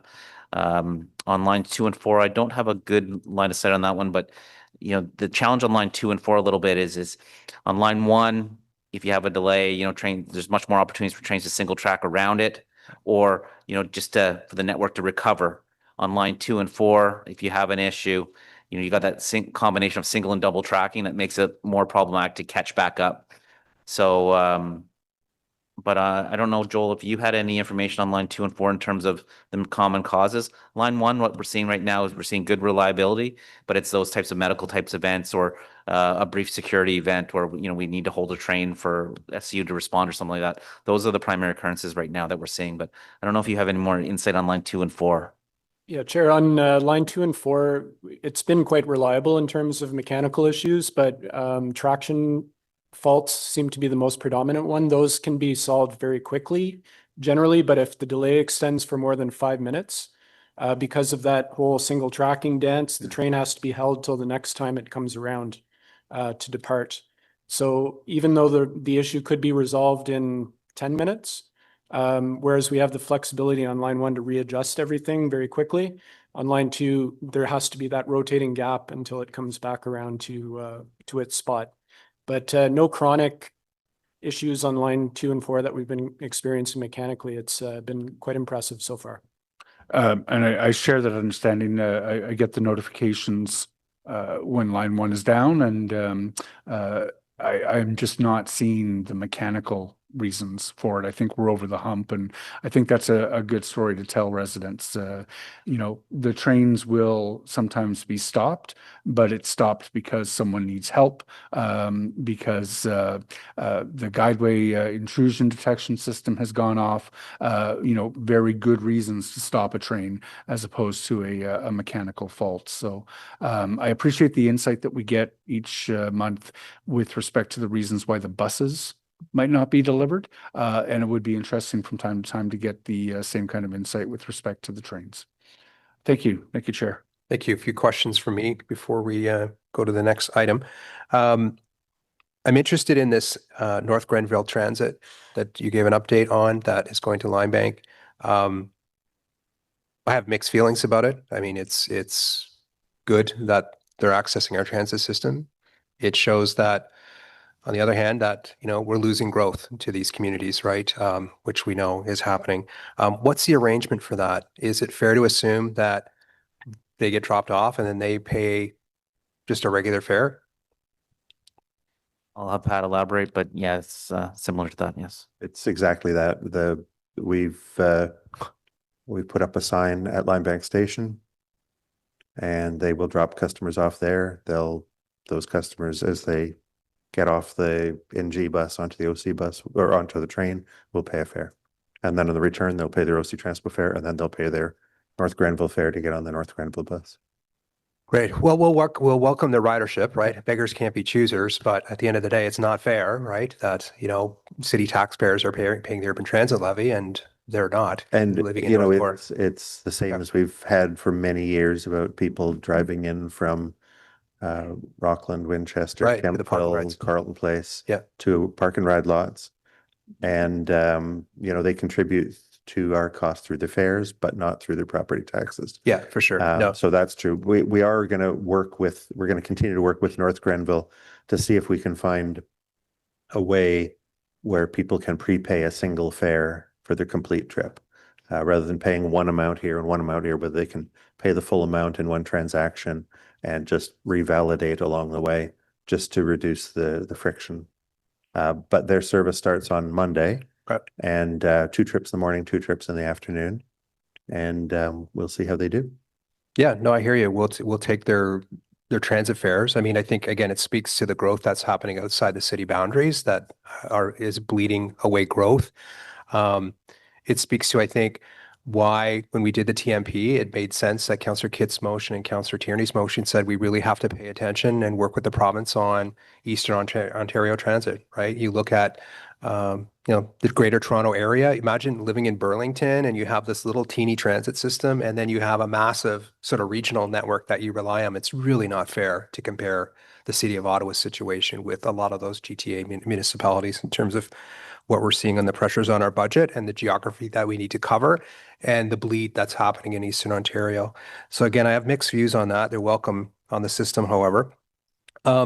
How's it going with the school boards? You touched on it in your presentation. I still am of the view that they need to get the message that that's their core mandate, is to provide yellow school buses to students. And I'm just wondering how that's progressing, if we've seen that they're taking up that responsibility. We obviously have a massive demand that we need to take care of, limited resources for our commuters. Many of our commuters are making transit connections and they don't have an express bus service like some of these students have. How's that going with the school board? Mr. Chair, it's going well. We have good discussions. We speak primarily with the 2 student transportation authorities, OSTA and CTSO, and we have good relations with them at the staff level. We understand, you know, to an introductory degree what their issues are. They understand to a certain amount what our issues are. As you'll remember from the discussion at the budget last year, the changes in the amount of fare that we charge to them and the funding they receive from the province now, starting last week, now funds approximately all of our operating and capital costs to provide service for the school boards, whereas previously it was heavily subsidized by property taxes in Ottawa. That's now funded from the provincial pot, of course, some of which comes from property taxes collected in Ottawa. So on that side of things, there's now it's now more accurate or equitable as the student transportation authorities decide whether to assign a particular student or group of students to a yellow school bus, which they hire from a contractor, or to an OC Transpo bus, which they arrange with us. We're happy to carry customers to their destinations. We are now pleased that those customers who are needing those specific services are, we're now, the city's now getting the full amount paid for them. We've been working quite cooperatively with the student transportation authorities on particular aspects of particular schools. They're using yellow school buses primarily for students who are younger but need transportation, students who are in areas where they're outside the OC Transpo service area, or places where they've got a particular flow that doesn't line up very well with our bus and train route network. And they're leaving to us people who are traveling along major corridors, like along O-train lines, people who are traveling along major bus corridors. But we're still doing some of those special routes where we're picking up people in their neighborhood and taking them straight to a school, because we have concluded that it's more economical and better for customers to do that, rather than to just put everyone on one route and force them to transfer at the corner of wherever to the other bus that takes them to their school. So that relationship's gone well, but we're obviously, they're working to a different mandate through a different governance structure than we are, and we both recognize that. Well, I think we appreciate the update. I think we still need to keep a close eye on it and continue to send the message that we have our own pressures. And I see and I hear comments in the community that some of those articulated buses potentially are not full, right? That to me is highly questionable whether, for example, there's a bus that runs from Riverside South to Mother Teresa. I think it's the 676. It's an articulated bus. It has maybe 5 or 6 passengers on it. It's, people see that as not being a good use of either their resources or our resources that they. So we're regularly, Mr. Chair, reviewing ridership statistics with them. We need to make sure that all of our resources are being used effectively. Some of the things that can, if attendance at that school it didn't turn out to be exactly what they forecast, then there's a change to be made, and we'll be working on that with them now. If that observation is early on a trip and later on it's picking up more people, that could be one thing that's going on. Another is that there might be a bus that's in that district of the city that needs to be an articulated bus for an earlier trip or for a later trip, and it's the nearest bus to make this school trip. Then sometimes it can be a larger bus that we allocate, just because it's a link between an earlier or a later or both that needs to be covered with a large bus. But I heard a number the other day that we need about 90 high capacity buses, and we prefer to use articulated buses over double deck buses on the school trips, just for school moves, and then we use them for all sorts of other purposes at other times of the rush hour. Okay, thank you. I had a couple other questions, but I'm going to stand down. You've been there a long time, and we've been here a long time. We'll take a 10-minute break and then go to the next. Oh, sorry, Councillor Kavanagh is next. I didn't see that. Okay, I didn't see that. That's why I went last. So Councillor Kavanagh. Thank you, Chair. And my computer wasn't working on its hand, so I had just got it readjusted. Thank you. No, I just wanted to give a thanks to Pat. I understand the 58 is now going to Tunney's pasture. That was one of the changes that was made after new ways to bus, and I appreciate that, because I think that's a huge help to the community. Can we still work with you on other changes that we see in the future for in terms of tweaks on the new ways to bus route? Yes, certainly, Mr. Chair, we're happy to. In the case of Route 58, we were able to make a change at no cost or very low cost. Some other changes, as I mentioned earlier, if they do have, if they require more buses or more hours of service, those are things that will be guided by the budget decisions taken in future years. But for small things, we had a list of about 20 routes where we'd made some small changes, and 2 where we made big changes. And we'll always keep working on that with everyone, customers and councillors. Thank you. That's a big help to the Crystal Beach Lakeview community. Thanks. Great, thank you. So we'll take you've been there a long time. We'll take a quick 10-minute break. So come back at 12:17 if you could, please. 12:17 exactly, Counselor. Thank you.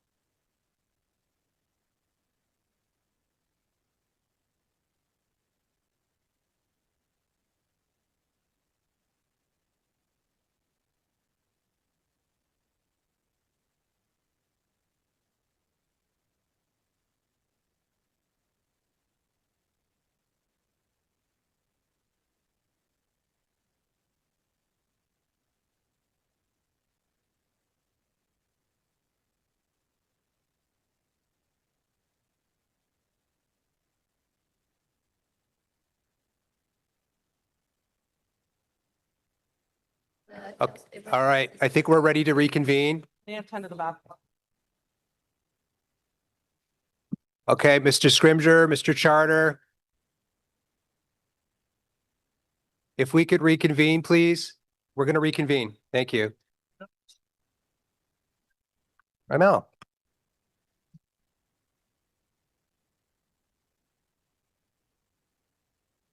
Okay, if we could have the room come to order, please. Order. All right, thank you. I think we are back at quorum. We're going to now, as I mentioned at the beginning of the meeting, move to item 6.2 as it is very close to the theme of 5.1. We were touching on reliability in many cases, and that will be followed by 6.1. I've asked Mr. Holder to try and truncate that the 6.1 presentation, given that there's a lot of slides in there, and some of it I think we've seen before, and get to the meat of the update, especially with respect to the East End online initiatives that are underway. So with that, I'll turn it over to Mr. Charter for the reliability piece. Okay, thank you, Chair Rush. And if you just bear with me for a moment, I just got a few introductory comments. I'll be very quick and I'll turn it over to Pat. So as I've said previously, OC Transpo, the entire team is committed. It's always safe first, reliable and customer-focused service for our Ottawa residents. As we look ahead, we remain firmly dedicated to our 5-year roadmap to improve the bus reliability and strengthen service delivery across the city. Our strategy reflects a continued promise to our customers, our operators, and our community. It's built on clear performance targets, transparent reporting, and a focus on continuous improvement. The foundation of our strategy is a commitment to achieving the 99.5% service delivery for our customers. At the same time, we are also actively working towards the ambitious goal of reaching 85% of regularity and punctuality for our bus routes, and I know we'll have a good discussion on that. This means ensuring that nearly every trip is operating as planned, providing our riders with the consistency and predictability they rely on. However, we also recognize that making the shift from that 98% range for reliability to the 99.5% target, it requires a holistic approach to service planning, scheduling, operations, and requires ongoing commitments to strategic investments and overall discussions on infrastructure, vehicles, and personnel. We're going to have some detailed conversations on those competing priorities on our road network in order to achieve that 99.5% or the 85% for regularity and punctuality. Reliability and punctuality, it's for us, it's more than a performance metric. They're the core of our customer confidence. Customers need to know that when they choose OC Transpo, they can trust that their bus or train will arrive and depart as scheduled. By focusing on reliable service delivery and scheduled adherence and the route dependability, our strategy ensures that our customers have the confidence to integrate transit into their daily lives, and that's something that we want to accomplish. Our 5-year roadmap includes a series of targeted initiatives designed to improve the on-time performance, reduce the service interruptions, and enhance operational resilience. In addition to that, we are also placing a strong emphasis on real-time monitoring and customer communications, ensuring that our riders have the most accurate services and accurate service information at their fingertips. We're committed to providing updates and to be responsible and accountable for our results and to respond to client comments. Merci, Troy. I'm going to take you through a few slides as a sort of high-level introduction and overview of what's in the report. The report goes into much greater detail than I will in the presentation. The report gives more examples and sets a deeper context than the presentation does.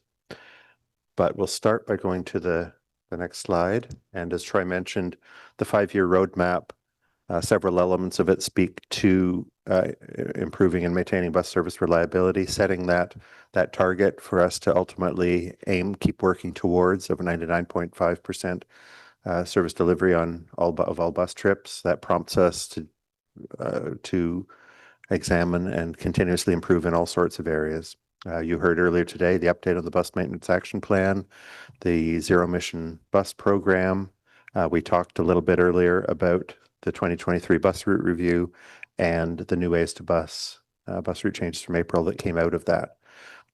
Also, a huge contributor to bus service reliability are the decisions that Council made earlier this summer in the Transportation Master Plan.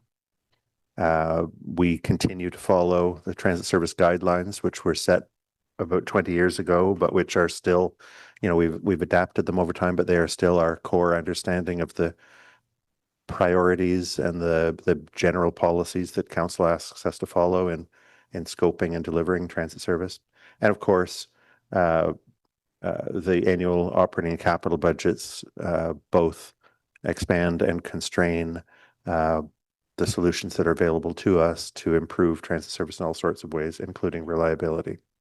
The next slide is a recap of what you saw earlier and what you're now familiar with, that we are striving towards 99.5% service delivery, that we are striving towards 85% regularity on frequent routes and 85% punctuality on less frequent routes. And you saw earlier where we are currently on those measures. Next slide, please. Le personnel fait régulièrement rapport au comité des staff regular reports to Transit Committee on the bus and train services. These KPIs are also available on octranspo.com. We are seeing high reliability on weekends and during low traffic weeks as well. Weekday bus service delivery is affected by some factors, including bus and operational staff availability and auto traffic congestion, detours, construction, and also weather conditions. Service delivery figures are high, but don't always reach the 99.5% target, however. For frequent routes, the regularity 85% target has been met overall. On less frequent routes, the 85% target for punctuality is rarely met, and corrective actions have been identified and outlined in this report. The next page is just reminding you of the level of detail that we showed you at the last meeting, specifically on Route 11. This is the kind of work that we do regularly when we're digging into problematic routes, looking at the actual travel time, the scheduled travel time, the variation of travel time, and just working to determine what's the best steps to take. This is Route 11. Our next step our next route that we're working on, quite a different route, is Route 30 in the East End, which has really been hit hard by traffic congestion on Jeanne d'Arc and on Brian Coburn. The next slide, please. So the report's organized into 3 primary requirements and then gives a lot of examples under those requirements. The 3 things that need to be true in order for bus service to be reliable. 1, that we need to have sufficient buses and sufficient staff available to deliver service every day. 2, The buses need to be ready and able to start every trip on time. And third, the conditions must exist to allow consistent travel time over the length of every trip on every bus route. Il y a trois exigences principales pour la fiabilité There du are service. three primary requirements for bus service reliability. First of all, we need a sufficient number of buses and staff members who are available to deliver services on a daily basis. Secondly, buses must be ready and able to start every trip on time. Thirdly, conditions must be created to allow consistent travel time over the length of every bus route as well. So we'll talk now in a little more detail about reliability requirement number 1, having sufficient buses and staff. The current state on the next slide is for the 7,500 or more trips that we run every weekday, we need enough buses in good repair and meeting safety standards. We need enough mechanics and other technicians available to keep those buses in good condition. We need enough bus operators available to drive the buses. More than half of the OC Transpo bus fleet is now beyond its expected useful life, and it is being replaced, as we talked about earlier. There's a competitive market for licensed mechanics in Ottawa, in Canada, and around the world, and we don't have as many as we need. The operator pool, the bus operator pool, though, is now sufficient and stable thanks to the recruitment initiatives that we've talked about over the past several years. So we go on to the next page, we talk about the plans we have and the opportunities that exist to make improvements under this reliability requirement. As you know, we have 400 new buses on order, 350 40-foot battery electric buses, 50 60-foot diesel buses. All 400 of those new buses are expected to be delivered by Q3 of 2027, and that replaces more than half of our fleet in one go. The bus maintenance action plan, you heard about that in detail in April. You heard about that as an update today. You heard about the resource planning and the data and trend analysis that is part of bus maintenance. We've talked a lot, and we will continue to talk about our strategies to recruit more licensed mechanics and our apprenticeship program. And we will be encouraging the next generation of people who come after us to try to avoid the problem that we're in of having to replace half the bus fleet all in a 2-year span. The buses are supposed to last for 15 years. We should be replacing 1/15 of our bus fleet every year. That will ensure we have a consistent profile of ages of buses over every age bracket, that there's some new buses, there's some old buses. Our problem is particularly acute right now because we have very, very many old buses. In 2010, this was great. We had 350 brand new buses. They were great, but they all aged at the same rate. It's not going to be the people who are here now, neither on this side of the table nor on your side of the table, who make that decision 15 years from now.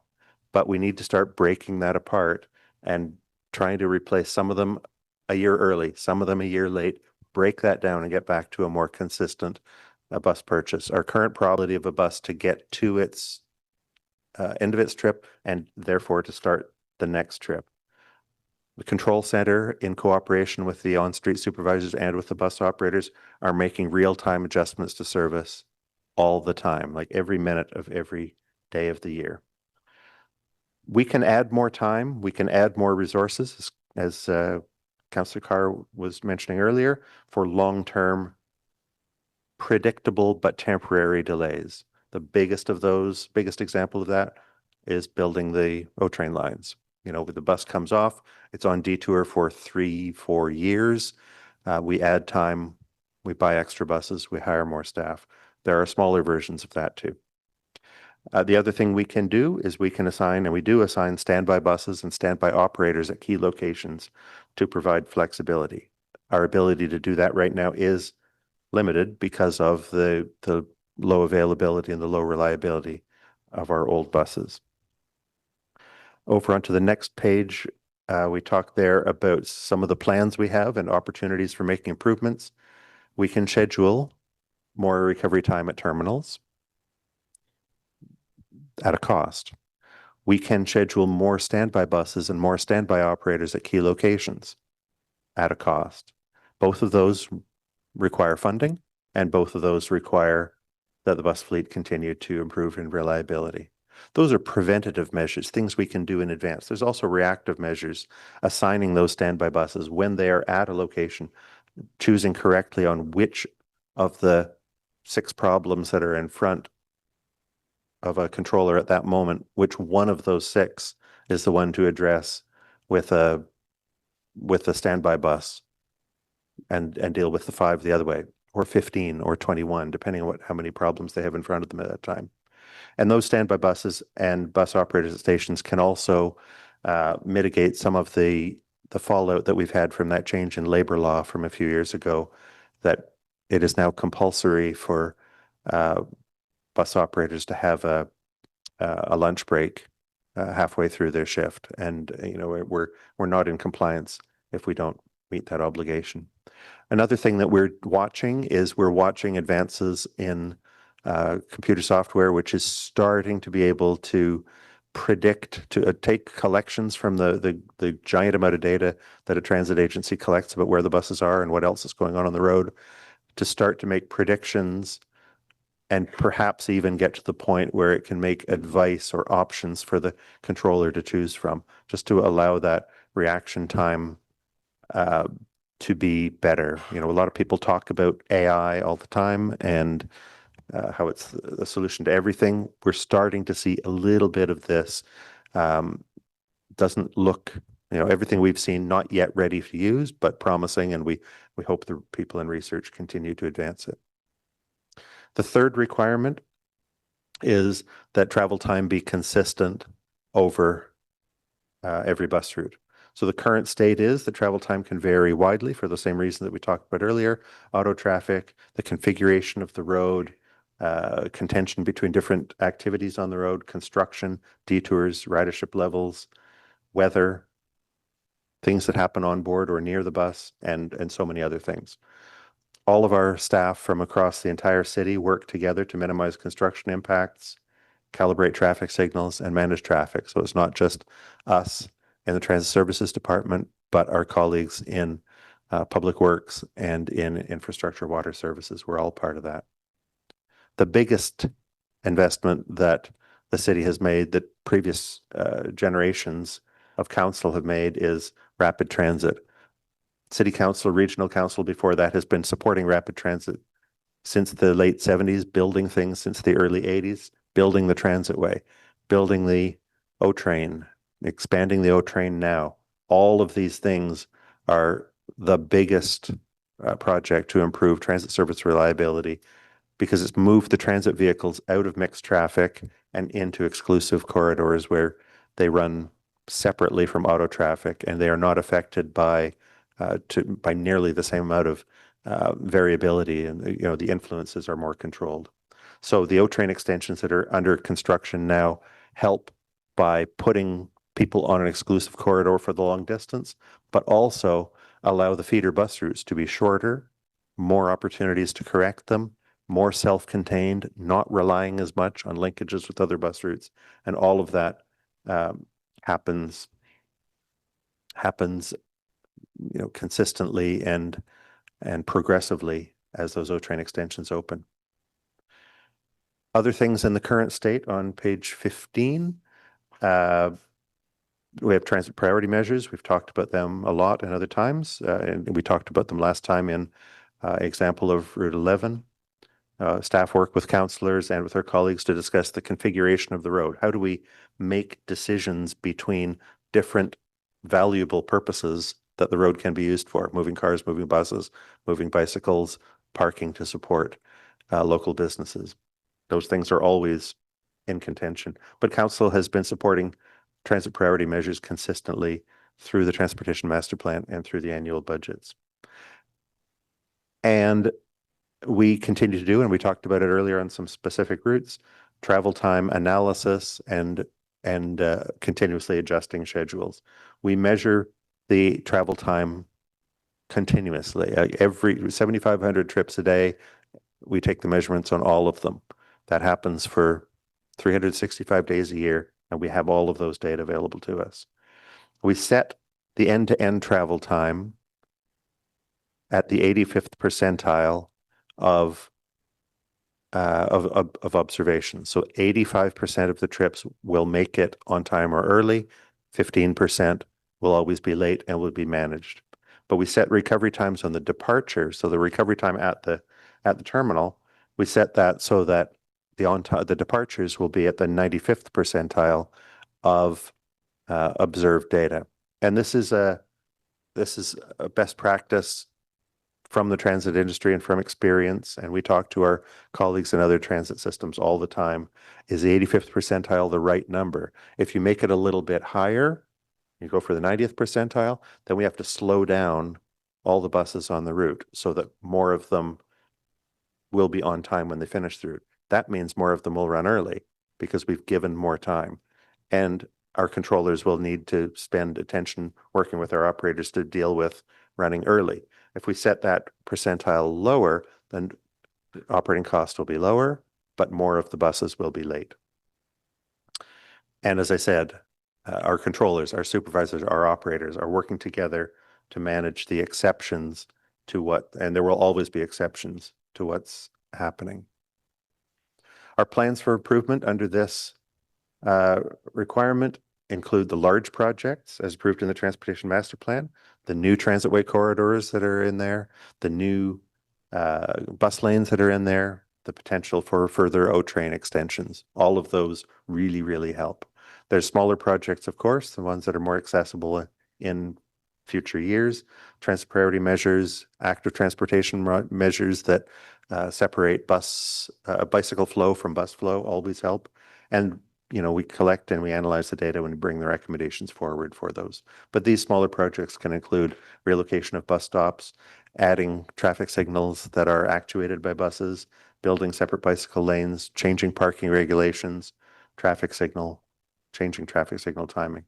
And then there's continuous improvement as we come up with straighter and shorter and simpler bus routes, as much as possible with terminus points at transitway and O-train stations where there's more opportunity to intervene if there's something running late, and with collecting and analyzing the data to support continuous adjustment and continuous improvement of the scheduled travel time end to end and between stops along the route.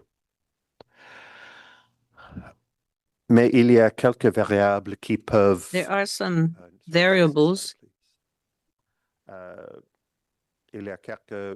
Some variables can influence the delivery of plans. The attractiveness of transit jobs in the labor market, the bus supply chain, and the bus technical reliability, adaptation to battery electric bus characteristics and legislative changes, choices among funding priorities, the increased auto traffic congestion, the transit priority and road configuration changes require trade-offs among road uses, and agreed choices can vary between locations, and funding availability for major rapid transit projects. Next slide, please. So to conclude, I really encourage read all the words we've written in the report, and I'm sure we have. In statements, the council has continuously approved and funded important projects to improve reliability and to reduce travel time. Service reliability is one characteristic among several of a good quality transit service. And sometimes there are choices to be made between, does investment go into dealing with reliability, capacity, comfort, walking distance, other attributes.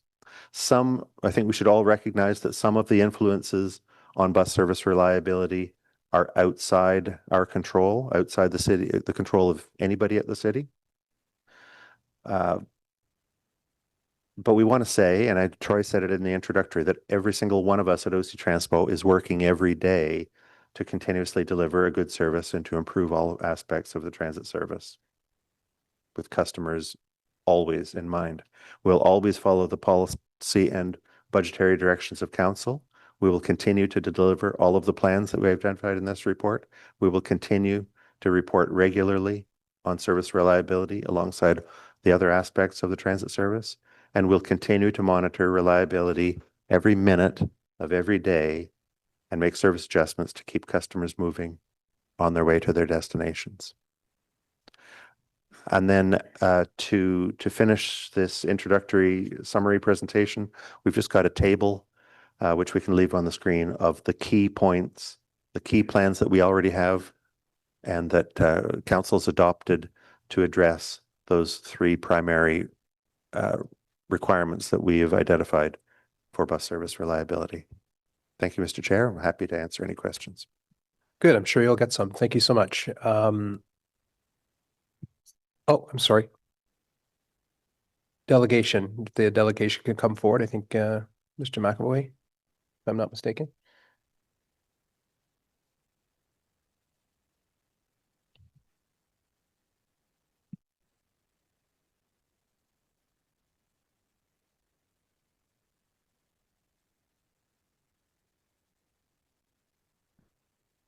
Hello again. In this discussion around how to improve bus frequency and reliability, as noted, a comparatively inexpensive way is to dedicate existing lanes to transit. They just need paint, really. Bank Street is a good example of an arterial that could use that. There's also an existing project on Carling between Lincoln Fields and Bayswater that's been in limbo for almost a decade at this point. And I was wondering if the committee can speak to the delays. I'll just give a quick timeline of events as I know them. October 2016, there was a design and operations workshop held by the city. February 2017, there was a functional design open house. May of 2017, the functional design update was presented. March of 2018, at Transit Committee, notes showed the delegated authority a year earlier to begin the project and complete it within the year of 2018. Then there's a 3-year gap. February of 2021, the Civic Hospital Transportation Assessment included the Carling bus lane preliminary design. May of 2021, the Bay Ward Bulletin indicates a construction start date of summer of 2021. In August of 2021, a request for tender goes out to build this project with a tender close date of September 2021. 3 years pass. February of 2024, a colleague of mine reached out to the project team, inquiring about the project and is told it is going through a safety review. Between my colleague and myself, over the ensuing 16 months, we received no less than 8 responses of safety review, no timeline in regards to the completion of this project, and one in June of 2025 citing costs as the issue. As recently as August 12th of this year, I have requested an update from staff and have not heard back. So for the committee, I have some questions. How could a project get to full design and tender and then require a 4-year-long safety review that remains incomplete? And in the interim, a large portion of Carling has been resurfaced from Merivale to Melrose. Can the committee answer what safety concerns the bus lanes with bikes would have that the current combination of car, truck, bus, and bike does not? Is the issue with this project safety or cost? And excuse me, can the committee either disclose or inquire as to what the timelines are to complete this review? Thank you. Thank you. Questions to the delegation flowing from the presentation? Not okay. Councillor Kavanagh. Yep. Oh, thanks. Thank you very much for you've quoted from my newsletter, and it's the information we received at the time, and I appreciate you mentioning it. It's a question we can ask to staff. Unfortunately, you can't, but we can. I share your frustration. The Carling rapid bus was being prioritized, and then it didn't get prioritized. So these are questions that we need to ask staff, and hopefully we'll get some answers. And thank you for your delegation. Thank you. Thank you. Thank you for your delegation today. The next delegation is AJ Ramachandran, who I believe is online. Staff could make that available. Hi. Can you hear me? Yes, we can hear you. Welcome. Okay. Please proceed. Hi, I'm Ajay. I'm a resident of the Kitchissippi ward, and I'm delegating on behalf of Better Transit Ottawa. Our group is focused on pushing for small incremental improvements to make our transit system something people want to use. Buses are the foundation of our transit network, and riders must be able to trust that they will actually show up. The bus shortage has not allowed this to happen by making canceled buses an everyday occurrence. These are trips that day after day never run. This results in service gaps that overwhelm the trip that does show up. The slides shown earlier in this committee meeting show that on average 12 trips per day are canceled on the 6th and 7th. These are bus routes that are on the most busy corridor in our bus network, Bank Street. And these cancellations are most likely concentrated in peak periods, which would mean the cancellation percentage during the peak periods would be very high, with 12 trips per day. I want to reiterate a few important points from the bus reliability report to remind everyone about the problematic state of our transit system. So, quote, currently, the OC Transpo conventional bus fleet is significantly aged, with just over half of the fleet past its expected useful life. And until the completion of the Stage 2 O-Train extensions, high-capacity articulated buses are required on a large number of busy trips on frequent routes. And those articulated buses have low availability, as they are among the oldest buses in the fleet, end quote. OC Transpo has about 340 articulated buses. They've all been purchased between 14 and 17 years ago. Our bus order schedule is not going to be able to keep up with that. OC Transpo currently has a plan to purchase just 50 more articulated buses as replacements. This is equivalent to only 15% of our current articulated fleet. The rest of the order is shorter 40-footer buses. These carry around 50% less passengers, and OC Transpo is not ordering enough to be able to compensate for that. Replacements are being purchased at around a 1-to-1 replacement, but with buses that have half the capacity. In short, the current fleet replacement plan will severely impact OC Transpo's ability to deliver reliable and comfortable service to riders. OC Transpo does have another set of high-capacity vehicles, 75 double-decker buses. However, these buses are prone to maintenance issues, take longer to board and deboard, and can only be run on certain routes without low-hanging objects. We already are seeing problems with this, as on Sunday, one of our members of Better Transit Ottawa noticed a double-decker running on the 7. This should never happen, as there are areas on the 7 where a double-decker is dangerous to run, and they're not supposed to be run on the 7. Thanks to our bus shortage, routes like the 7 and the 10 are assigned double-deckers despite the safety risk, just because they're the only buses available. Now, these problems are solvable. We can return to having a bus system that residents of Ottawa can rely on. For one, OC Transpo needs to continue and expand the program to buy used buses to cover the bus shortage. New buses take years to procure, so we need to take every opportunity to get used buses that are available to us. As well, OC Transpo should take more orders from new articulated buses to properly replace our aging 15-year-old buses, instead of pretending a shorter 40-foot bus is going to adequately replace them. Outside of purchasing new buses, our buses need to be used as efficiently as possible, and that can be done with very little money. All that's needed is a bucket of paint and some signs. There are many bus lane projects that have already been planned out and have been stalled for years. Like the previous delegation mentioned, the Carling bus lane designs have been sitting there unused since February 2017, and the Bank Street bus lanes project keeps getting stalled and stalled. These need to be treated with the urgency they deserve to make sure that our buses are used as efficiently as possible. Lastly, OC Transpo needs to adequately maintain its aging bus fleet to keep the buses in operation for as long as possible. We cannot risk having more buses being decommissioned during a bus shortage. And that means having enough mechanics to be able to do proactive maintenance again, instead of just fixing things when damage occurs. Inside the bus reliability report, it says, quote, industry best practices would require the city to employ approximately 188 certified truck and coach mechanics. OC Transpo currently has 138 on staff, end quote. That's not good. Ottawa deserves better. OC Transpo needs buses, OC Transpo needs the lanes to run these buses on, and OC Transpo needs the mechanics to maintain those buses. Lastly, I would just like to mention, because previously it seemed to be denied that there's a problem at Ottawa Station on the O-Train. I don't know if you guys can see my camera, but basically at 7 p.m. there's a photo of the entire station is packed, and no, not everyone is able to fit on the train, and this is an everyday occurrence that's happening now, and this is a big problem that should not be denied. And anyway, thanks for your time. Okay, thank you. Just under the mark. Questions? Is that you, Councillor Liepman, waving? Yes. Okay, Yeah. good. Quicker getting the hand up than finding the Zoom button. But Ajay, thank you very much. Sorry, can I just ask you which evening that photo was from the? This is from Tuesday at 7 p.m. Okay, yeah, I've got other reports from Tuesday as well. So I'm going to ask they'll be getting back to me with what happened on Tuesday. But your assertion is that it is not solely Tuesday? You've seen No. nights as well? Yeah. Okay. Thank you. And I'm sorry, your presentation raised something else. I don't want to let you go without asking it. Except it's plumb out of my head at this point. Yeah, it's all about bus reliability and making sure we have enough buses. No, I know it's interesting. I mean, I certainly agree that we need mechanics, but I'm not sure that OC is able to find the mechanics. Yeah. We're competing globally for them. It does say in the report that your point was that they're significantly sorry, bear with me. Bear with question, answer.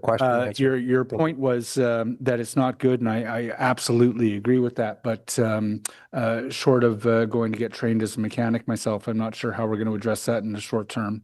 But thank you very much for the photos. And Ajay, if you write to my office, I will pass along what I hear from OC Transpo with respect to U-Ottawa platform crowding. Thank you.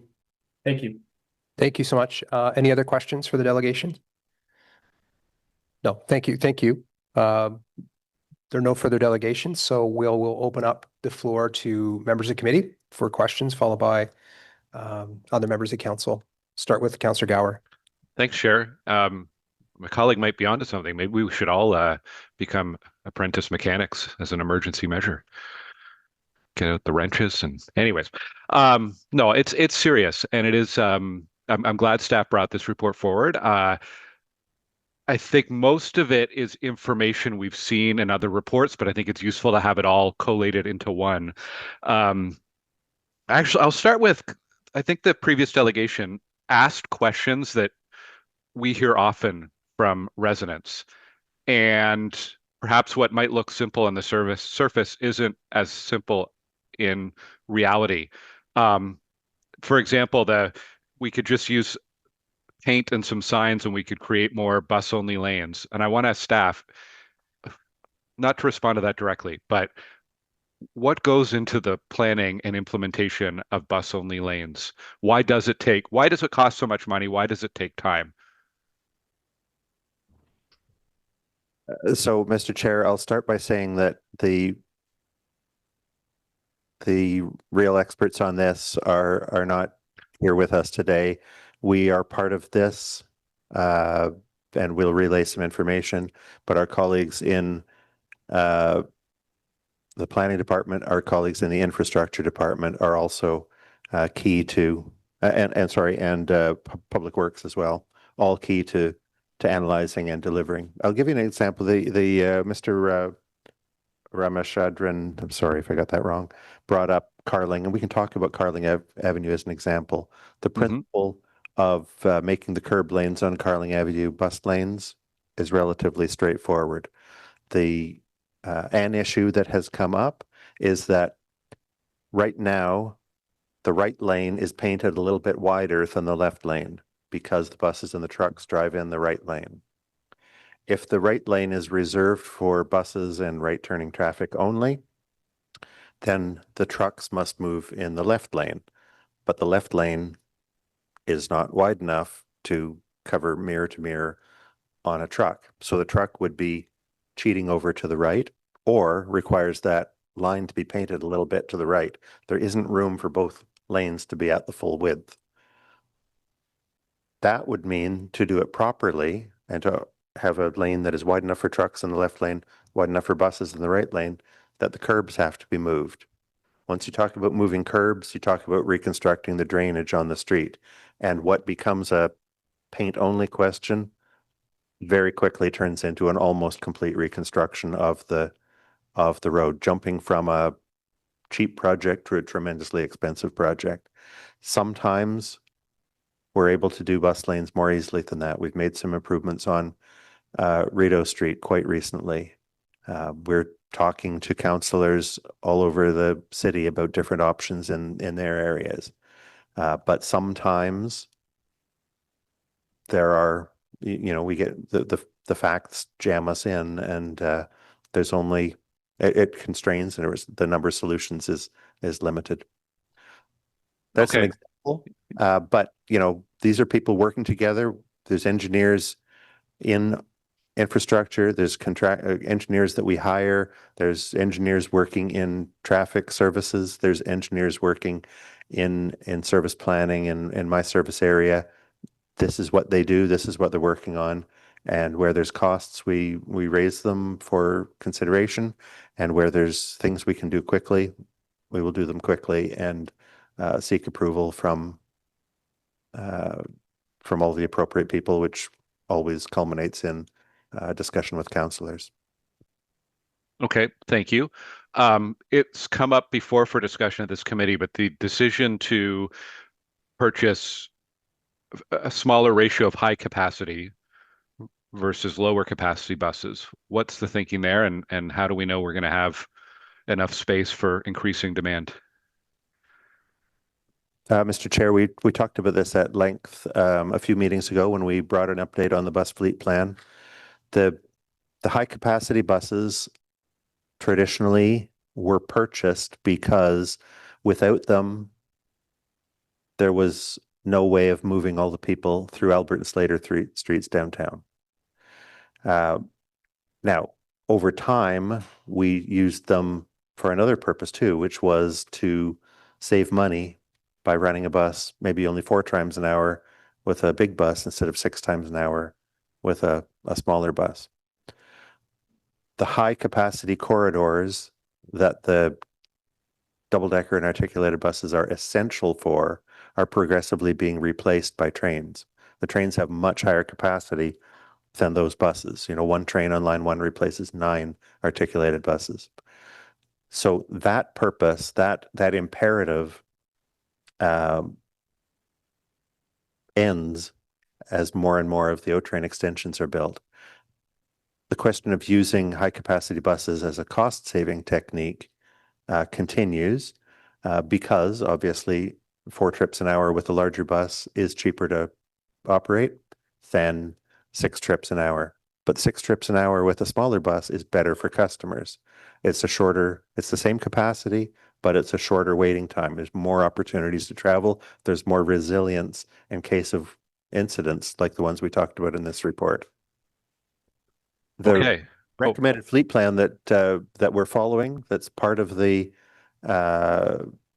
all of our long-range capital plan, is that most, but not all, of the articulated buses will be replaced by train, but that we will still have 15 to 20% of our fleet be high-capacity buses, whether articulated or double-decker, for major crosstown routes like Route 88, routes that have surges in ridership, and customized delivery to schools, as we were talking about earlier, for large groups of people traveling from the same place to the same place all at the same time. So that's what we're building, and that's a recap of the reasons why the fleet plan is the way it is. Okay, thank you for breaking that down.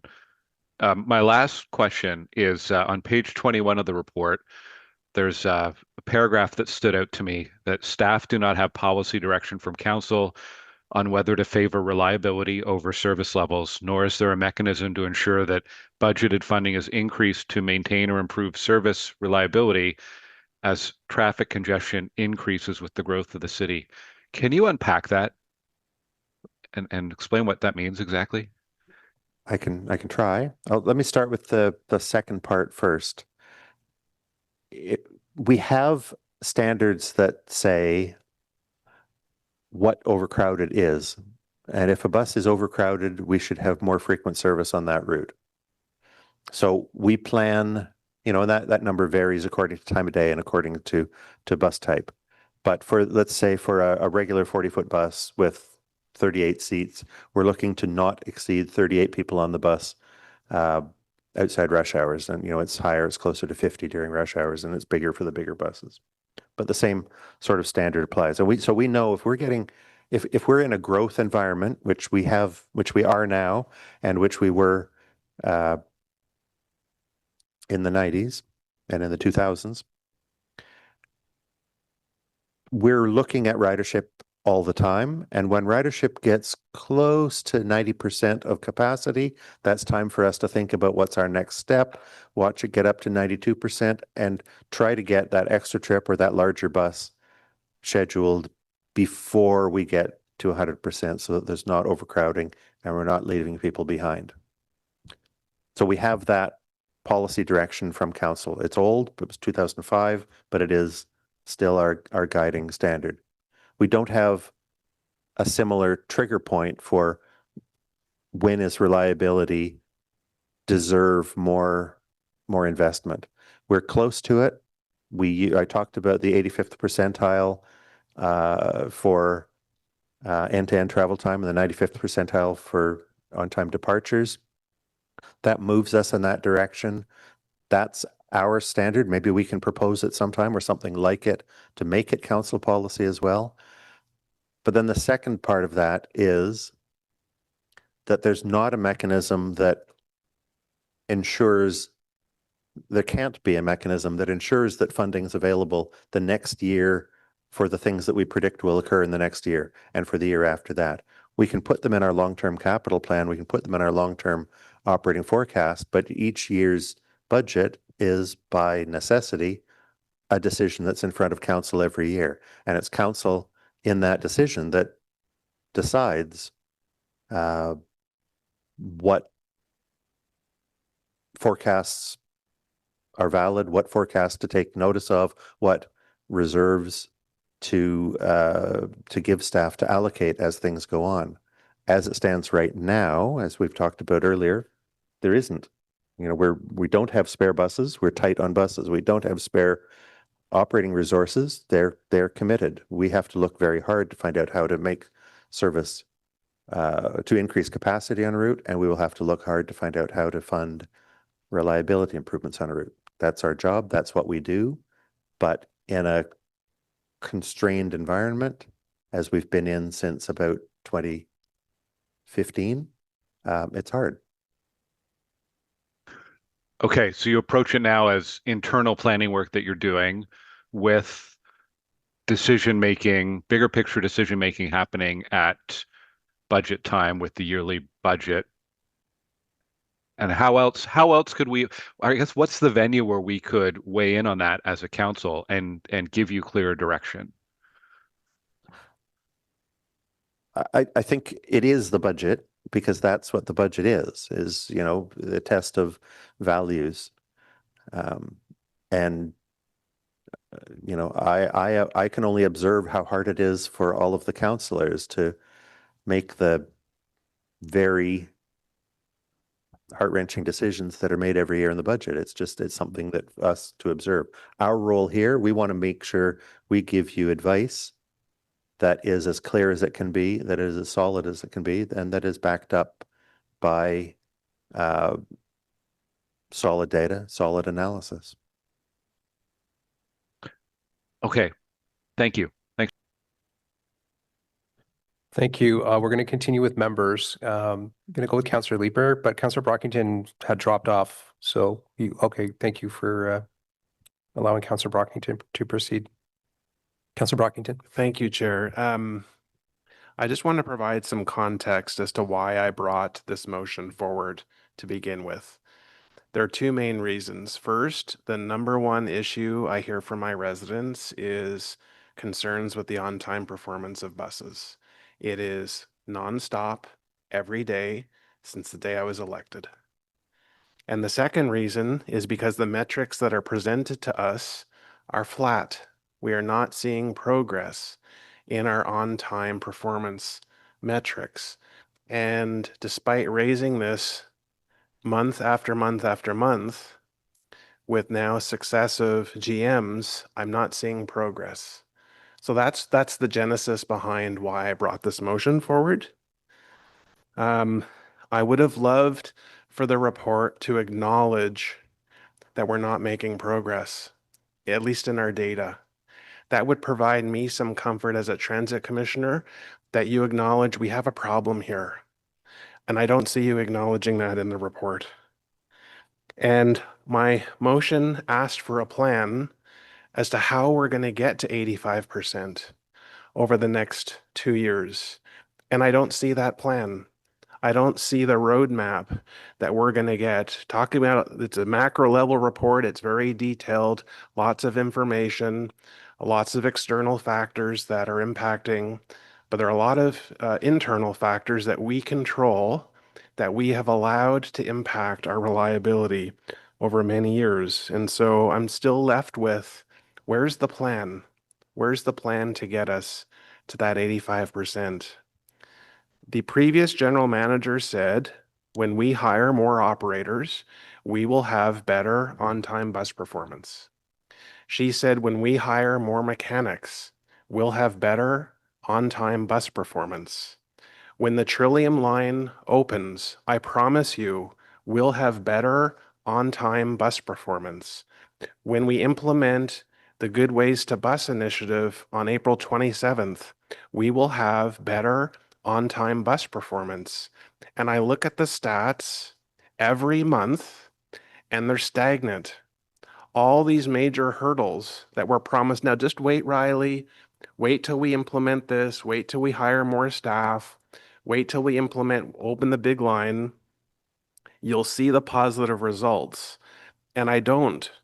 And that's why I put forward this motion, because I feel that we're not making progress towards the number one thing I hear from my residents. So I'm not naive to think that there's one solution, that there's one simple solution to this problem. It's multifaceted that this report spells out, and I appreciate the time and effort put into this report. But I have to go back to my residents and say, listen, you've appointed me to be your rep. I sit on this commission. I raise this as a top priority on behalf of my residents.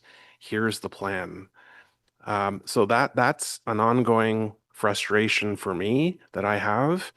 And Mr. Scrimger has made himself available on many occasions where we look at on-time performance data for various bus routes in my ward. I'll just give the example of the old 85.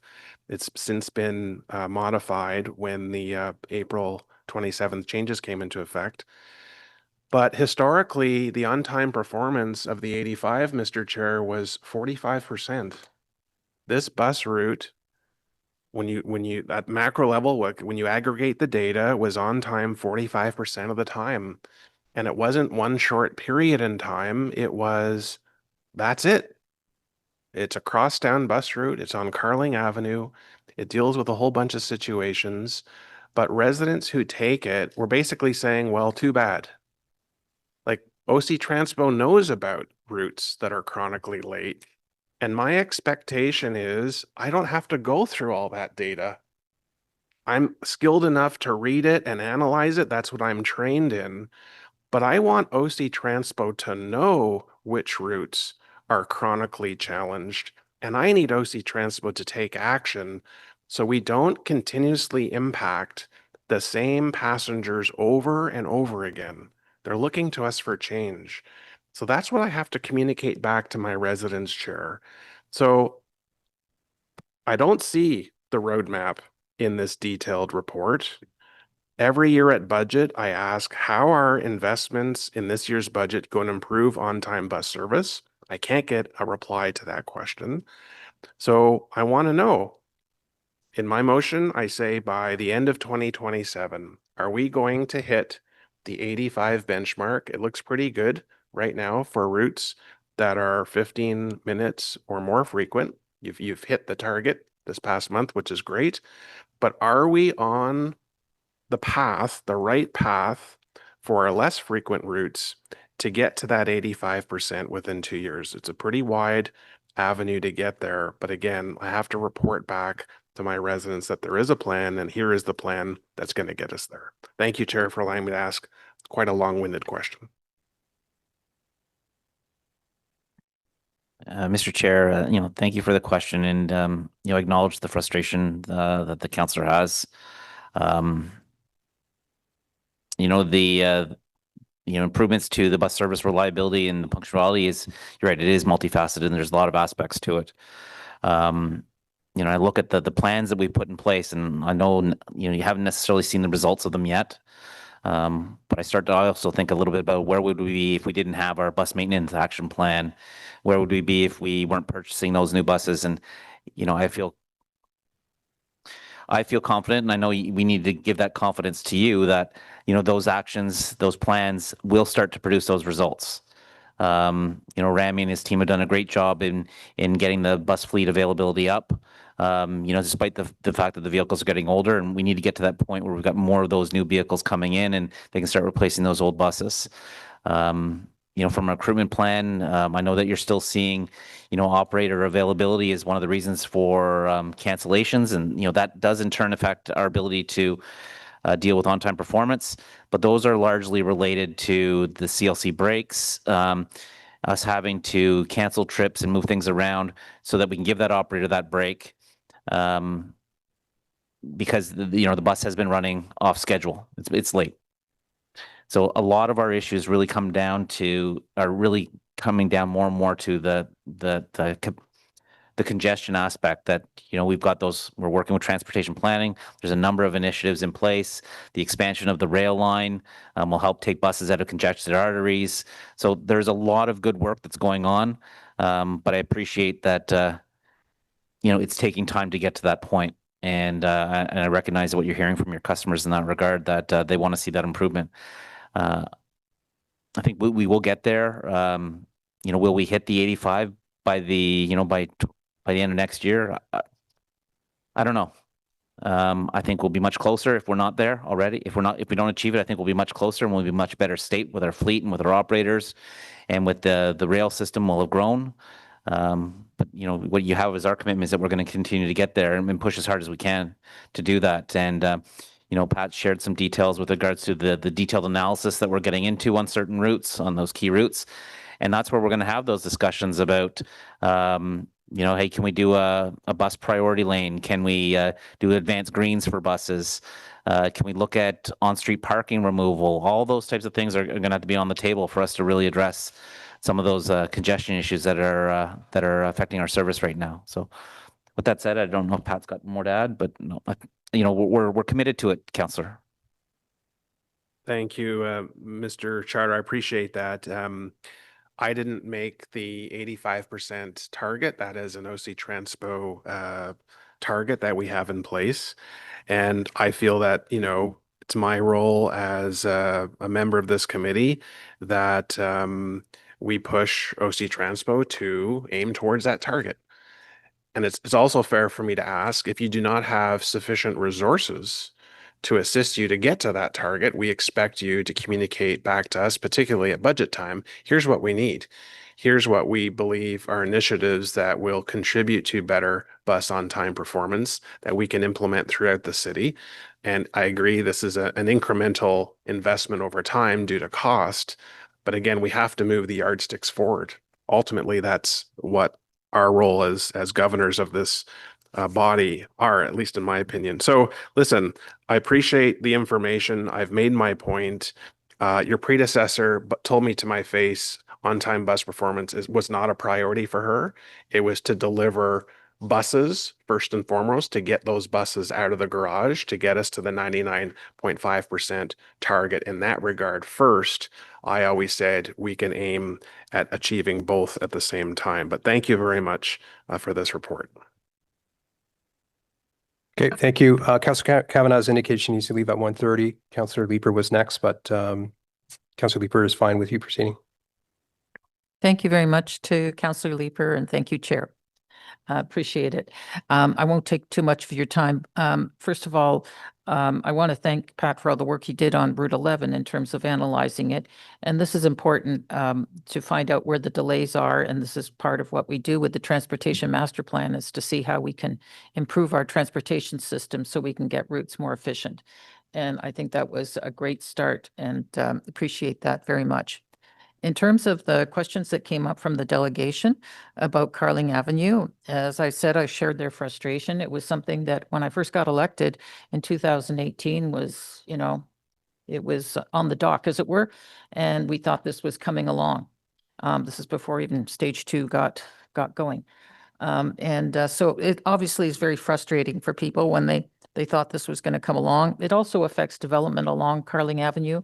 We had a number of developers buying up property along there in the anticipation of having a rapid bus transit along Carling. So why wasn't detailed requirements done to show the issues ahead of time? Because it appears that it was just a rough draft, as it were. And then, you know, when you get into the details, it's more complicated than just painting lines. I'm afraid we're not really the people to be able to speak to that question. Those projects generally are routed through PWIC, former Transportation Committee, rather than Transit Services, the Transit Committee Commission. And though we are, you know, it sounds so facile to say we're supporters of bus lanes. We would want a bus lane on every street. That's not always realistic with community priorities. That's not always realistic for construction costs. That's not always realistic for quick adaptation. So to dig into that question, we'd need a different group of people here than you have in front of you today. Is it possible to get a written response on that question? Can that be Mr. Charter? I think that's something I could take away and speak with my colleagues. I could speak with Elaine and see if we can get an answer to that for you. I appreciate it. Thank you. Okay, back to the members. Councillor Leeper. Thank you very much, Chair. This is it's a frustrating discussion to have. I wish that we were talking about how we could increase bus frequency to make it more attractive, increase the coverage of our routes to make it more attractive, make it more affordable. But instead, we are having the same discussion we've had for several years around how can we just make sure that the bus that we expect at the stop is going to show up something close to on time and hopefully not be canceled. I don't share Councillor Brockington's confusion at why that's not the case today. I've been talking to residents for a couple of years about the challenges to providing reliability, as has been described by staff at meeting after meeting after meeting for the past couple of years. We don't have enough buses. Until a while ago, we didn't have enough operators. We don't have enough mechanics to make sure that the buses we do have can stay on the road. We're still uncertain as to whether or not the exercise of matching the route map and frequency to what resources council is willing to give OC Transpo is going to work or not. And our roads are too congested to try to bash the buses through and have them be on time. Some of these are within this Transit Commission's purview to try to fix. We have done the bus purchase. We supported Madame Almokar through the operator hiring. We're supporting Troy through hiring more mechanics if we can, getting the buses we need in. But one of the big discussions that we keep putting off is this question of how are we going to get the buses through the congestion that's on our roads. And I didn't hear today a clear answer to that. I'm not sure I can go to my residents today and describe to them what the plan is. I'm not sure if I can describe to them how we're going to fix that. I know that in my ward, OC Transpo has showed me the 11 is the absolutely worst. Here are some things that we can do with budget that we have, but we haven't done that for the whole city. Is it OC Transpo's plan to continue to deal with transit priority measures on a route by route basis in a piecemeal fashion? Or at some point, and I'm going to channel my inner Riley Brockington here, at some point, can we expect that you will tell us how much it would cost and what the choices, the hard choices would be, and let us say yes or no? So, Mr. Chair, both yes and no. The reason for what you characterized, or the council characterized as piecemeal, is we would recommend investment first where the return on investment is greatest. And 1 year that might be at the corner of Holland and Wellington, and another year the next thing might be much further away at the corner of Strandherd and Woodruff, or Jeanne d'Arc and Innis. The complete plan of where transit priorities would be strongly beneficial has already been accepted by council. It was the Transportation Master Plan. It's map number whatever in the Transportation Master Plan, which did that system-wide analysis, not at a construction level of detail, but at a level of detail that identifies the hotspots and matches them up with potential solutions. And it's there, and it's only affordable over many, many years, and it relies on funding being allocated by council, funding being allocated by the senior levels of government as well. That's the overall plan for at the system level for transit priority. But coming at it the other way, the work that we showed you for Route 11 is, let's try coming at it from both directions, both from the systematic side and from the, I don't know, the only word I can think of is from the Band-Aid side of it, right? Like what gets us through the next year, the next 5 years until that mega project can occur. And that's what we will work through. We will work on either the route that we classify as the worst, or the route that we decide has the most potential, or the route that the committee tells us is our next priority. We've got a small expert dedicated team on this. They will do one, they will do the next, they will do the next. They go to, they know what measures to use, what comparisons make, what they learn from the conclusions they reach, and then they have to turn over and start saying, all right, so in order to do that, here's what we can do. We can move this stop from this side to that side. We can ban parking between this address and that address. We can build the curb line out towards the second lane from here to here, or in some congested spots, as we've gone through with Councillor Leeper and with other councillors. No, there's just no more room. That's all the space there is, and buses just have to go with the flow. So for the long term, I'd suggest that the costs are identified and the locations are identified and approved by council and the Transportation Master Plan, and how to chunk our way through that one bite-sized piece at a time is reliant on staff time, tolerance for construction, tolerance for change, trade-offs between different priorities for road space allocation and funding. The funding is obviously critical to me. You could do more with more funding. Could you accelerate the work? I'm pretty sure that is always true. Pretty sure. I share your opinion. And then the rest of it still seems too loosey-goosey for me. And I look, we've got, I don't know how many crises at the city. I'm not going to declare a transit crisis. We've gone down the path of declaring crises previously, but this is really urgent.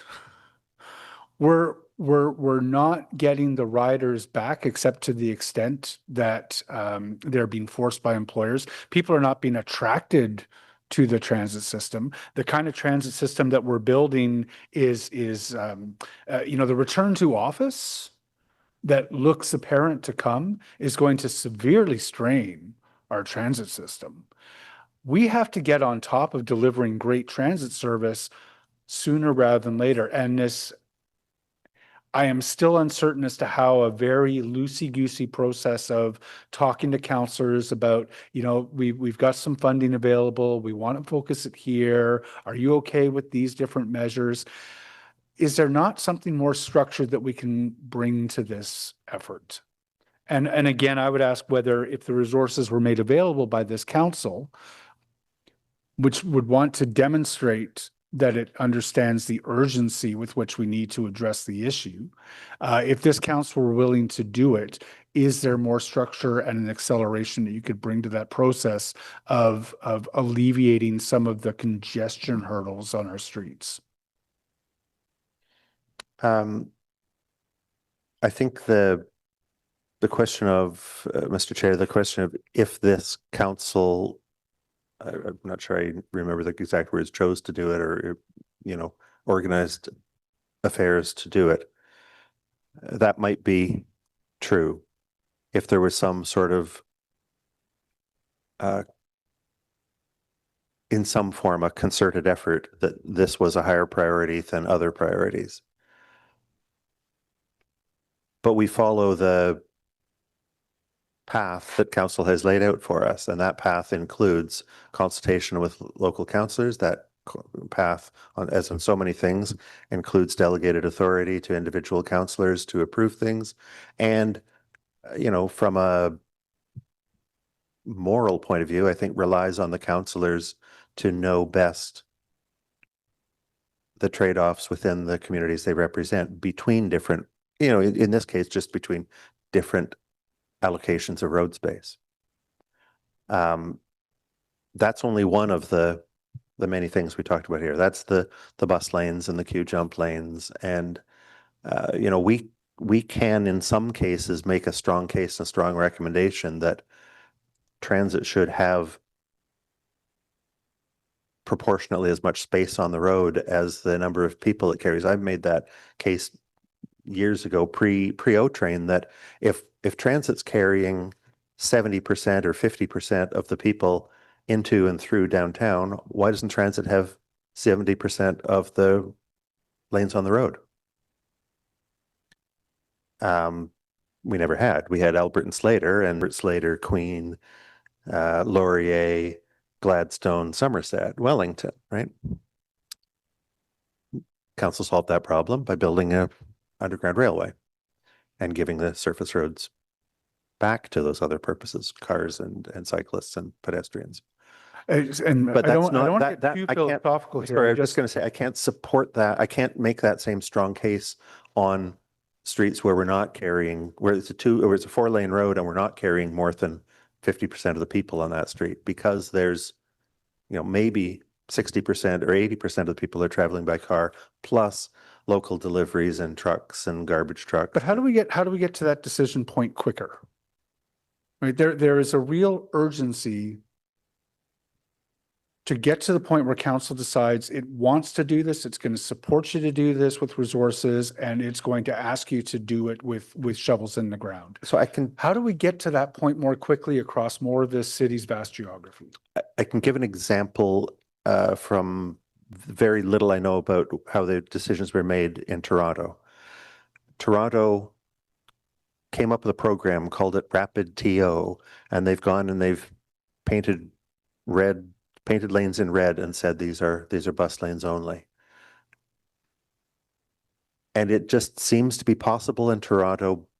Obviously, transit ridership higher. There's more activity. It's, there's more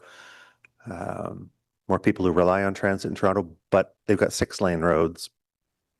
And it's only taking away 1/3 of the space from cars to take a 6-lane road down to a 4-lane road for cars and give the 2 outside lanes and the 2 inside lanes to buses. Here in Ottawa, smaller population, lower density, different history, we got a lot of 4-lane roads, and it's a whole different type of decision to allocate half the road space than it is to allocate 1/3 of the road space. So maybe there's a way of doing it. I don't know what it would be. I think it involves many departments of the city and policy, just alignments to being different from council and councillors. And I think that's, but I don't know what we have bus lanes on Hunt Club Road where it makes sense. We're working to put in more. We have bus lanes on Carling in spots where it's wider, and we're working to get more. But getting to those 4-lane arterials that are like Rideau and Bank or the 2-lane roads like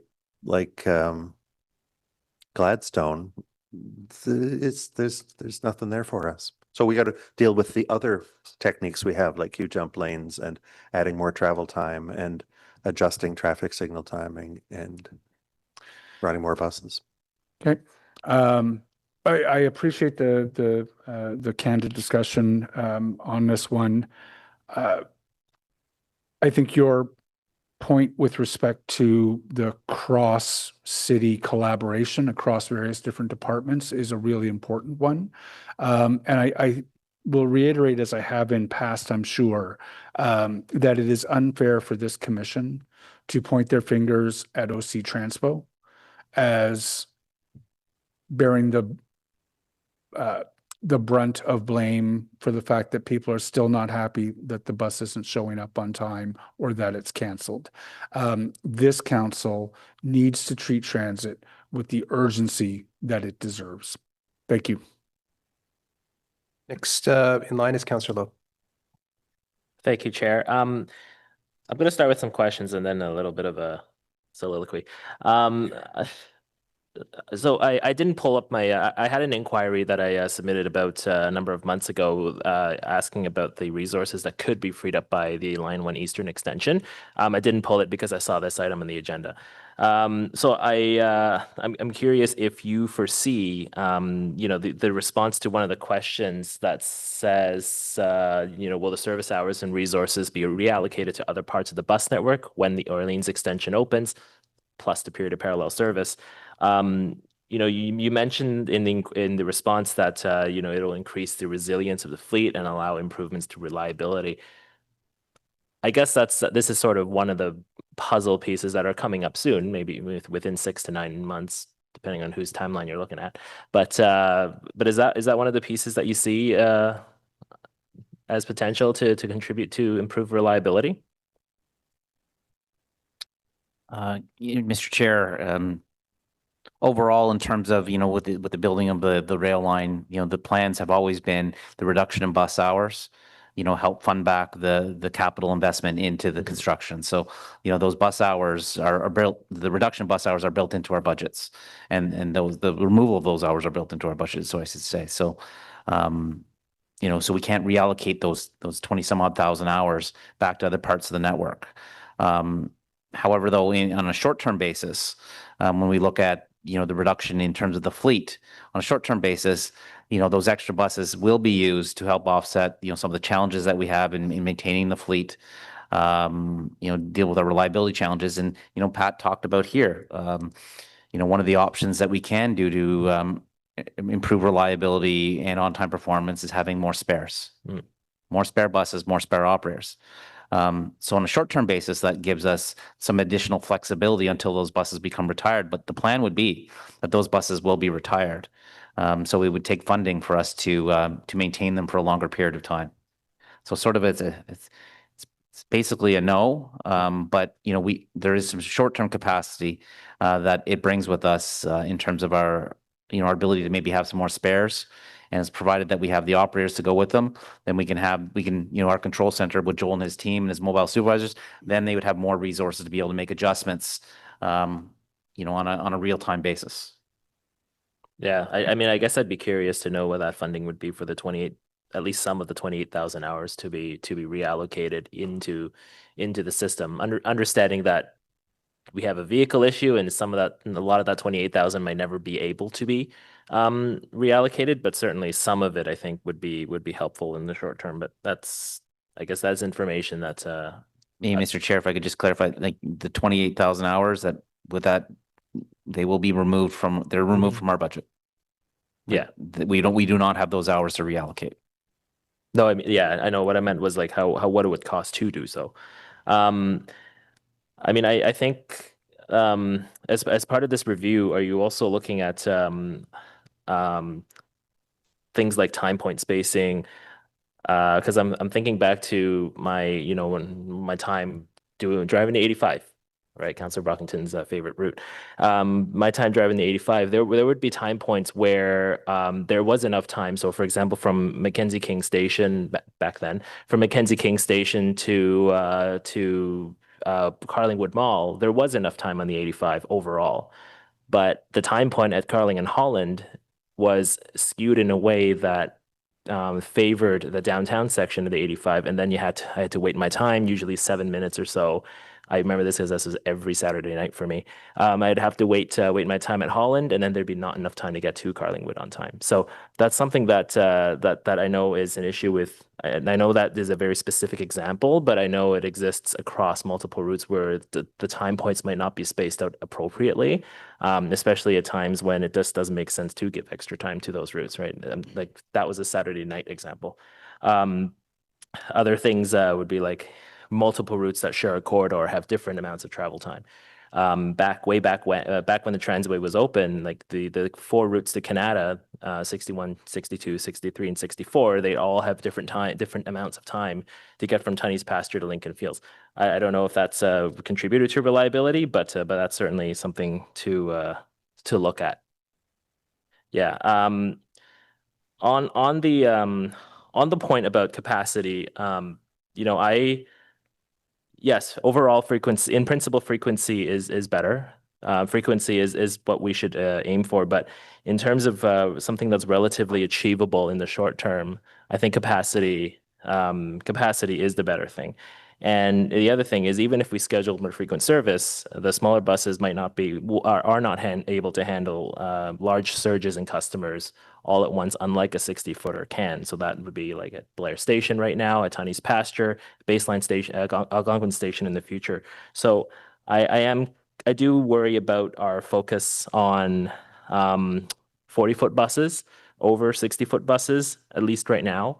I know our transit system is sort of in a bit of a state of flux and has been for a long time, but I don't believe the O train is the silver bullet to fix everything, because people still have to get to the O train. Barrhaven, for example, is quite a ways away from Algonquin and Limebank stations, and that capacity will need to be there when people transfer to and from the train. But I will note that I am happy to hear about the staggered procurement that Pat mentioned at the very beginning of the presentation, and hope that in the future we don't look at only the cost when we're procuring buses, that we have a longer view of what our future operational needs would be. Because yes, it's interesting to see that the 2 decisions in the 2000s and 2010s to procure almost 600 buses in two short orders, are now really coming back to bite the city in the rear. So thank you. Thank you. Councillor Carr. Thank you very much. Thank you very much for the detailed report. Perhaps this will follow up a little bit on what Councillor Leeper was saying. But when I read the report, it struck me that there's a lot of items that we can't get done right now, that we really are in, 18 to 24 months before we can see a serious improvement. So like, if we had all the money in the world that we gave you next year, could you procure more buses quicker than you are? Mr. Chair, the answer is no. Could you hire more mechanics than you presently are? Mr. Chair, we're trying our best to get as many mechanics as we can right now, so I think the answer would be no. Could we get line 1, or not line 1, the extension to line 1 open quicker to east? The answer again, Mr. Chair, is no. Could we get more Transpo buses delivered earlier? I think that, I'm hearing from Pat here, yes, there's a possibility on the paratransport side that we could procure more buses, but from a paratransport side of things, it's a different model, right, in terms of the service delivery, and we really do look at how we manage that service, because it is a combination of city-owned, operated, maintained minibuses, which represents about 1/3 of our fleet. But it's also very cost effective in that 2/3 of our fleet is contracted to the taxi industry that does the sedan and their taxis. So, but there is that possibility, but there would be obviously increased operating costs that would be associated with that. Okay, absolutely. So of all those things, the only thing that we can do is potentially speed up, get more Transpo buses. We can't get more mechanics. We can't get more buses. We can't speed up the extension to line 1 to the east. With more money won't solve that problem. That's correct, Mr. Chair. So if we gave you, for example, $50 million more in the budget next year, what could that money go towards to improve the reliability? So, I would jump to the next question. Is that one-time funding or ongoing funding? Because if it's one-time funding, it would be transit priority measures. It would be going out and making some of the road space allocation that are identified in the Transportation Master Plan. If it's ongoing funding, then it's things like standby operators at stations so that they're ready to jump in case there's a problem. It's increased recovery time outside rush hours when the constraints aren't caused by the size of the bus fleet. Those are three things that come to mind quickly. I'm sure if somebody handed me a check for $50 million, we'd come up with more wise ways of spending it. But I'm not trying to be facetious about it, but I know it's an illustration. But one-time funding we would use for physical improvements on the street. Ongoing funding we would use in parts of the system that aren't constrained by the size of the bus fleet. And that means outside rush hours. So, more recovery time at 1 PM might make that bus more likely to be on time for its trip at 3:30 in the afternoon. More staff time to do some of the legislated lunch breaks outside rush hours. These are things that could be done theoretically. Okay, thanks. I really appreciate that. And I'm glad to see Councillor Tierney's here as chair of PWEC. So some of these items that, if it was one-time funding, for example, like to add more bus lanes, are those items, like they're kind of transportation items, but they're covered by the OC Transpo budget, are they? Like transit priority lanes, bus lanes, all those sort of things? Council allocates transit priority funding to both the planning department and to the transit department. We both carry it. We both do, or we cooperate. They do the larger projects. We do the stuff with signs and bus stop moves, but it's one pool and it's allocated between two departments. Okay, thanks. So it would be correct for me to say that some of the greatest things that we could do to improve reliability right now would be things like adding bus lanes, removing on-street parking, all of those measures to make sure that the buses could get there quicker so they're not competing with regular car traffic as much, correct? Correct. Okay, thank you very much. Mr. Tierney, please. I'm back. Hey, guys. I just want to say, first of all, thanks a lot. You guys don't get enough credit, and I know we press hard many times. I do want to acknowledge ATU, great resolution. I'm very happy about that. Listen, I'm one of the more older generations, along with Steve DeRoche. Yeah, and we remember the 51 days of hell. We're glad we don't have to go through that. I know there were some people that were kind of cheering that on, oddly enough, but we're very happy that you were able to work with our operators, which are very important, and get something done. And kudos to the union as well. The other thing I wanted to point out is resources. Anytime somebody says, "Oh, more resources," hold on your wallet, folks. That means people want more money. But I think we've debunked the myth, thanks Councillor Carr, that even if you had bags of money, it's not going to change the speed of construction or change things. I think at the end of the day, it's about us doing what we're doing best, ensuring we're getting more buses, which I do have a concern about. I've been pretty vocal for the last few years that maybe in hindsight, a couple of years ago when we said, you know what, e-buses, great, yay, the world's moving that way. Now we're kind of trapped because we don't have enough diesel buses. But we're doing the best we can. So I do have concern about that. And at the end of the day, I'm hoping with continual follow-up, and I see the snowballing schedule, I'm using winter terms now, related to transportation. With this tranche of buses now shifting by 2 months, I'm hoping the next tranche we're able to hold firm or at least keep us updated, because I think there's a ripple effect that's just going to continue to happen. And with the shortage of buses already, I'm just very, very concerned. We can have mountains of operators, but if they don't have a bus to drive, we're going to have a real problem. So is that okay to ensure that we're always updated on a regular basis on that? Mr. Chair, yes. Great. That's it for me, Mr. Chair. Great job today. Thank you, Councillor Brockington. Thanks, Chair. So just to come back to this item, I just wanted to ask staff if following today's meeting, they could provide me with clarity on that road to 85%. That would be great as to your specific plans. And if I could also request in the 2026 budget documents for OC Transpo, if there can be a section that specifically states how resources in that year's budget will be allocated to the priority of getting us to the 85% on-time performance. Again, I struggle to see where from within the budget resources are going to this priority. So I'm just requesting, Chair, some additional clarity within the budget. Thank you. Okay, any comment on that? No? Okay, Councillor Kitts. Thank you so much, Chair. Really quickly, so I appreciated the acknowledgement that Route 30 has been an issue in the east. We know it's being impacted by extreme congestion. There's no redundancy in the road network.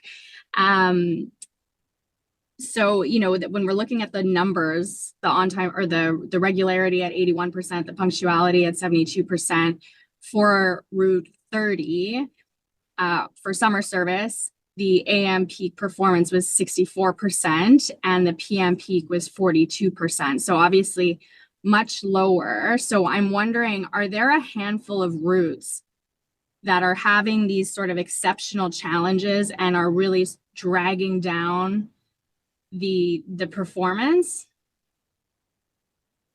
overall? Mr. Chair, referring back to my notes from the earlier presentation. So, you know, on the theoretical side, the nature of an average is there will always be half the examples below the mean and half the examples above the mean. So, but the ones that we are devoting the most attention to right now, where we have the greatest interest in finding out what's going on, were routes 18, 21, 30, 31, 42, 48, 53, 92, 110, 168, and 226, which affect all parts of the city. So there's not a regional concentration, but those 1, 2, 3, 4, 5, 6, 7, 8, 9, 11 routes were the ones that jumped out as needing attention first. Okay. Thank you for that. You know, you in response to Councillor Carr, you had given, you know, if we had more funding, we could do X, Y, Z for these routes that are particularly congested. You know, noting Brian Coburn, there's no additional lane that we could transfer over to be transit priority. The solutions that are coming they're coming now because of the new TMP that was approved, but they are years and years out. So, you know, I think we've all been saying, like, what do we do in the meantime?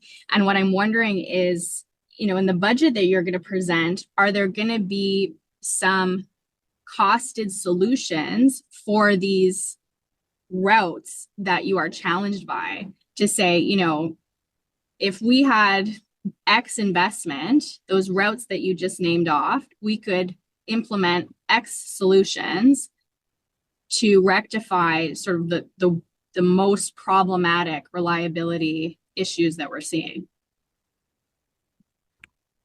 So, Mr. Chair, I can provide two pieces of information. One, that the work that we're now doing, and we're starting on Route 30, that is like the route work we did on Route 11, where we look at all the physical characteristics along the route, see where the variability is occurring. That work needs to occur before we know what the tactical measures could be along Route 30 to make improvements. Obviously, we know Route 30 will not be dealing with Blair Station and not be dealing with the 174 anymore once the train opens to the east and once we realign the bus routes. So that's one thing. The work that we're doing, we'll find out whether there's any short-term measures, or we'll identify what short-term measures we can make. As for what's in next year's budget, I think it's too early to know. But, you know, we're tabulating all of the things we're working on. as input to the potential budget. So solutions for Route 30, fair to say, are at least a year out because there won't be costed solutions in this budget. You need time. So we can kind of, it's going to be status quo reliability until approximately a year from now. I don't know that that is absolutely certain. There we will find what we can find, and we'll come to you with short-term recommendations if they're in your ward, and you'll meet the balance that you're comfortable with, Councillor. But we don't know what those are yet. So okay. They will take time, but I don't know if I'd say nothing can be done before a year from now. One thing we do know is overall the route needs more time. We'll arrange that route to have more time from end to end, and we're arranging that like now that we've seen what the results are. It's part of the continuous feedback loop. So yeah, but that addresses some in this report. That doesn't address all of them. Okay, because I'm quite genuinely challenged by what to tell residents. Like I don't feel like I have much to say to them, and when it comes to the budget, I could justify an increase if I could explain to them what they were going to see as an improvement. But right now, I feel like what I'm asking my residents, you know, depending on where we go on the budget, is either an increase to fares or an increase to the levy for no material changes to the routes that are most problematic. So that is what I'm challenged with right now, but I appreciated the conversation today because obviously that I'm not the only one that is really concerned about the reliability and what that means for sort of the greater transportation network in our city. Thank you, Chair. Mr. Chair, there's another illustration that might be helpful of just to boil down a big part of this report into a small, it's not a story, but just a concept. If we schedule a bus route to go end to end and it takes 60 minutes, and we're running a bus every half hour, let's say, or every 15 minutes. So it takes, 4 or 8 buses to make that loop. But it really takes 75 minutes to make that. So we have to put 2 more buses on the road. And we have to schedule the end-to-end time not to be in 60 minutes, but 75 minutes. So the effect on transit customers of the traffic congestion is the buses are slower to get from this point to this point because they flow with the traffic. And the effect on the budget is slower service costs more money. So putting in money into increasing on-time performance sometimes results in slower scheduled service, which is closer to actual, but with a higher cost. And it's a really hard story to tell that we have to spend more money as service gets slower. But that's just, the nature of the math. We can put money into increasing capacity, we can put money into increasing frequency, but when we put money into improving on-time measurements, it doesn't show as more buses on the road. It's still 2 buses an hour or 4 buses an hour going by that point. Thank you. Councillor Carr? Yeah, sorry. I just had a quick follow-up question. When Councillor Kitts was asking the question, and Pat, you were talking about those 11 routes that are citywide that you're looking at that are not meeting reliability. Will you be coming back to the transit committee and explaining what the recommendations are? Because I think it would be really helpful to know when those are citywide, to know, like, for example, on a particular route, it would be useful to have dedicated bike lanes, or like why the congestion is, so that we have a better understanding of what the delays are. It's possible. At that level of detail, it might take a long time to get through that list, and the list might have evolved by the time we get back to council on it. We do dates in the quarterly memo that we send out where we're making substantial schedule adjustments on bus routes, so we can advise that way. For the routes that we're going into, anywhere approaching the same kind of detail that we did for Route 11, maybe we should find a way of communicating that out to everybody, not necessarily taking the same amount of time and attention as we did at a meeting. We can find a way to do that. But for some of these routes, our work may find that the resolution is not conceptually difficult, and we just do it. And then I think we would just report back and saying, yeah, that's better. For some of them, if the issues become contentious, yeah. Yeah, no, I just think it would be interesting for us to have a better understanding perhaps of more specifics. I understand when you talk about things, we know what has been prioritized in the TMP, but for some of those routes that are more localized, for us, when we're dealing with questions constantly, I mean, I answer questions about the 48. I will admit I wrote you myself thinking that my bus was 6 minutes early, but in fact it was 24 minutes late on that same route. So I think it would just be really useful to understand the diagnostic, what happened, and if there are things that we can advocate for, particularly as we enter into budget season. But thank you. Thanks. Thank you, Councillor Menard. Thank you very much, Chair. Thanks for the report. I just wanted to touch on a more, I guess, localized topic, but Pat, I think my understanding is the 6, the 7, and the 12 are those the most utilized bus lines in the city? They could be. I'm not up to date on post-April ridership totals. Okay, but traditionally they're certainly all busy routes. Okay. Yeah, I know the 6 and the 7 are top 3, but the 12 was the question mark for me. The 6, 7, and 12 in the report also were the least reliable of all the routes in this last transit report. And I'm wondering if I think that was true. I'm wondering if there is a relationship between the most utilized routes in the city and the least reliable, and then being the least reliable as well. Like, what's the relationship there? Why is that the case?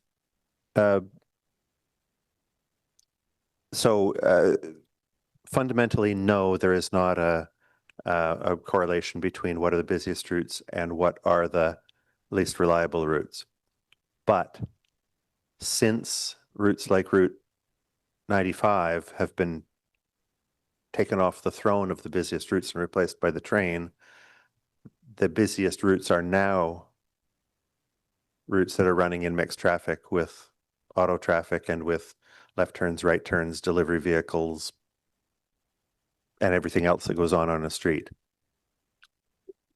Okay, and sorry, go ahead. The routes that were listed in that earlier presentation are the routes on which the most number of trips weren't delivered. And the routes on which the most number of trips aren't delivered is always going to be pushed up to be one of the routes on which the most trips are attempted to be delivered. So those routes probably, if they have the most trips not delivered, they probably also have the most trips delivered. There can be unreliable routes that are less frequent. There can be unreliable routes that are that have lower ridership. Those routes are there because they operate on streets like Montreal Road and Bank Street, where they are in contention with a lot of other uses of the road. Yeah, I appreciate that. I was hoping to hear a correlation there because obviously there's something going on when those are the 3 most utilized routes, I believe, and the three most, I guess, unreliable or least trips delivered of all the routes. And I guess when you're talking about a solution to bus reliability, which I think is the most important thing to be talking about right now. If those top 3 routes, we need to get those right first, given the amount of passengers that are taking those routes. And I think we're working on solutions for more on-street bus lanes, advanced lights, 24/7 bus lane pieces opposite to rush hour bus lane areas. Like, all of that is being discussed and some of it implemented.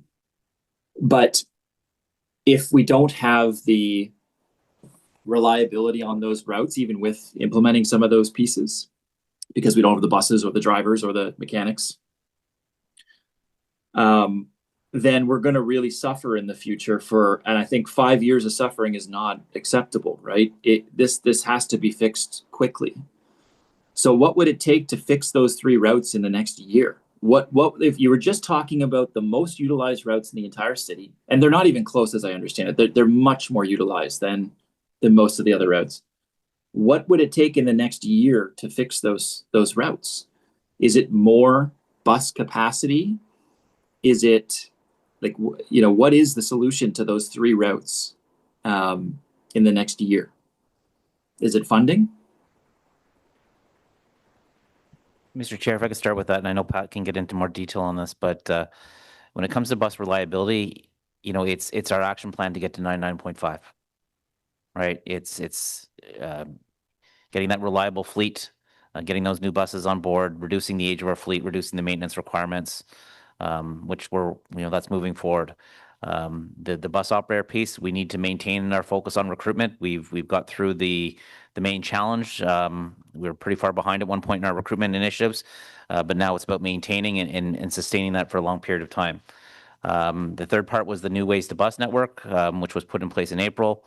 We're going through the analysis, we're doing all that research, but that's when we get into the pieces where congestion and I think those, things like the transit priority measures will help. We need those things to help us get to that 99.5. But so we're attacking, internally within OC Transpo, 2 of the 3 big variables that are impacting our reliability. That third one is really going to come down to the traffic congestion and those transit priority measures. But the other thing I just wanted to mention as well too, in that, our control center and our field team, they work hard they don't like canceling trips at all. We want to deliver every trip that we advertise. But when they look at, when they're forced to make some tough decisions because buses are running really late, or you got the CLC breaks, those types of things, they've got their sort of decision tree that they look at, and they try to avoid routes that are affected, that are servicing, obviously school routes, first and last trips, hospital routes that are very infrequent, in which customers have limited choices. So unfortunately, some of those more frequent routes that you see there, they're the ones that become the ones that get canceled, so that we can minimize the impact as much as possible. But it's not an ideal situation. And I think Pat can get a little bit more detail into what we specifically need to achieve that 99.5 on the service delivery piece. I'm sorry, I was going to speak about reliability on those streets, but just to go back as just a point of information, yes, those are among the busiest routes in the network. In order, the busiest routes that we saw in the spring were Route 88 on Baseline, Route 6 on Bank Street, Route 12 on Montreal Road, Route 75 on the Transitway out to Barrhaven, Route 85 going east-west along Carling, Route 98 on the Transitway to Greenboro, Route 7 Manor Park, Bank Street to Carleton, Route 14 on Gladstone, Route 80 on Merivale, Route 111 going east-west on Meadowlands. Those are our top 10 busiest routes. But yes, 6, 7, and 12 are all in the top. They are numbers 2, 3, and 7. So they're certainly very busy routes. Yeah, very, very helpful, and I appreciate the information, Chair. I just wanted to say, and Pat, I'll love you to follow up, but it seems to me what has happened is because of this big hole we have on the LRT side and all of the operational funding that we've had to put into that deal that has been signed, that we are struggling on the bus side, that we are looking for cuts to our bus system, which was already struggling, but now there's no more cuts that could come from bus service. There has to be investment there. And it shouldn't come from the bus service to make up for what is a big hole in our LRT budget. That's my concern. Is buses is still a huge part of the backbone of the city, and I don't want to see it reduced to make up for some other transit hole in LRT when we're seeing people suffer from reduced reliability, high fares, and lower ridership as a result. So. And these major routes that we're talking about, those top 10, Chair, we have to focus on the top routes first, get those right, and then move from there. And that's why I think this 5-year action plan, we need a 1-year action plan. How are you fixing the top routes within a year, right? Then we move from there. Sorry, Pat, I didn't mean to interrupt you. Sorry, was there a question? I lost track of it. Is there a question still, Councillor? I think Pat was going to say something and I might have interrupted him by accident because of the. I think the councillor asked what could be done within the next year to improve reliability on routes 6, 7, and 12. There's been a very detailed study of transit priority measures on Bank Street. Implementation of the findings from that study many of them would be short-term. All of them would help. There would be the possibility of going further. Bank Street suffers from being a very popular street with a lot of uses. Our service suffers on Bank Street through the glebe because of left turns and because of parking in the off-peak direction. And that has since time began been our problem on Bank Street. And that's the left turns before events are tremendously disruptive to our customers going to the same events. And I know there's recommendations in that plan to address some of those points.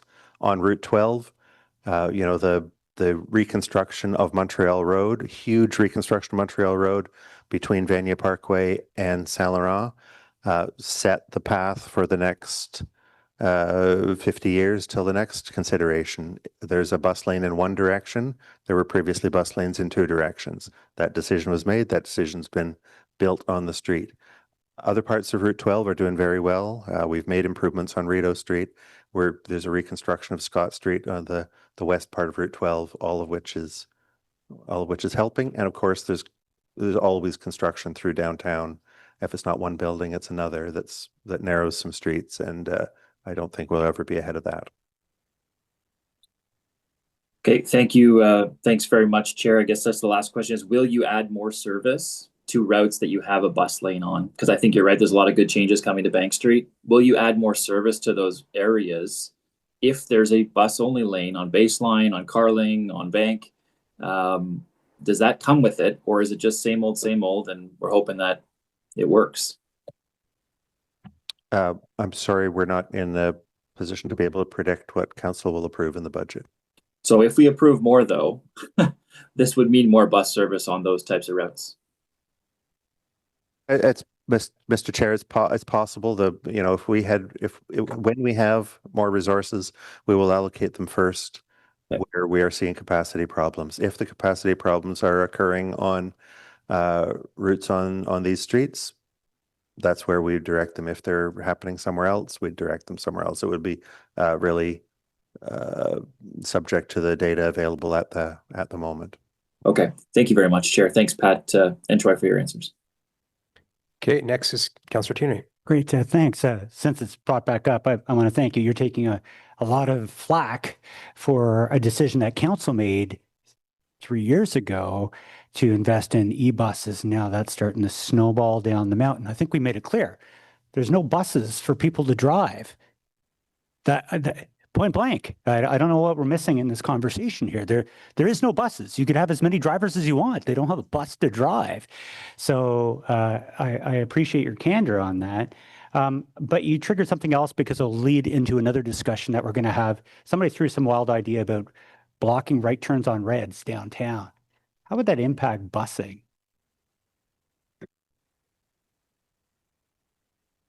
Would that not add to the already lengthy drives and turns when it comes to queuing? By the way, this isn't just somebody threw this out wildly. Banning right turns on red in downtown would. There's probably a lot of dedicated lanes, but there's certainly some. If it improved road safety, then there would be fewer delays in front of our buses. Yeah. We don't make that many right turns with our buses. I was going to say, the northbound on Bank to east on Queen is probably our busiest. That's what I was thinking is Queen. And then there's also the other spot near Bank Street. And I'm trying to think if you could do an evaluation of that and circulate it. I think that'd be helpful. I'm not sure. I mean, the staff certainly could, but yeah, whether we're the right people to comment on it, I'm not certain. They're your buses and your routes, so I just want to know if they're longer. It would not, just if it would be other things happening on the road. Sure. If they get better or worse, that would affect our bus operation. It wouldn't change our bus operation very much. So it wouldn't because- lengthen the routes? Not very much, because Okay, so it would. we're making right turns. Our buses are big. Why don't you take it back and They think find about it it and easiest to supply make a a right response turn to when the light- people if there's an increase on the length of the bus trip? Because I think there would be. Okay, we'll look into it. Look forward to it. It doesn't strike me that it would be a big change. Okay, thanks.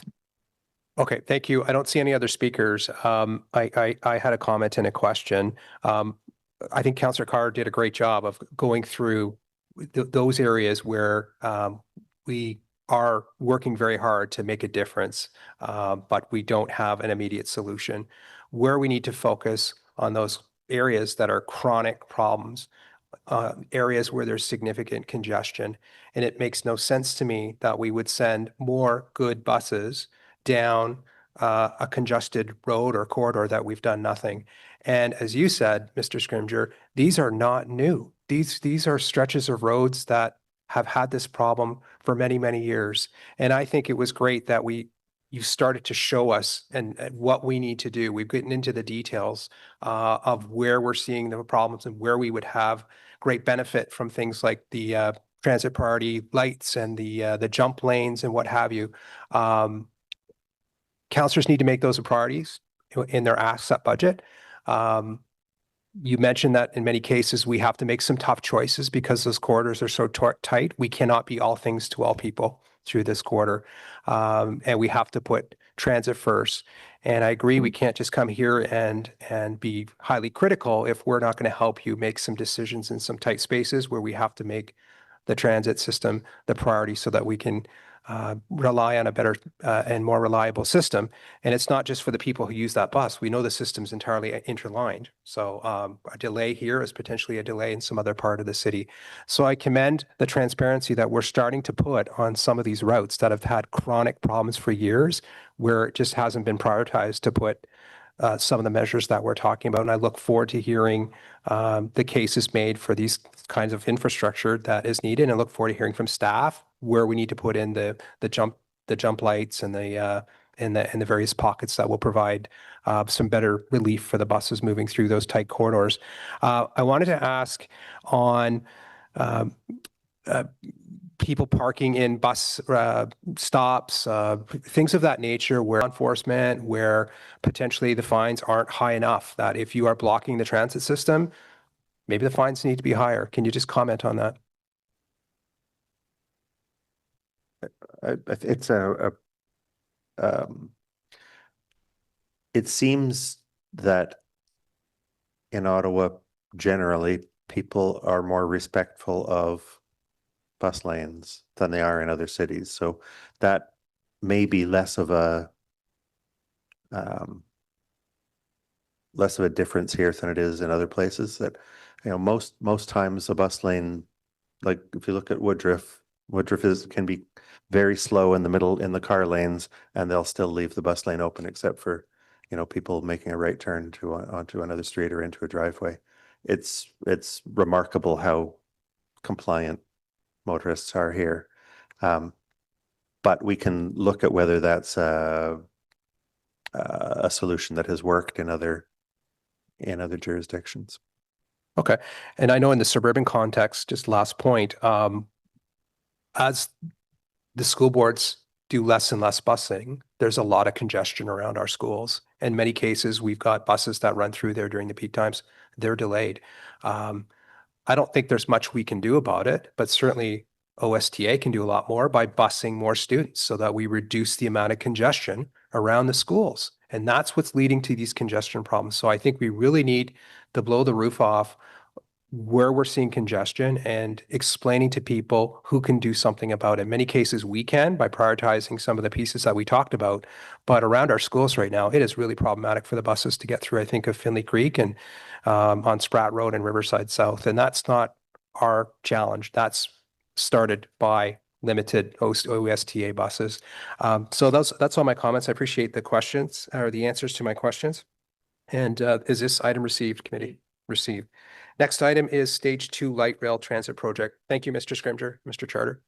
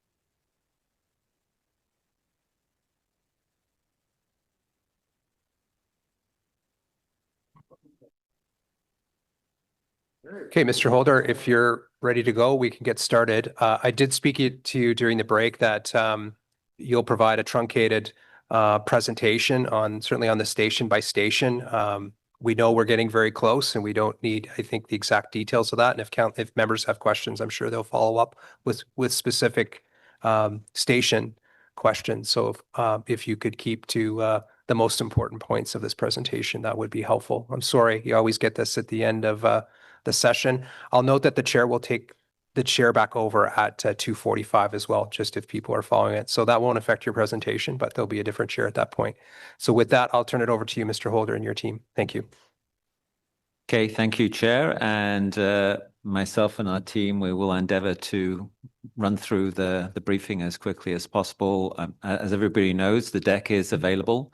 And so if people want to scrutinize some of the photographs that we have later, then that's possible.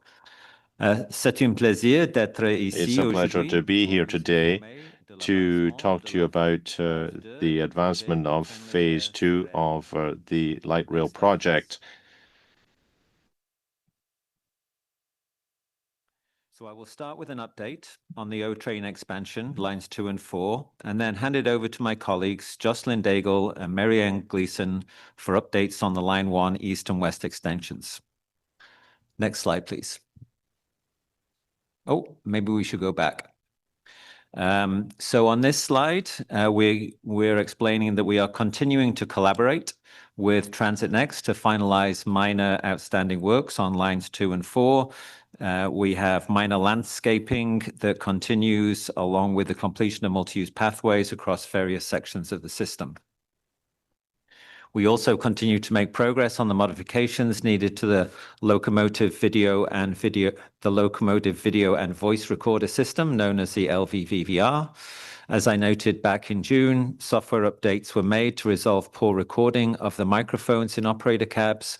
This issue has now been resolved, and we are now working on making additional software patches to improve general system functions.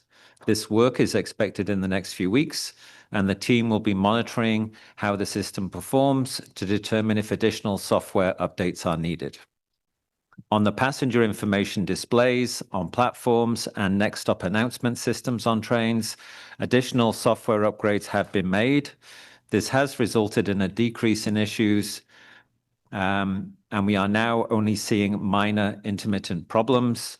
However, we recognize that there are still improvements to be made, and this is an iterative process. We will work with TNEX closely to apply patches, test, and monitor the systems as we have been doing over the last few weeks. Since the last update, we have also made some progress on the conformal frog by Beach Street and Brookfield. The city has received and approved the design changes, and we are currently working through the final contractual steps and finalizing a schedule. Completion of this work is expected before the end of the year. Installation of the bearing condition monitoring equipment has been completed. This system will provide an early indication on the condition of the axle bearings on vehicles as required by Transport Canada.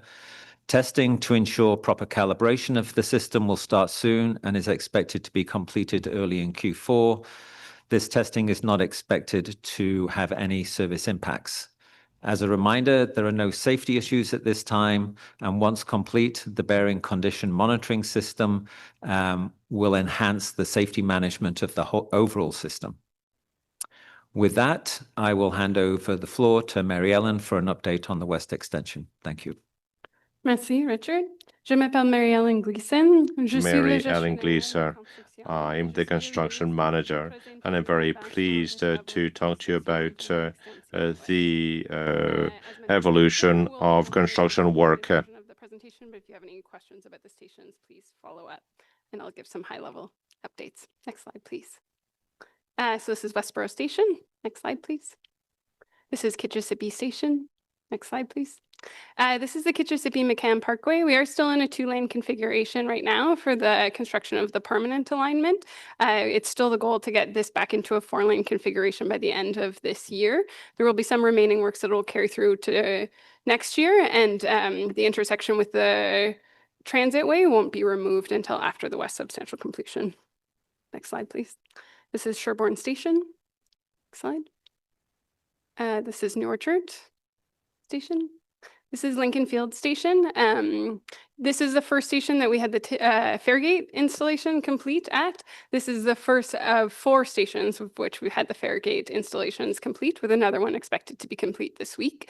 You can see here we've also made quite a lot of progress on the permanent bus loop construction. We also have construction ongoing on Carling Avenue.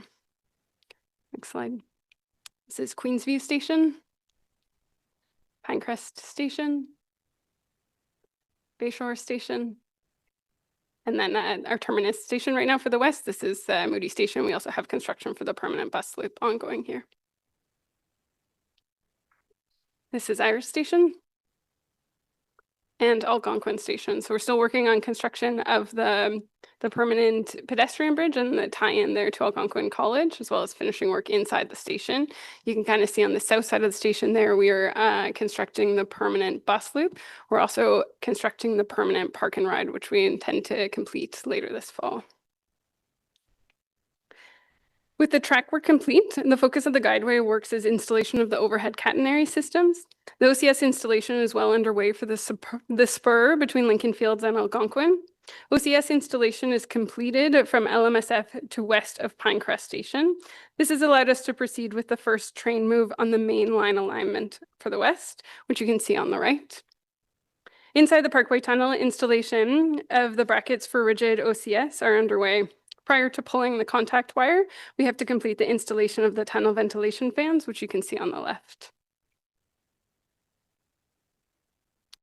Another significant scope of work the project is undertaking is the Revitalizing Richmond Road, which is the reconstruction of approximately 2 kilometers of roadway between of Richmond and Byron Avenue between Cleary and Ambleside. This work includes replacement of underground utilities, reconstruction of the roadway, and addition of cycle lanes and sidewalks. We understand that the revitalizing work on Richmond and Byron can be disruptive. We appreciate the community's patience and are committed to keeping them informed. We encourage everyone to continue to support the local businesses in this area. There are 2 major areas where we have construction. This one that you can see here is at the corner of New Orchard and Richmond.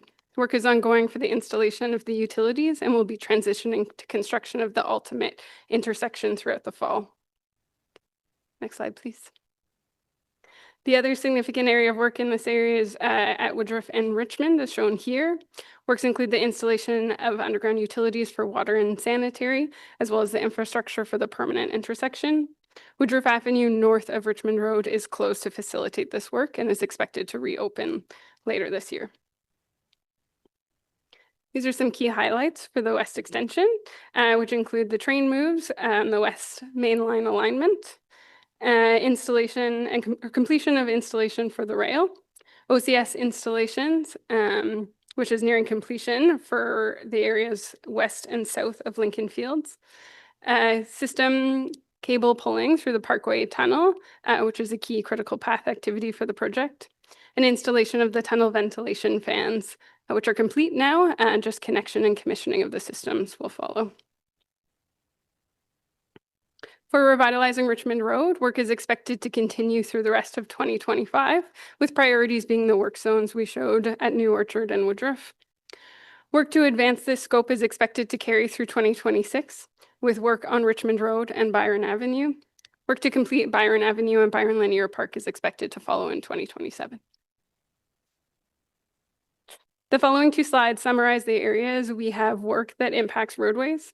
We understand these impacts are disruptive to communities, and we thank everyone for their patience as we continue to make progress. Listed here are the MTO interchanges. At Pinecrest, we've recently reopened the northwest on-ramp at the end of August, but work in the area is still ongoing to finalize the interchange and the intersection with Pinecrest and Queensview. The project does expect to have a stage on the main line of the 417, which is anticipated to happen in 2026. This fall, we expect lane shifts and closures on Richmond Road near Bayshore Drive, as well at Holly Acres. The current stage we have includes the closure of the southwest on-ramp.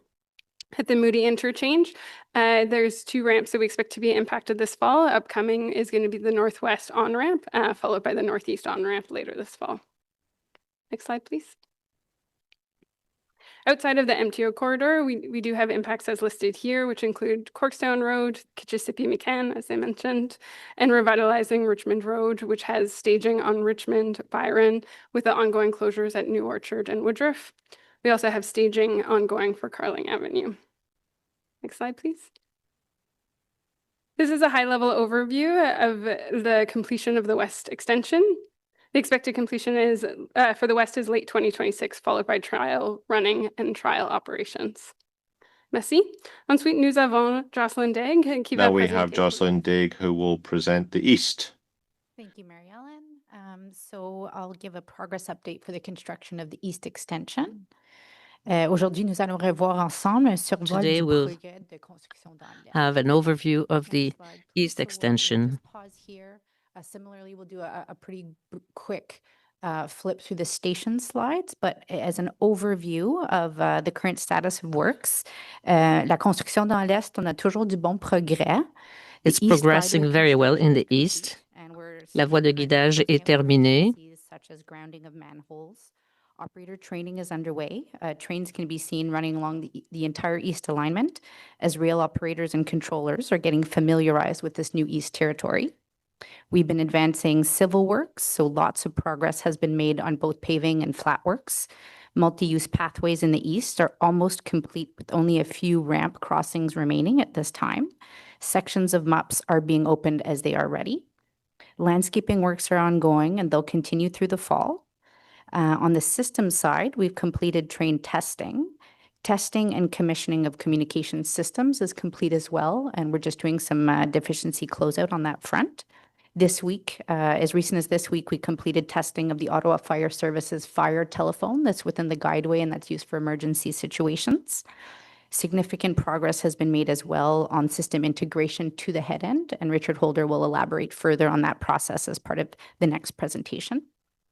Overview on the station side, we're currently focused on the integration of the fire life safety systems, as well as acquiring our building occupancy permits with building code services and getting our fire life safety sign-offs with Ottawa Fire Services. So that's really the focus of efforts across all 5 of the East stations. So we'll do sort of a quick flip through of the stations. Here we have Montreal. We can move on next to Jeanne d'Arc. Jeanne d'Arc, maybe just a quick note that the adjacent roundabout project just north of the station has been completed and is in use.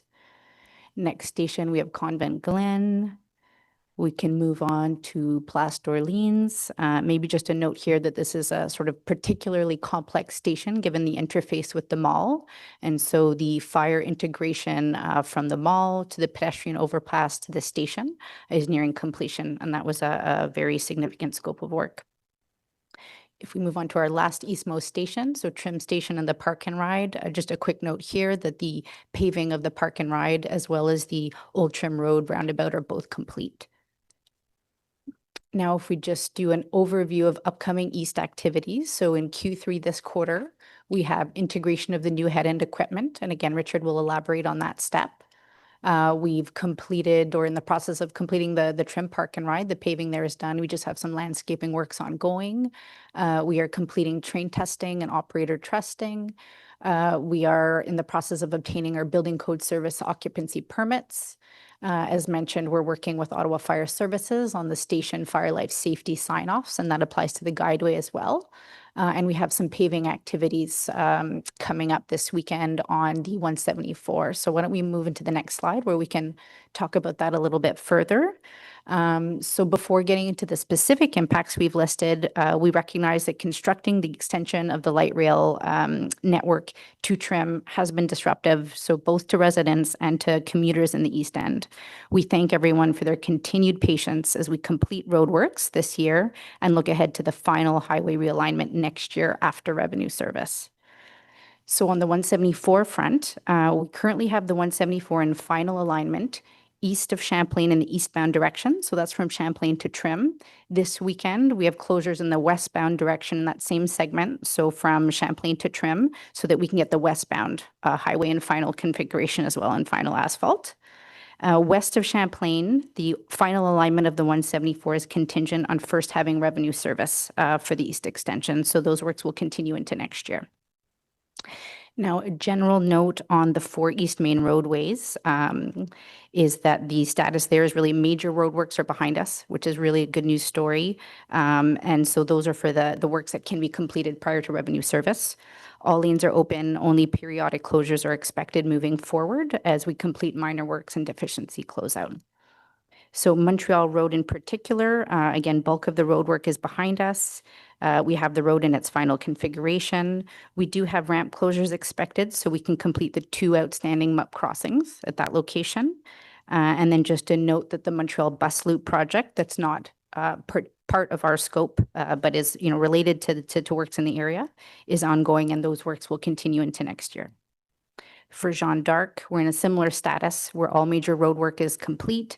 There too, we will have a ramp closure to complete the 1 outstanding MUP crossing. And as mentioned previously, that adjacent roundabout project is complete. So we had successful coordination there, and it's in use. If we move to the next slide, both for Orleans and Champlain Street, a similar update where major works is behind us.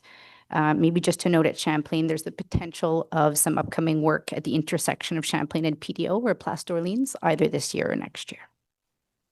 We can move on to exactly our East estimated timeline slide. So we have systems installation, which has been complete. We're currently in the system-wide commissioning phase and nearing completion. In this quarter as well, we have operations and maintenance training ongoing and nearing completion. And as we move into next quarter, we have EWC handover to city, or what we call substantial completion. That's followed by trial running and trial operations. And again, Richard will elaborate further on those three steps. We have that ongoing note again that remaining works, including the final 174 highway alignment, will continue into next year once we're in revenue service. So if we move on to our last slide for the East update, to give an update on vehicle production. Currently, 27 of the 38 light rail vehicles needed for the Stage 2 fleet have been delivered and accepted by the city.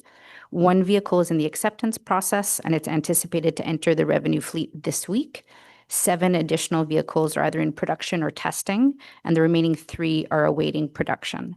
Probably the most important update for the group, though, is that LRVs are currently on track to meet both trial running requirements as well as the revenue service requirements for the East Extension. Donc, merci, Monsieur le Président. Thank you, Mr. Chair. Now I'll give the floor to Richard, who will present the East Pathway to Passenger Service. Before we conclude, I would like to provide an update on the path to revenue service for the O-Train Line 1 East extension. Next slide, please. So here we see the major milestones towards revenue service for the East extension. You'll notice that the sequence of events for the O-Train Line 1 East extension are different from those for the O-Train South extension. Right now, we are in the testing and commissioning and integration phase and continue to make important progress, which I will cover in the next slide. The next milestone is substantial completion. Substantial completion will validate that the system infrastructure designed and built by EWC meets the requirements of the project agreement. This step represents a contractual milestone and does not mean that the system is ready for passenger service. However, after substantial completion, RTM takes over maintenance responsibilities for the track infrastructure, and OC Transpo will be coordinating all vehicle movements. After substantial completion has been achieved, pre-trial running can begin. The pre-trial running period will have the same requirements as trial running and allows EWC, RTM, and OC Transpo teams to make any final adjustments and preparations ahead of trial running. Following the successful completion of pre-trial running, we will be ready for trial running.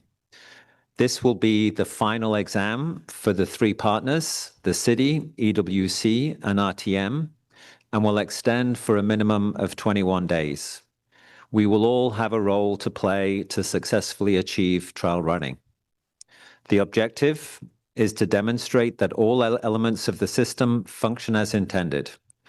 During trial running, we will assess system performance metrics and system reliability and operator and maintenance operations.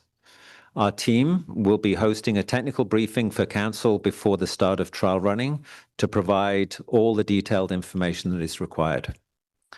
The final step before revenue service will be safety approvals and system preparations. Next slide, please. Since May 2025, we have progressively transferred systems from a test environment into the existing Line 1 architecture. Each gate, as we can see on this timeline, represents a migration of a specific group of systems that control and touch every aspect of Line 1 and the East Extension. Examples include the train control system, the passenger announcement and information systems, the power supply and distribution systems, the fire detection and alarm systems, and the CCTV surveillance systems. These gates have necessitated some interruptions to service, and we understand that these have been inconvenient, and we thank our customers for their patience. We have organized the work in such a way as to minimize this disruption as much as possible. We are currently working through the final stages of the migration process. Completion of Gate 5 will see the Transit Operations Control Center having full control and data acquisition functionality for the whole of Line 1 from Tunney's Pasture to Trim. I'm very pleased to report that this approach has been very successful, and I want to thank our partners, EWC and RTM, as well as the whole of the Transit Services team for their hard work and close collaboration. Next slide, please. An important validation exercise that needs to be completed prior to the start of trial running is a Line 1 East Extension performance test. This test is taking place this weekend with the objective of demonstrating that the integrated system can achieve the peak service levels specified in the project agreement. On Saturday, we will run through multiple test scenarios to stress the system utilizing 23 double-car trains between Tunney's Pasture and Trim stations. During this time, temporary speed restrictions will be safely suspended to assess travel times and headways as contemplated in the project agreement. This exercise will provide valuable insights for all partners in the Stage 2 project and allow for any lessons learned to be applied as we progress towards revenue service. I know that conducting these tests will cause further disruption to customers and appreciate their patience as we continue to make progress. Next slide, please.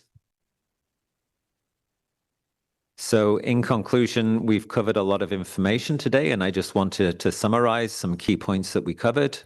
So on line 2 and 4, our teams are monitoring software updates to the next stop announcement system and passenger information display systems, and we continue to see improvements, and work is well underway to finish some final items, including work on the LVVR and retrofits on specific switches. In the East, testing and commissioning and Line 1 integration work is progressing well. The Line 1 East Extension performance test is happening this weekend, and a technical briefing will take place before the start of trial running. In the West, progress continues across the system, including stations, track, and overhead catenary system installations. Thank you, Chair. That concludes our presentation. Great. I think, Glenn, you might be having a problem, so I'll just... I'm here. I just wasn't sure if Vice Chair DeRoche was still in the room. But if he's not, I'll say go ahead, Councillor Toomey. Thank you, Chair. Thank you very much for the presentation. I think there's much excitement in the east end of the city. I don't know if it's worth putting up that the slide just before questions, just because there's media in the room, just so we can help make sure everyone's aware. We've seen the trains in the east end. I love watching them go by. They're a lot slower right now. And for the benefit of everybody else in the room that may have missed parts of this conversation before. So these trains, you'll be tested. Oh, yeah, one more before questions, if you could. There we go. Perfect. And so what speeds will you be testing at without the restrictors on? If you could reiterate that information about what's going to happen this weekend. So the area of the track in the east where we can achieve the maximum schedule speeds is well in the east as we approach trim, and we're looking at achieving 80 kilometers per hour. 80 kilometers. That's great news for the East End. We're really excited because that's some of the, I mentioned before, some of the concern. Oh, it's moving slow. No, we're still testing, everybody. Don't panic. We've always been saying the end of September. I love the phasing.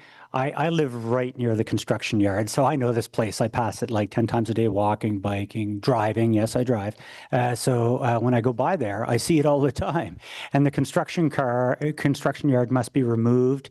And I know the contract's issued for the paving, for the lay-bys and all the bus turns. Obviously, there's no way to be able to achieve those timelines. And that's why I keep thinking February. If it comes earlier, great news. And there's also contingencies. You have to do the 21-day trial running for this to start the whole clock. And we've seen in the past where we haven't been able to achieve that. Let's say everything's perfect. Are you going to do the trial running while the lay-by circles are still being built to be able to remove some of that time frame? Or do you have to wait for the lay-by, wait for full completion, then do the trial running? Because you can see where this is going to just snowball. Like I said before, it's just going to continue. And that's why I'm thinking February, but maybe I'm wrong. Maybe you can prove me wrong. So 21 days, you have to have complete service.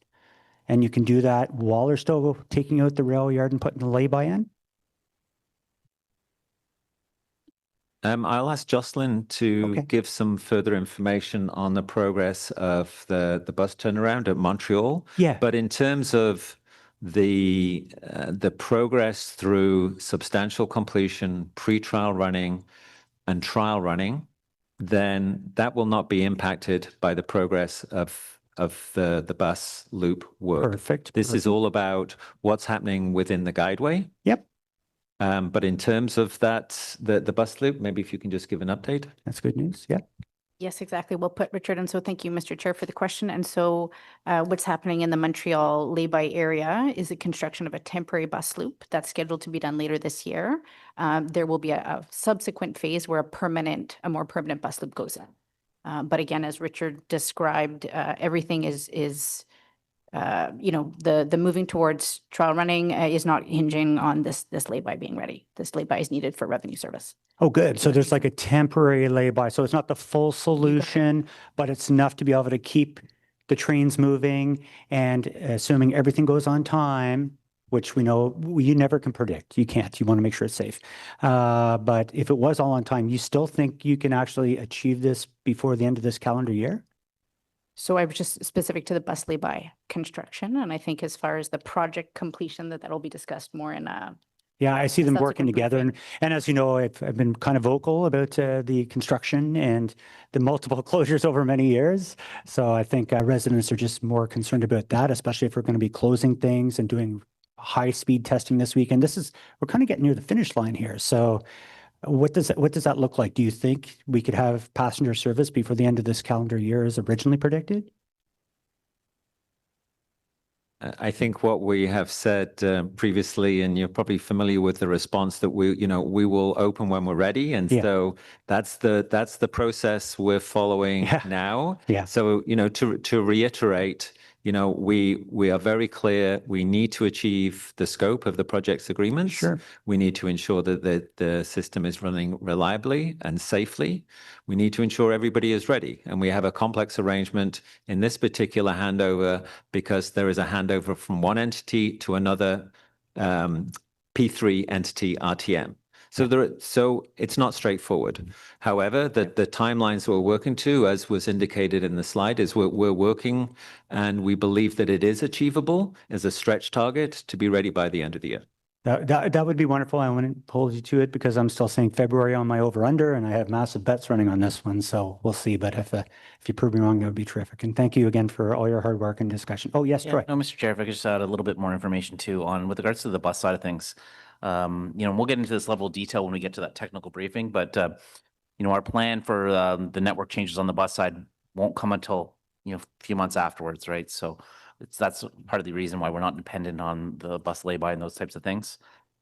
Because we're going to follow the successes of line 2 and 4. Yeah. We really want to, that was a good recipe in terms of how you go about doing a launch, how you do about going through the phases, when do you make the bus route changes. We're going to really follow that very, very closely. So some of those extra other elements aren't as critical. Yeah, and that's exactly what I was thinking. You got to time it to make sure we have the most success as well. And let's face it, you're not going to open it in November. Maybe you will. Maybe if you're lucky, December, forget it. It's Christmas season. And what, you're going to do it in January? Probably not. So that's why I'm saying February is probably when this is going to land, but we'll see how your schedules align and based on holidays, back to work and all that great stuff. So I look forward to what the real schedule is. Thank you. Councillor Lowe. Thank you, Chair. Three quick questions for me. One, I missed the timeline for the reopening of the Kitchissippi-McCann to 4 lanes. McCann. Thank you for the question, Chair. So the intent is to reopen to a 4-lane configuration by the end of the year. Okay. Second question is there's been a lot of system-wide or partial closures of the existing line 1 to do integration testing. I imagine there's more until the line's open. So I mean, looking forward, when the Western extension gets to a point where we can also do the system integration and testing and all that stuff, are we also looking at similar full line closures from what will then be Tunney's and Trim as well? I'm sure there'll be partial closures too, but in my mind, I see concern with the full line closures that do have to happen. Yeah, thank you, Chair, for the question. Then we anticipate that we will follow a similar process when we come to the migration of the systems in the West End. So it'll be something similar to what people have seen in the last few months. Okay, thanks very much. Just a suggestion. I would love to see some underground photos at Algonquin Station as part of a future update. Because right now it's looked the same for the last few updates. Thanks. Okay, Councillor Brockington. Thank you, Chair. Thanks again to staff for this report. Just a few quick comments. So line 2, Trillium line, southbound after leaving Mooney's Bay Station, there's a lot of trees and foliage planted. There was sort of a staging area between the station and the bridge that goes over the transitway in Sawmill Creek. The trees probably had a rough summer with the heat, and I'm just wondering if staff could give some attention on those trees. I'm not sure they're going to make it, and if we need to replant. I don't know if you have a comment on that. Thank you, Chair, for the question. We'll certainly take that away. I know that that there are a number of areas where there are joint areas of responsibility in terms of the landscaping and trees between the Trillium Line team and adjacent properties. But we can look into that and see what we can do in terms of cleaning it up. Okay, and just on the presentation started with line 2 and 4, so that's why I'm asking this real quick. Line 4, I took on Labor Day, and when I got to South Key Station, and maybe this exists, but do we have signage, thinking as a tourist, thinking as someone not from Ottawa, in place that says if you're going downtown, you need to cross the platform and go this way and not stay on the side of the platform you're arriving and potentially going southbound? Do we have signage, wayfinding signage at South Keys that indicates to potential out-of-towners which way to go to get downtown? And Mr. Chair, I'll ask Pat to answer the question on the wayfinding piece. Mr. Chair, we do, there's a lot of signage at South Keys, trying to address that actual question, but there's other questions too, like you have to stand here for the short train on line 4, and so we'll review whether that particular question is adequately addressed by the existing signage. I suspect it is, but I'll want to be sure. Fair enough, thank you.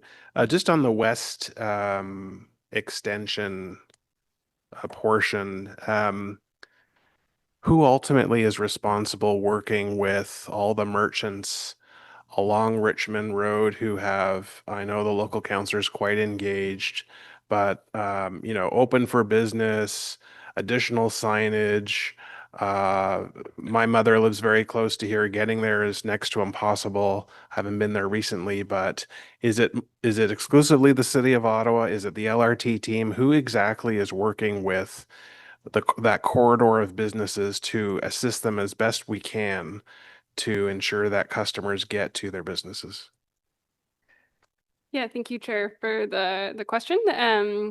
The transit services stakeholder team has been doing a lot of work coordinating with the businesses.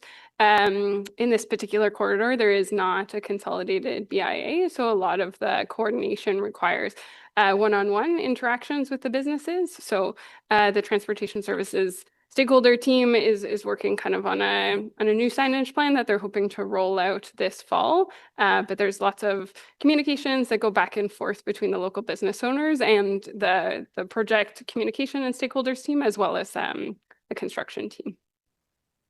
Okay, I appreciate it. I'm not going to pretend I know the issues in that area as intimately as the local councillor, but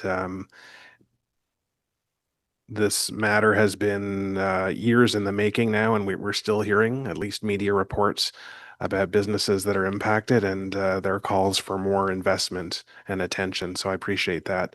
The last thing I'll just say, Chair, is as my youngest daughter travels around the city for her competitive soccer, I've been exposed to neighborhoods and parts of town I don't usually make it to, including the Far East End of the city. And as I travel to and from sort of, Eastern Orleans, Cumberland area, the LRT Eastern Extension looks fabulous. It really does. These stations look great. The line I see being tested and can't wait to get on it. Hopefully we'll get a sneak peek before we open. But I'm sure I share the same level of excitement as others that this will be great for our East End, and I'm very happy that the reports we're receiving today look very positive. We're basically in the final stretch here, and hopefully we can see this open in the new year. So thanks for the update. All right, thank you. Excitement is growing. I don't see any other hands up on the screen. Is there anyone else on committee with questions? Okay, do we need to receive this update? Yes, is this report received? Good, thank you. Okay, thanks to staff for that update, appreciate it. We are in the home stretch now of this meeting. 7.1 we've already received, so that's good. We have no in-camera items, so we're moving to section 9, which is motions of which notice has been previously given. And the first one is 9.1, motion from Councillor Lowe on the donated bus. You read this in last time, Councillor Lowe, fairly straightforward. Did you want to speak to it or introduce it at all? I'll do so very briefly. So bus number 4426 is a bus that the Canadian Transit Heritage Foundation has its eyes on. The Enviro, this particular model of bus is quite rare in amongst New Flyer buses, New Flyer being a major bus manufacturer in North America. Only several hundred of these buses were made, and Ottawa took advantage of the fact that this was an unpopular model and bought 326 of these. So anyway, either way, it's still part of our transit history here, and this organization is looking to preserve one, and I believe that it is appropriate to help them in helping preserve our transit history. I do have the support of staff on this, and I am very grateful for especially Rami's help. I think it was just Ram. I'm sorry if I forgot anyone else, but Rami and team's help on this. Okay, Councillor Menard with the question. Thanks so much, Chair Gao. I support the motion and appreciate Councillor Lowe bringing it forward. It makes a lot of sense to me. I had a question related to this on the motion, just speaking of kind of heritage assets for city staff. The heritage streetcar that had been worked on for some time, another piece of Ottawa's heritage. I know it's been off into storage, and there was a newspaper article on it recently. Is there an update from staff on when that may get back into the hands of the community in order to be able to work on it so that they can display it in the future, given it's Ottawa's last kind of remaining streetcar that could be on display? Mr. Chair, unfortunately, we don't have an update in terms of a timeline in terms of their work. I know they're having some challenges in terms of access and volunteers, but no, we don't have an update in terms of the timelines, and I'd be very hesitant to provide one given the previous timelines and estimates that have been provided to the city and council. Okay, I'll just say that, you know, it is something to be remembered and I think celebrated. There was a lot of work done on that streetcar previously, lots of hours put in by students and by experts. And I hope that we can find a way to display this important part of Ottawa's history in the near future, not the road, but a few years down the road. And I hope that we can, similar to Councillor Lowe's motion, these sorts of things are a good reminder and an important part of our heritage. So I just leave it there, Chair, and happy to support Councillor Lowe's motion. Okay, thank you. Any other questions on this one? I don't think so. So is this Lowe motion carried? Carried. Carried. Thank you. Okay, 9.2 is another Councillor Lowe motion, Heart's Desire and Rideau Glen bus services. Maybe not quite as straightforward as the last one. Councillor Lowe, do you want to introduce this?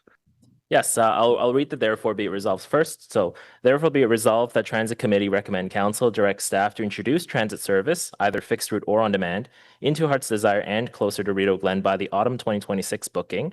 And be it further resolved that should no transit service be introduced into Heart's Desire or closer to Rideau Glen by the autumn 2026 booking, or if it is unfeasible, that all households in the two communities be reverted to the Rural Transit Area A transit property tax levy starting in the 2027 taxation year until such time as service is introduced. So these are two communities in my ward that were changed from RTA, the rural transit area, into the urban transit area in 2021 when the policy was changed to align a bit more with the urban boundary. There are one or two households here and there across the city that were changed from RTA to UTA. However, these two communities are the only agglomerations of households in the city where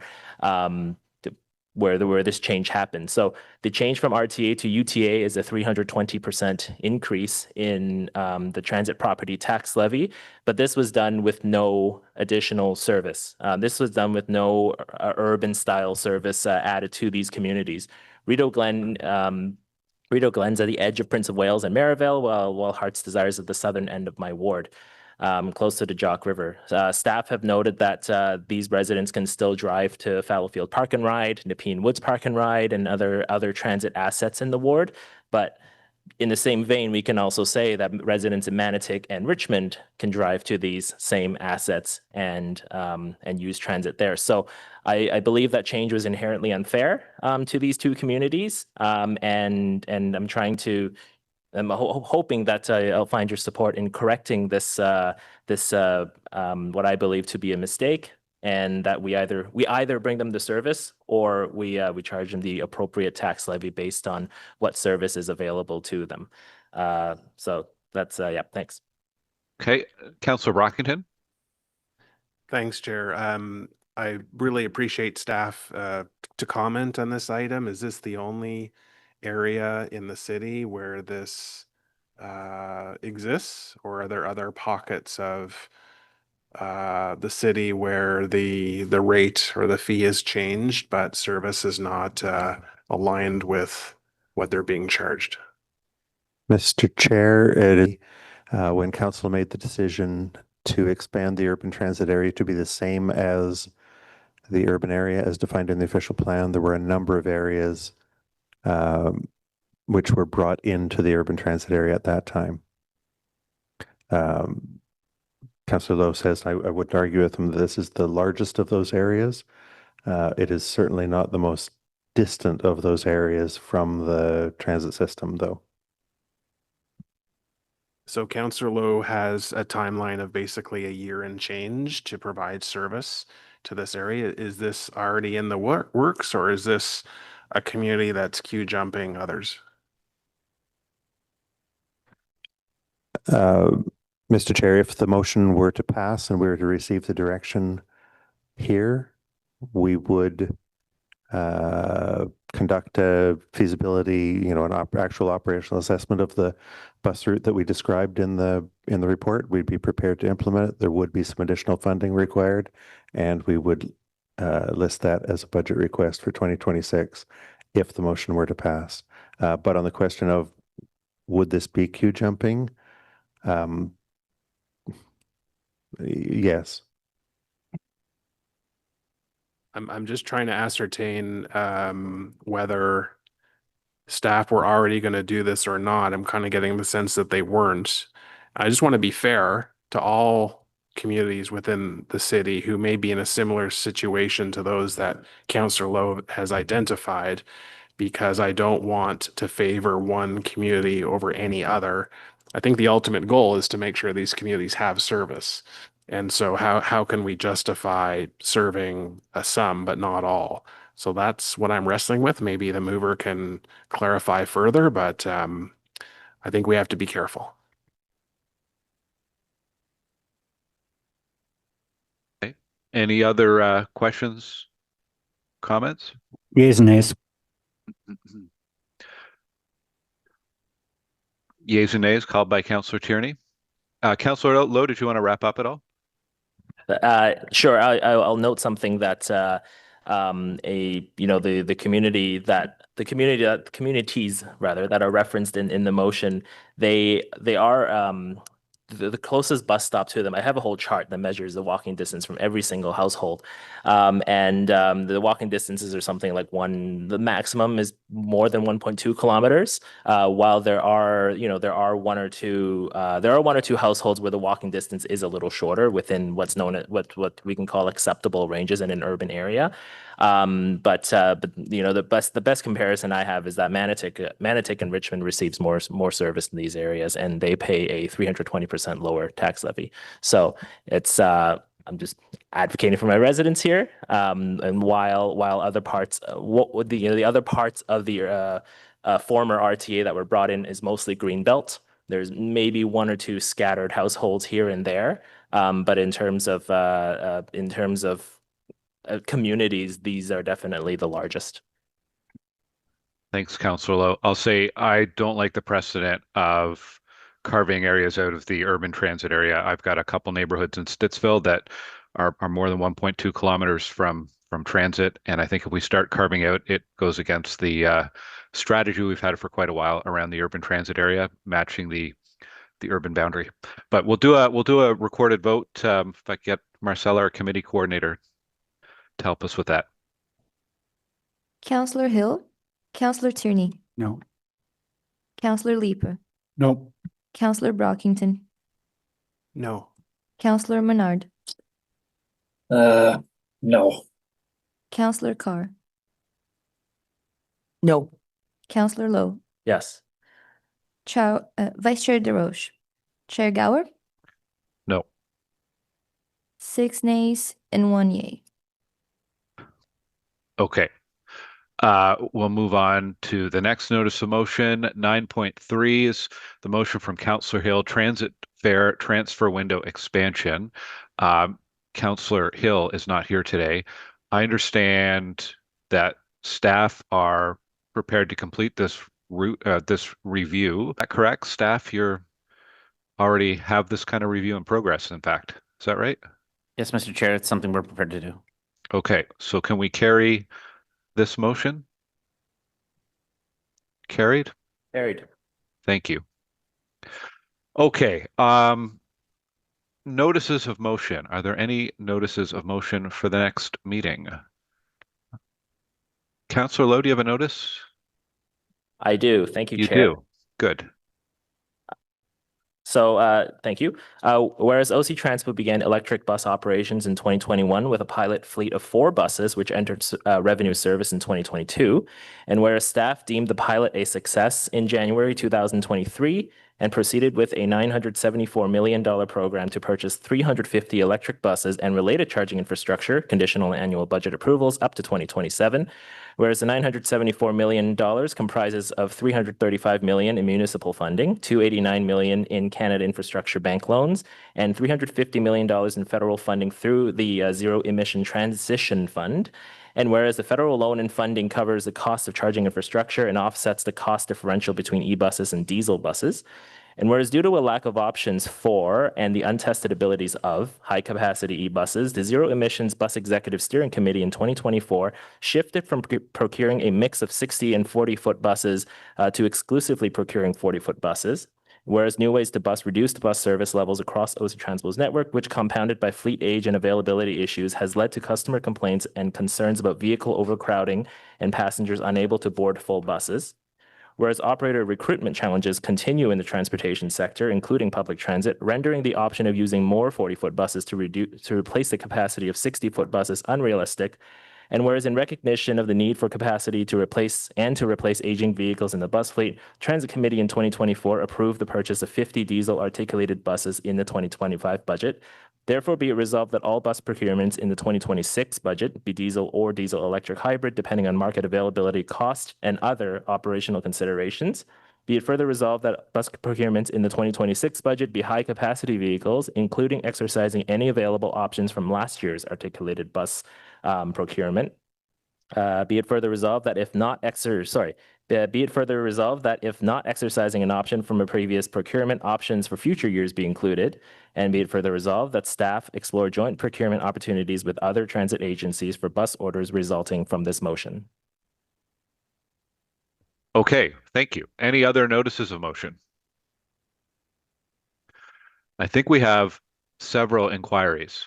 First on my list is Councillor Menard on behalf of Councillor Dudas. Thank you very much, Chair. And thanks to Councillor Dudas for putting this together, and want to give that councillor full credit for this. The inquiry reads as such: Ottawa school boards extensively rely on dedicated OC Transpo resources for the transportation of middle and high school students to and from school. With this, over 90% of all the discounted OC Transpo youth passes being purchased in bulk by school boards, creating two tiers of youth, those that have their bus pass paid for and those whose families are left to cover the cost personally. Through the 2025 budget process, OC Transpo eliminated the discounted youth pass, and council voted to delay this elimination until September 1st, 2025 to give OSTA and CTSO time to adjust. The elimination of the youth pass has further increased financial pressures for youth and their families who do not qualify for passes through their school board or transportation authority, as they are now required to purchase an adult pass at full fare. Looking at best practices from other municipalities across Canada, how do their transit services support youth transit in comparison to Ottawa? How do other Canadian transit systems that have direct arrangements with the local school boards support student transportation? Are there other recommendations or strategies that could be considered to better support youth transit, specifically including those who are not receiving a transit pass through their school board or transportation authority?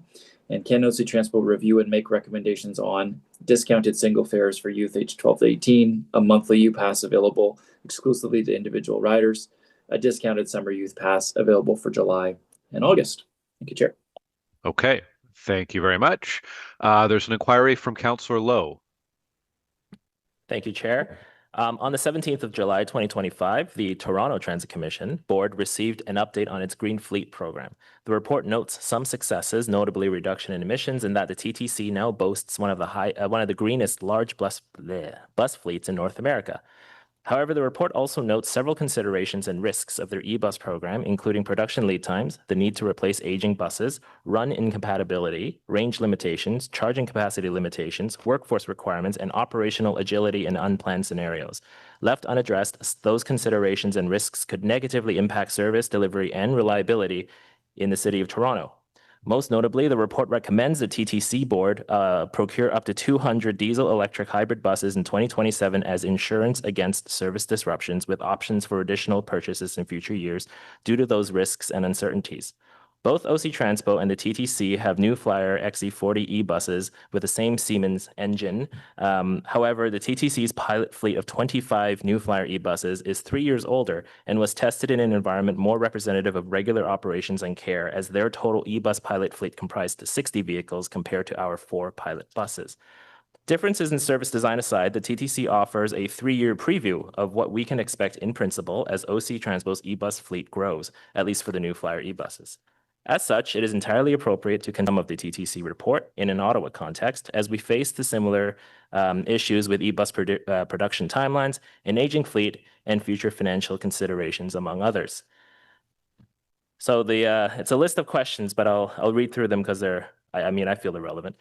So I'd like staff to please provide a range and mean distance between failure data for the 4 New Flyer pilot e-buses since entering revenue service in a chart with monthly data points and how that compares to the Nova Bus diesel fleet in the same time frame. Noting that the MDBF data does not capture the severity of the failure, please provide data on the average length of the time the pilot e-buses have been removed from revenue service since entering revenue service because of a propulsion-specific failure, and also how that compares to the Nova Bus diesel fleet's propulsion-specific failures. Same data for the previous 2 questions for the remaining e-buses. What is the usual real-world lifespan of an e-bus battery, and do our e-bus batteries have a warranty? Does OC Transpo have battery degradation targets, and are the pilot e-buses batteries performing and degrading as expected? What are OC Transpo's plans when e-bus batteries reach the end of life? Including battery replacement, how does an e-bus midlife refurbishment compare to that of a diesel bus, including cost? Excluding trippers and runs designed for e-buses, what is the average length in kilometers of a run? How do e-bus runs differ from runs designed for diesel buses? Are there contingency kilometers to account for unplanned scenarios like detours? In the current booking, what percentage of weekday runs are incompatible with e-buses? Same for weekend runs. And how will adjusting runs for e-buses affect service hours and cost, workforce requirements, vehicle requirements, and operational agility in unplanned scenarios at 25, 50, 75, and 100% e-bus fleet composition? The ZEB Executive Steering Committee noted the lack of tested options for 60-foot e-buses when the decision was made to shift to procuring 40-foot e-buses exclusively in the current ZEB phase. What is the expected fleet composition in the next phase of the ZEB? Will Saint-Laurent Garage accommodate all 350 e-buses to be purchased, conditional annual budgets, through the current CIB/ZETF agreement upon completion of charging infrastructure works approved and are underway? Within the current phase of the ZEB program, how has the delivery of vehicles and charging infrastructure aligned? What are the implications of pausing Earbus procurement in favor of diesel or diesel electric hybrid buses, including high capacity buses for the 2026 budget? And lastly, did the 60-foot diesel bus procurement as part of the 2025 budget include options for future years? Thank you. Okay, and Councillor Brockington has an inquiry. I regret it's very short, Mr. Chair. It's regarding service in the Central Park community of River Ward. High school students who live in the Central Park neighborhood are experiencing a 90-minute commute to travel to from the PN High School in Notre Dame. Both the frequency of bus routes and schedules are significantly impacting the commute of students. Will OC Transpo make some adjustments to better serve high school students who live in the Central Park neighborhood? Thank you. Okay, are there any other inquiries? Good. There's no other business today. And with that, we are adjourned. Our next meeting is November 24th, 2025. That'll be our budget meeting. Thanks to Councillor Desroches for chairing most of the meeting in person. Sorry I couldn't be there. Thanks everybody for behaving yourselves for the most part.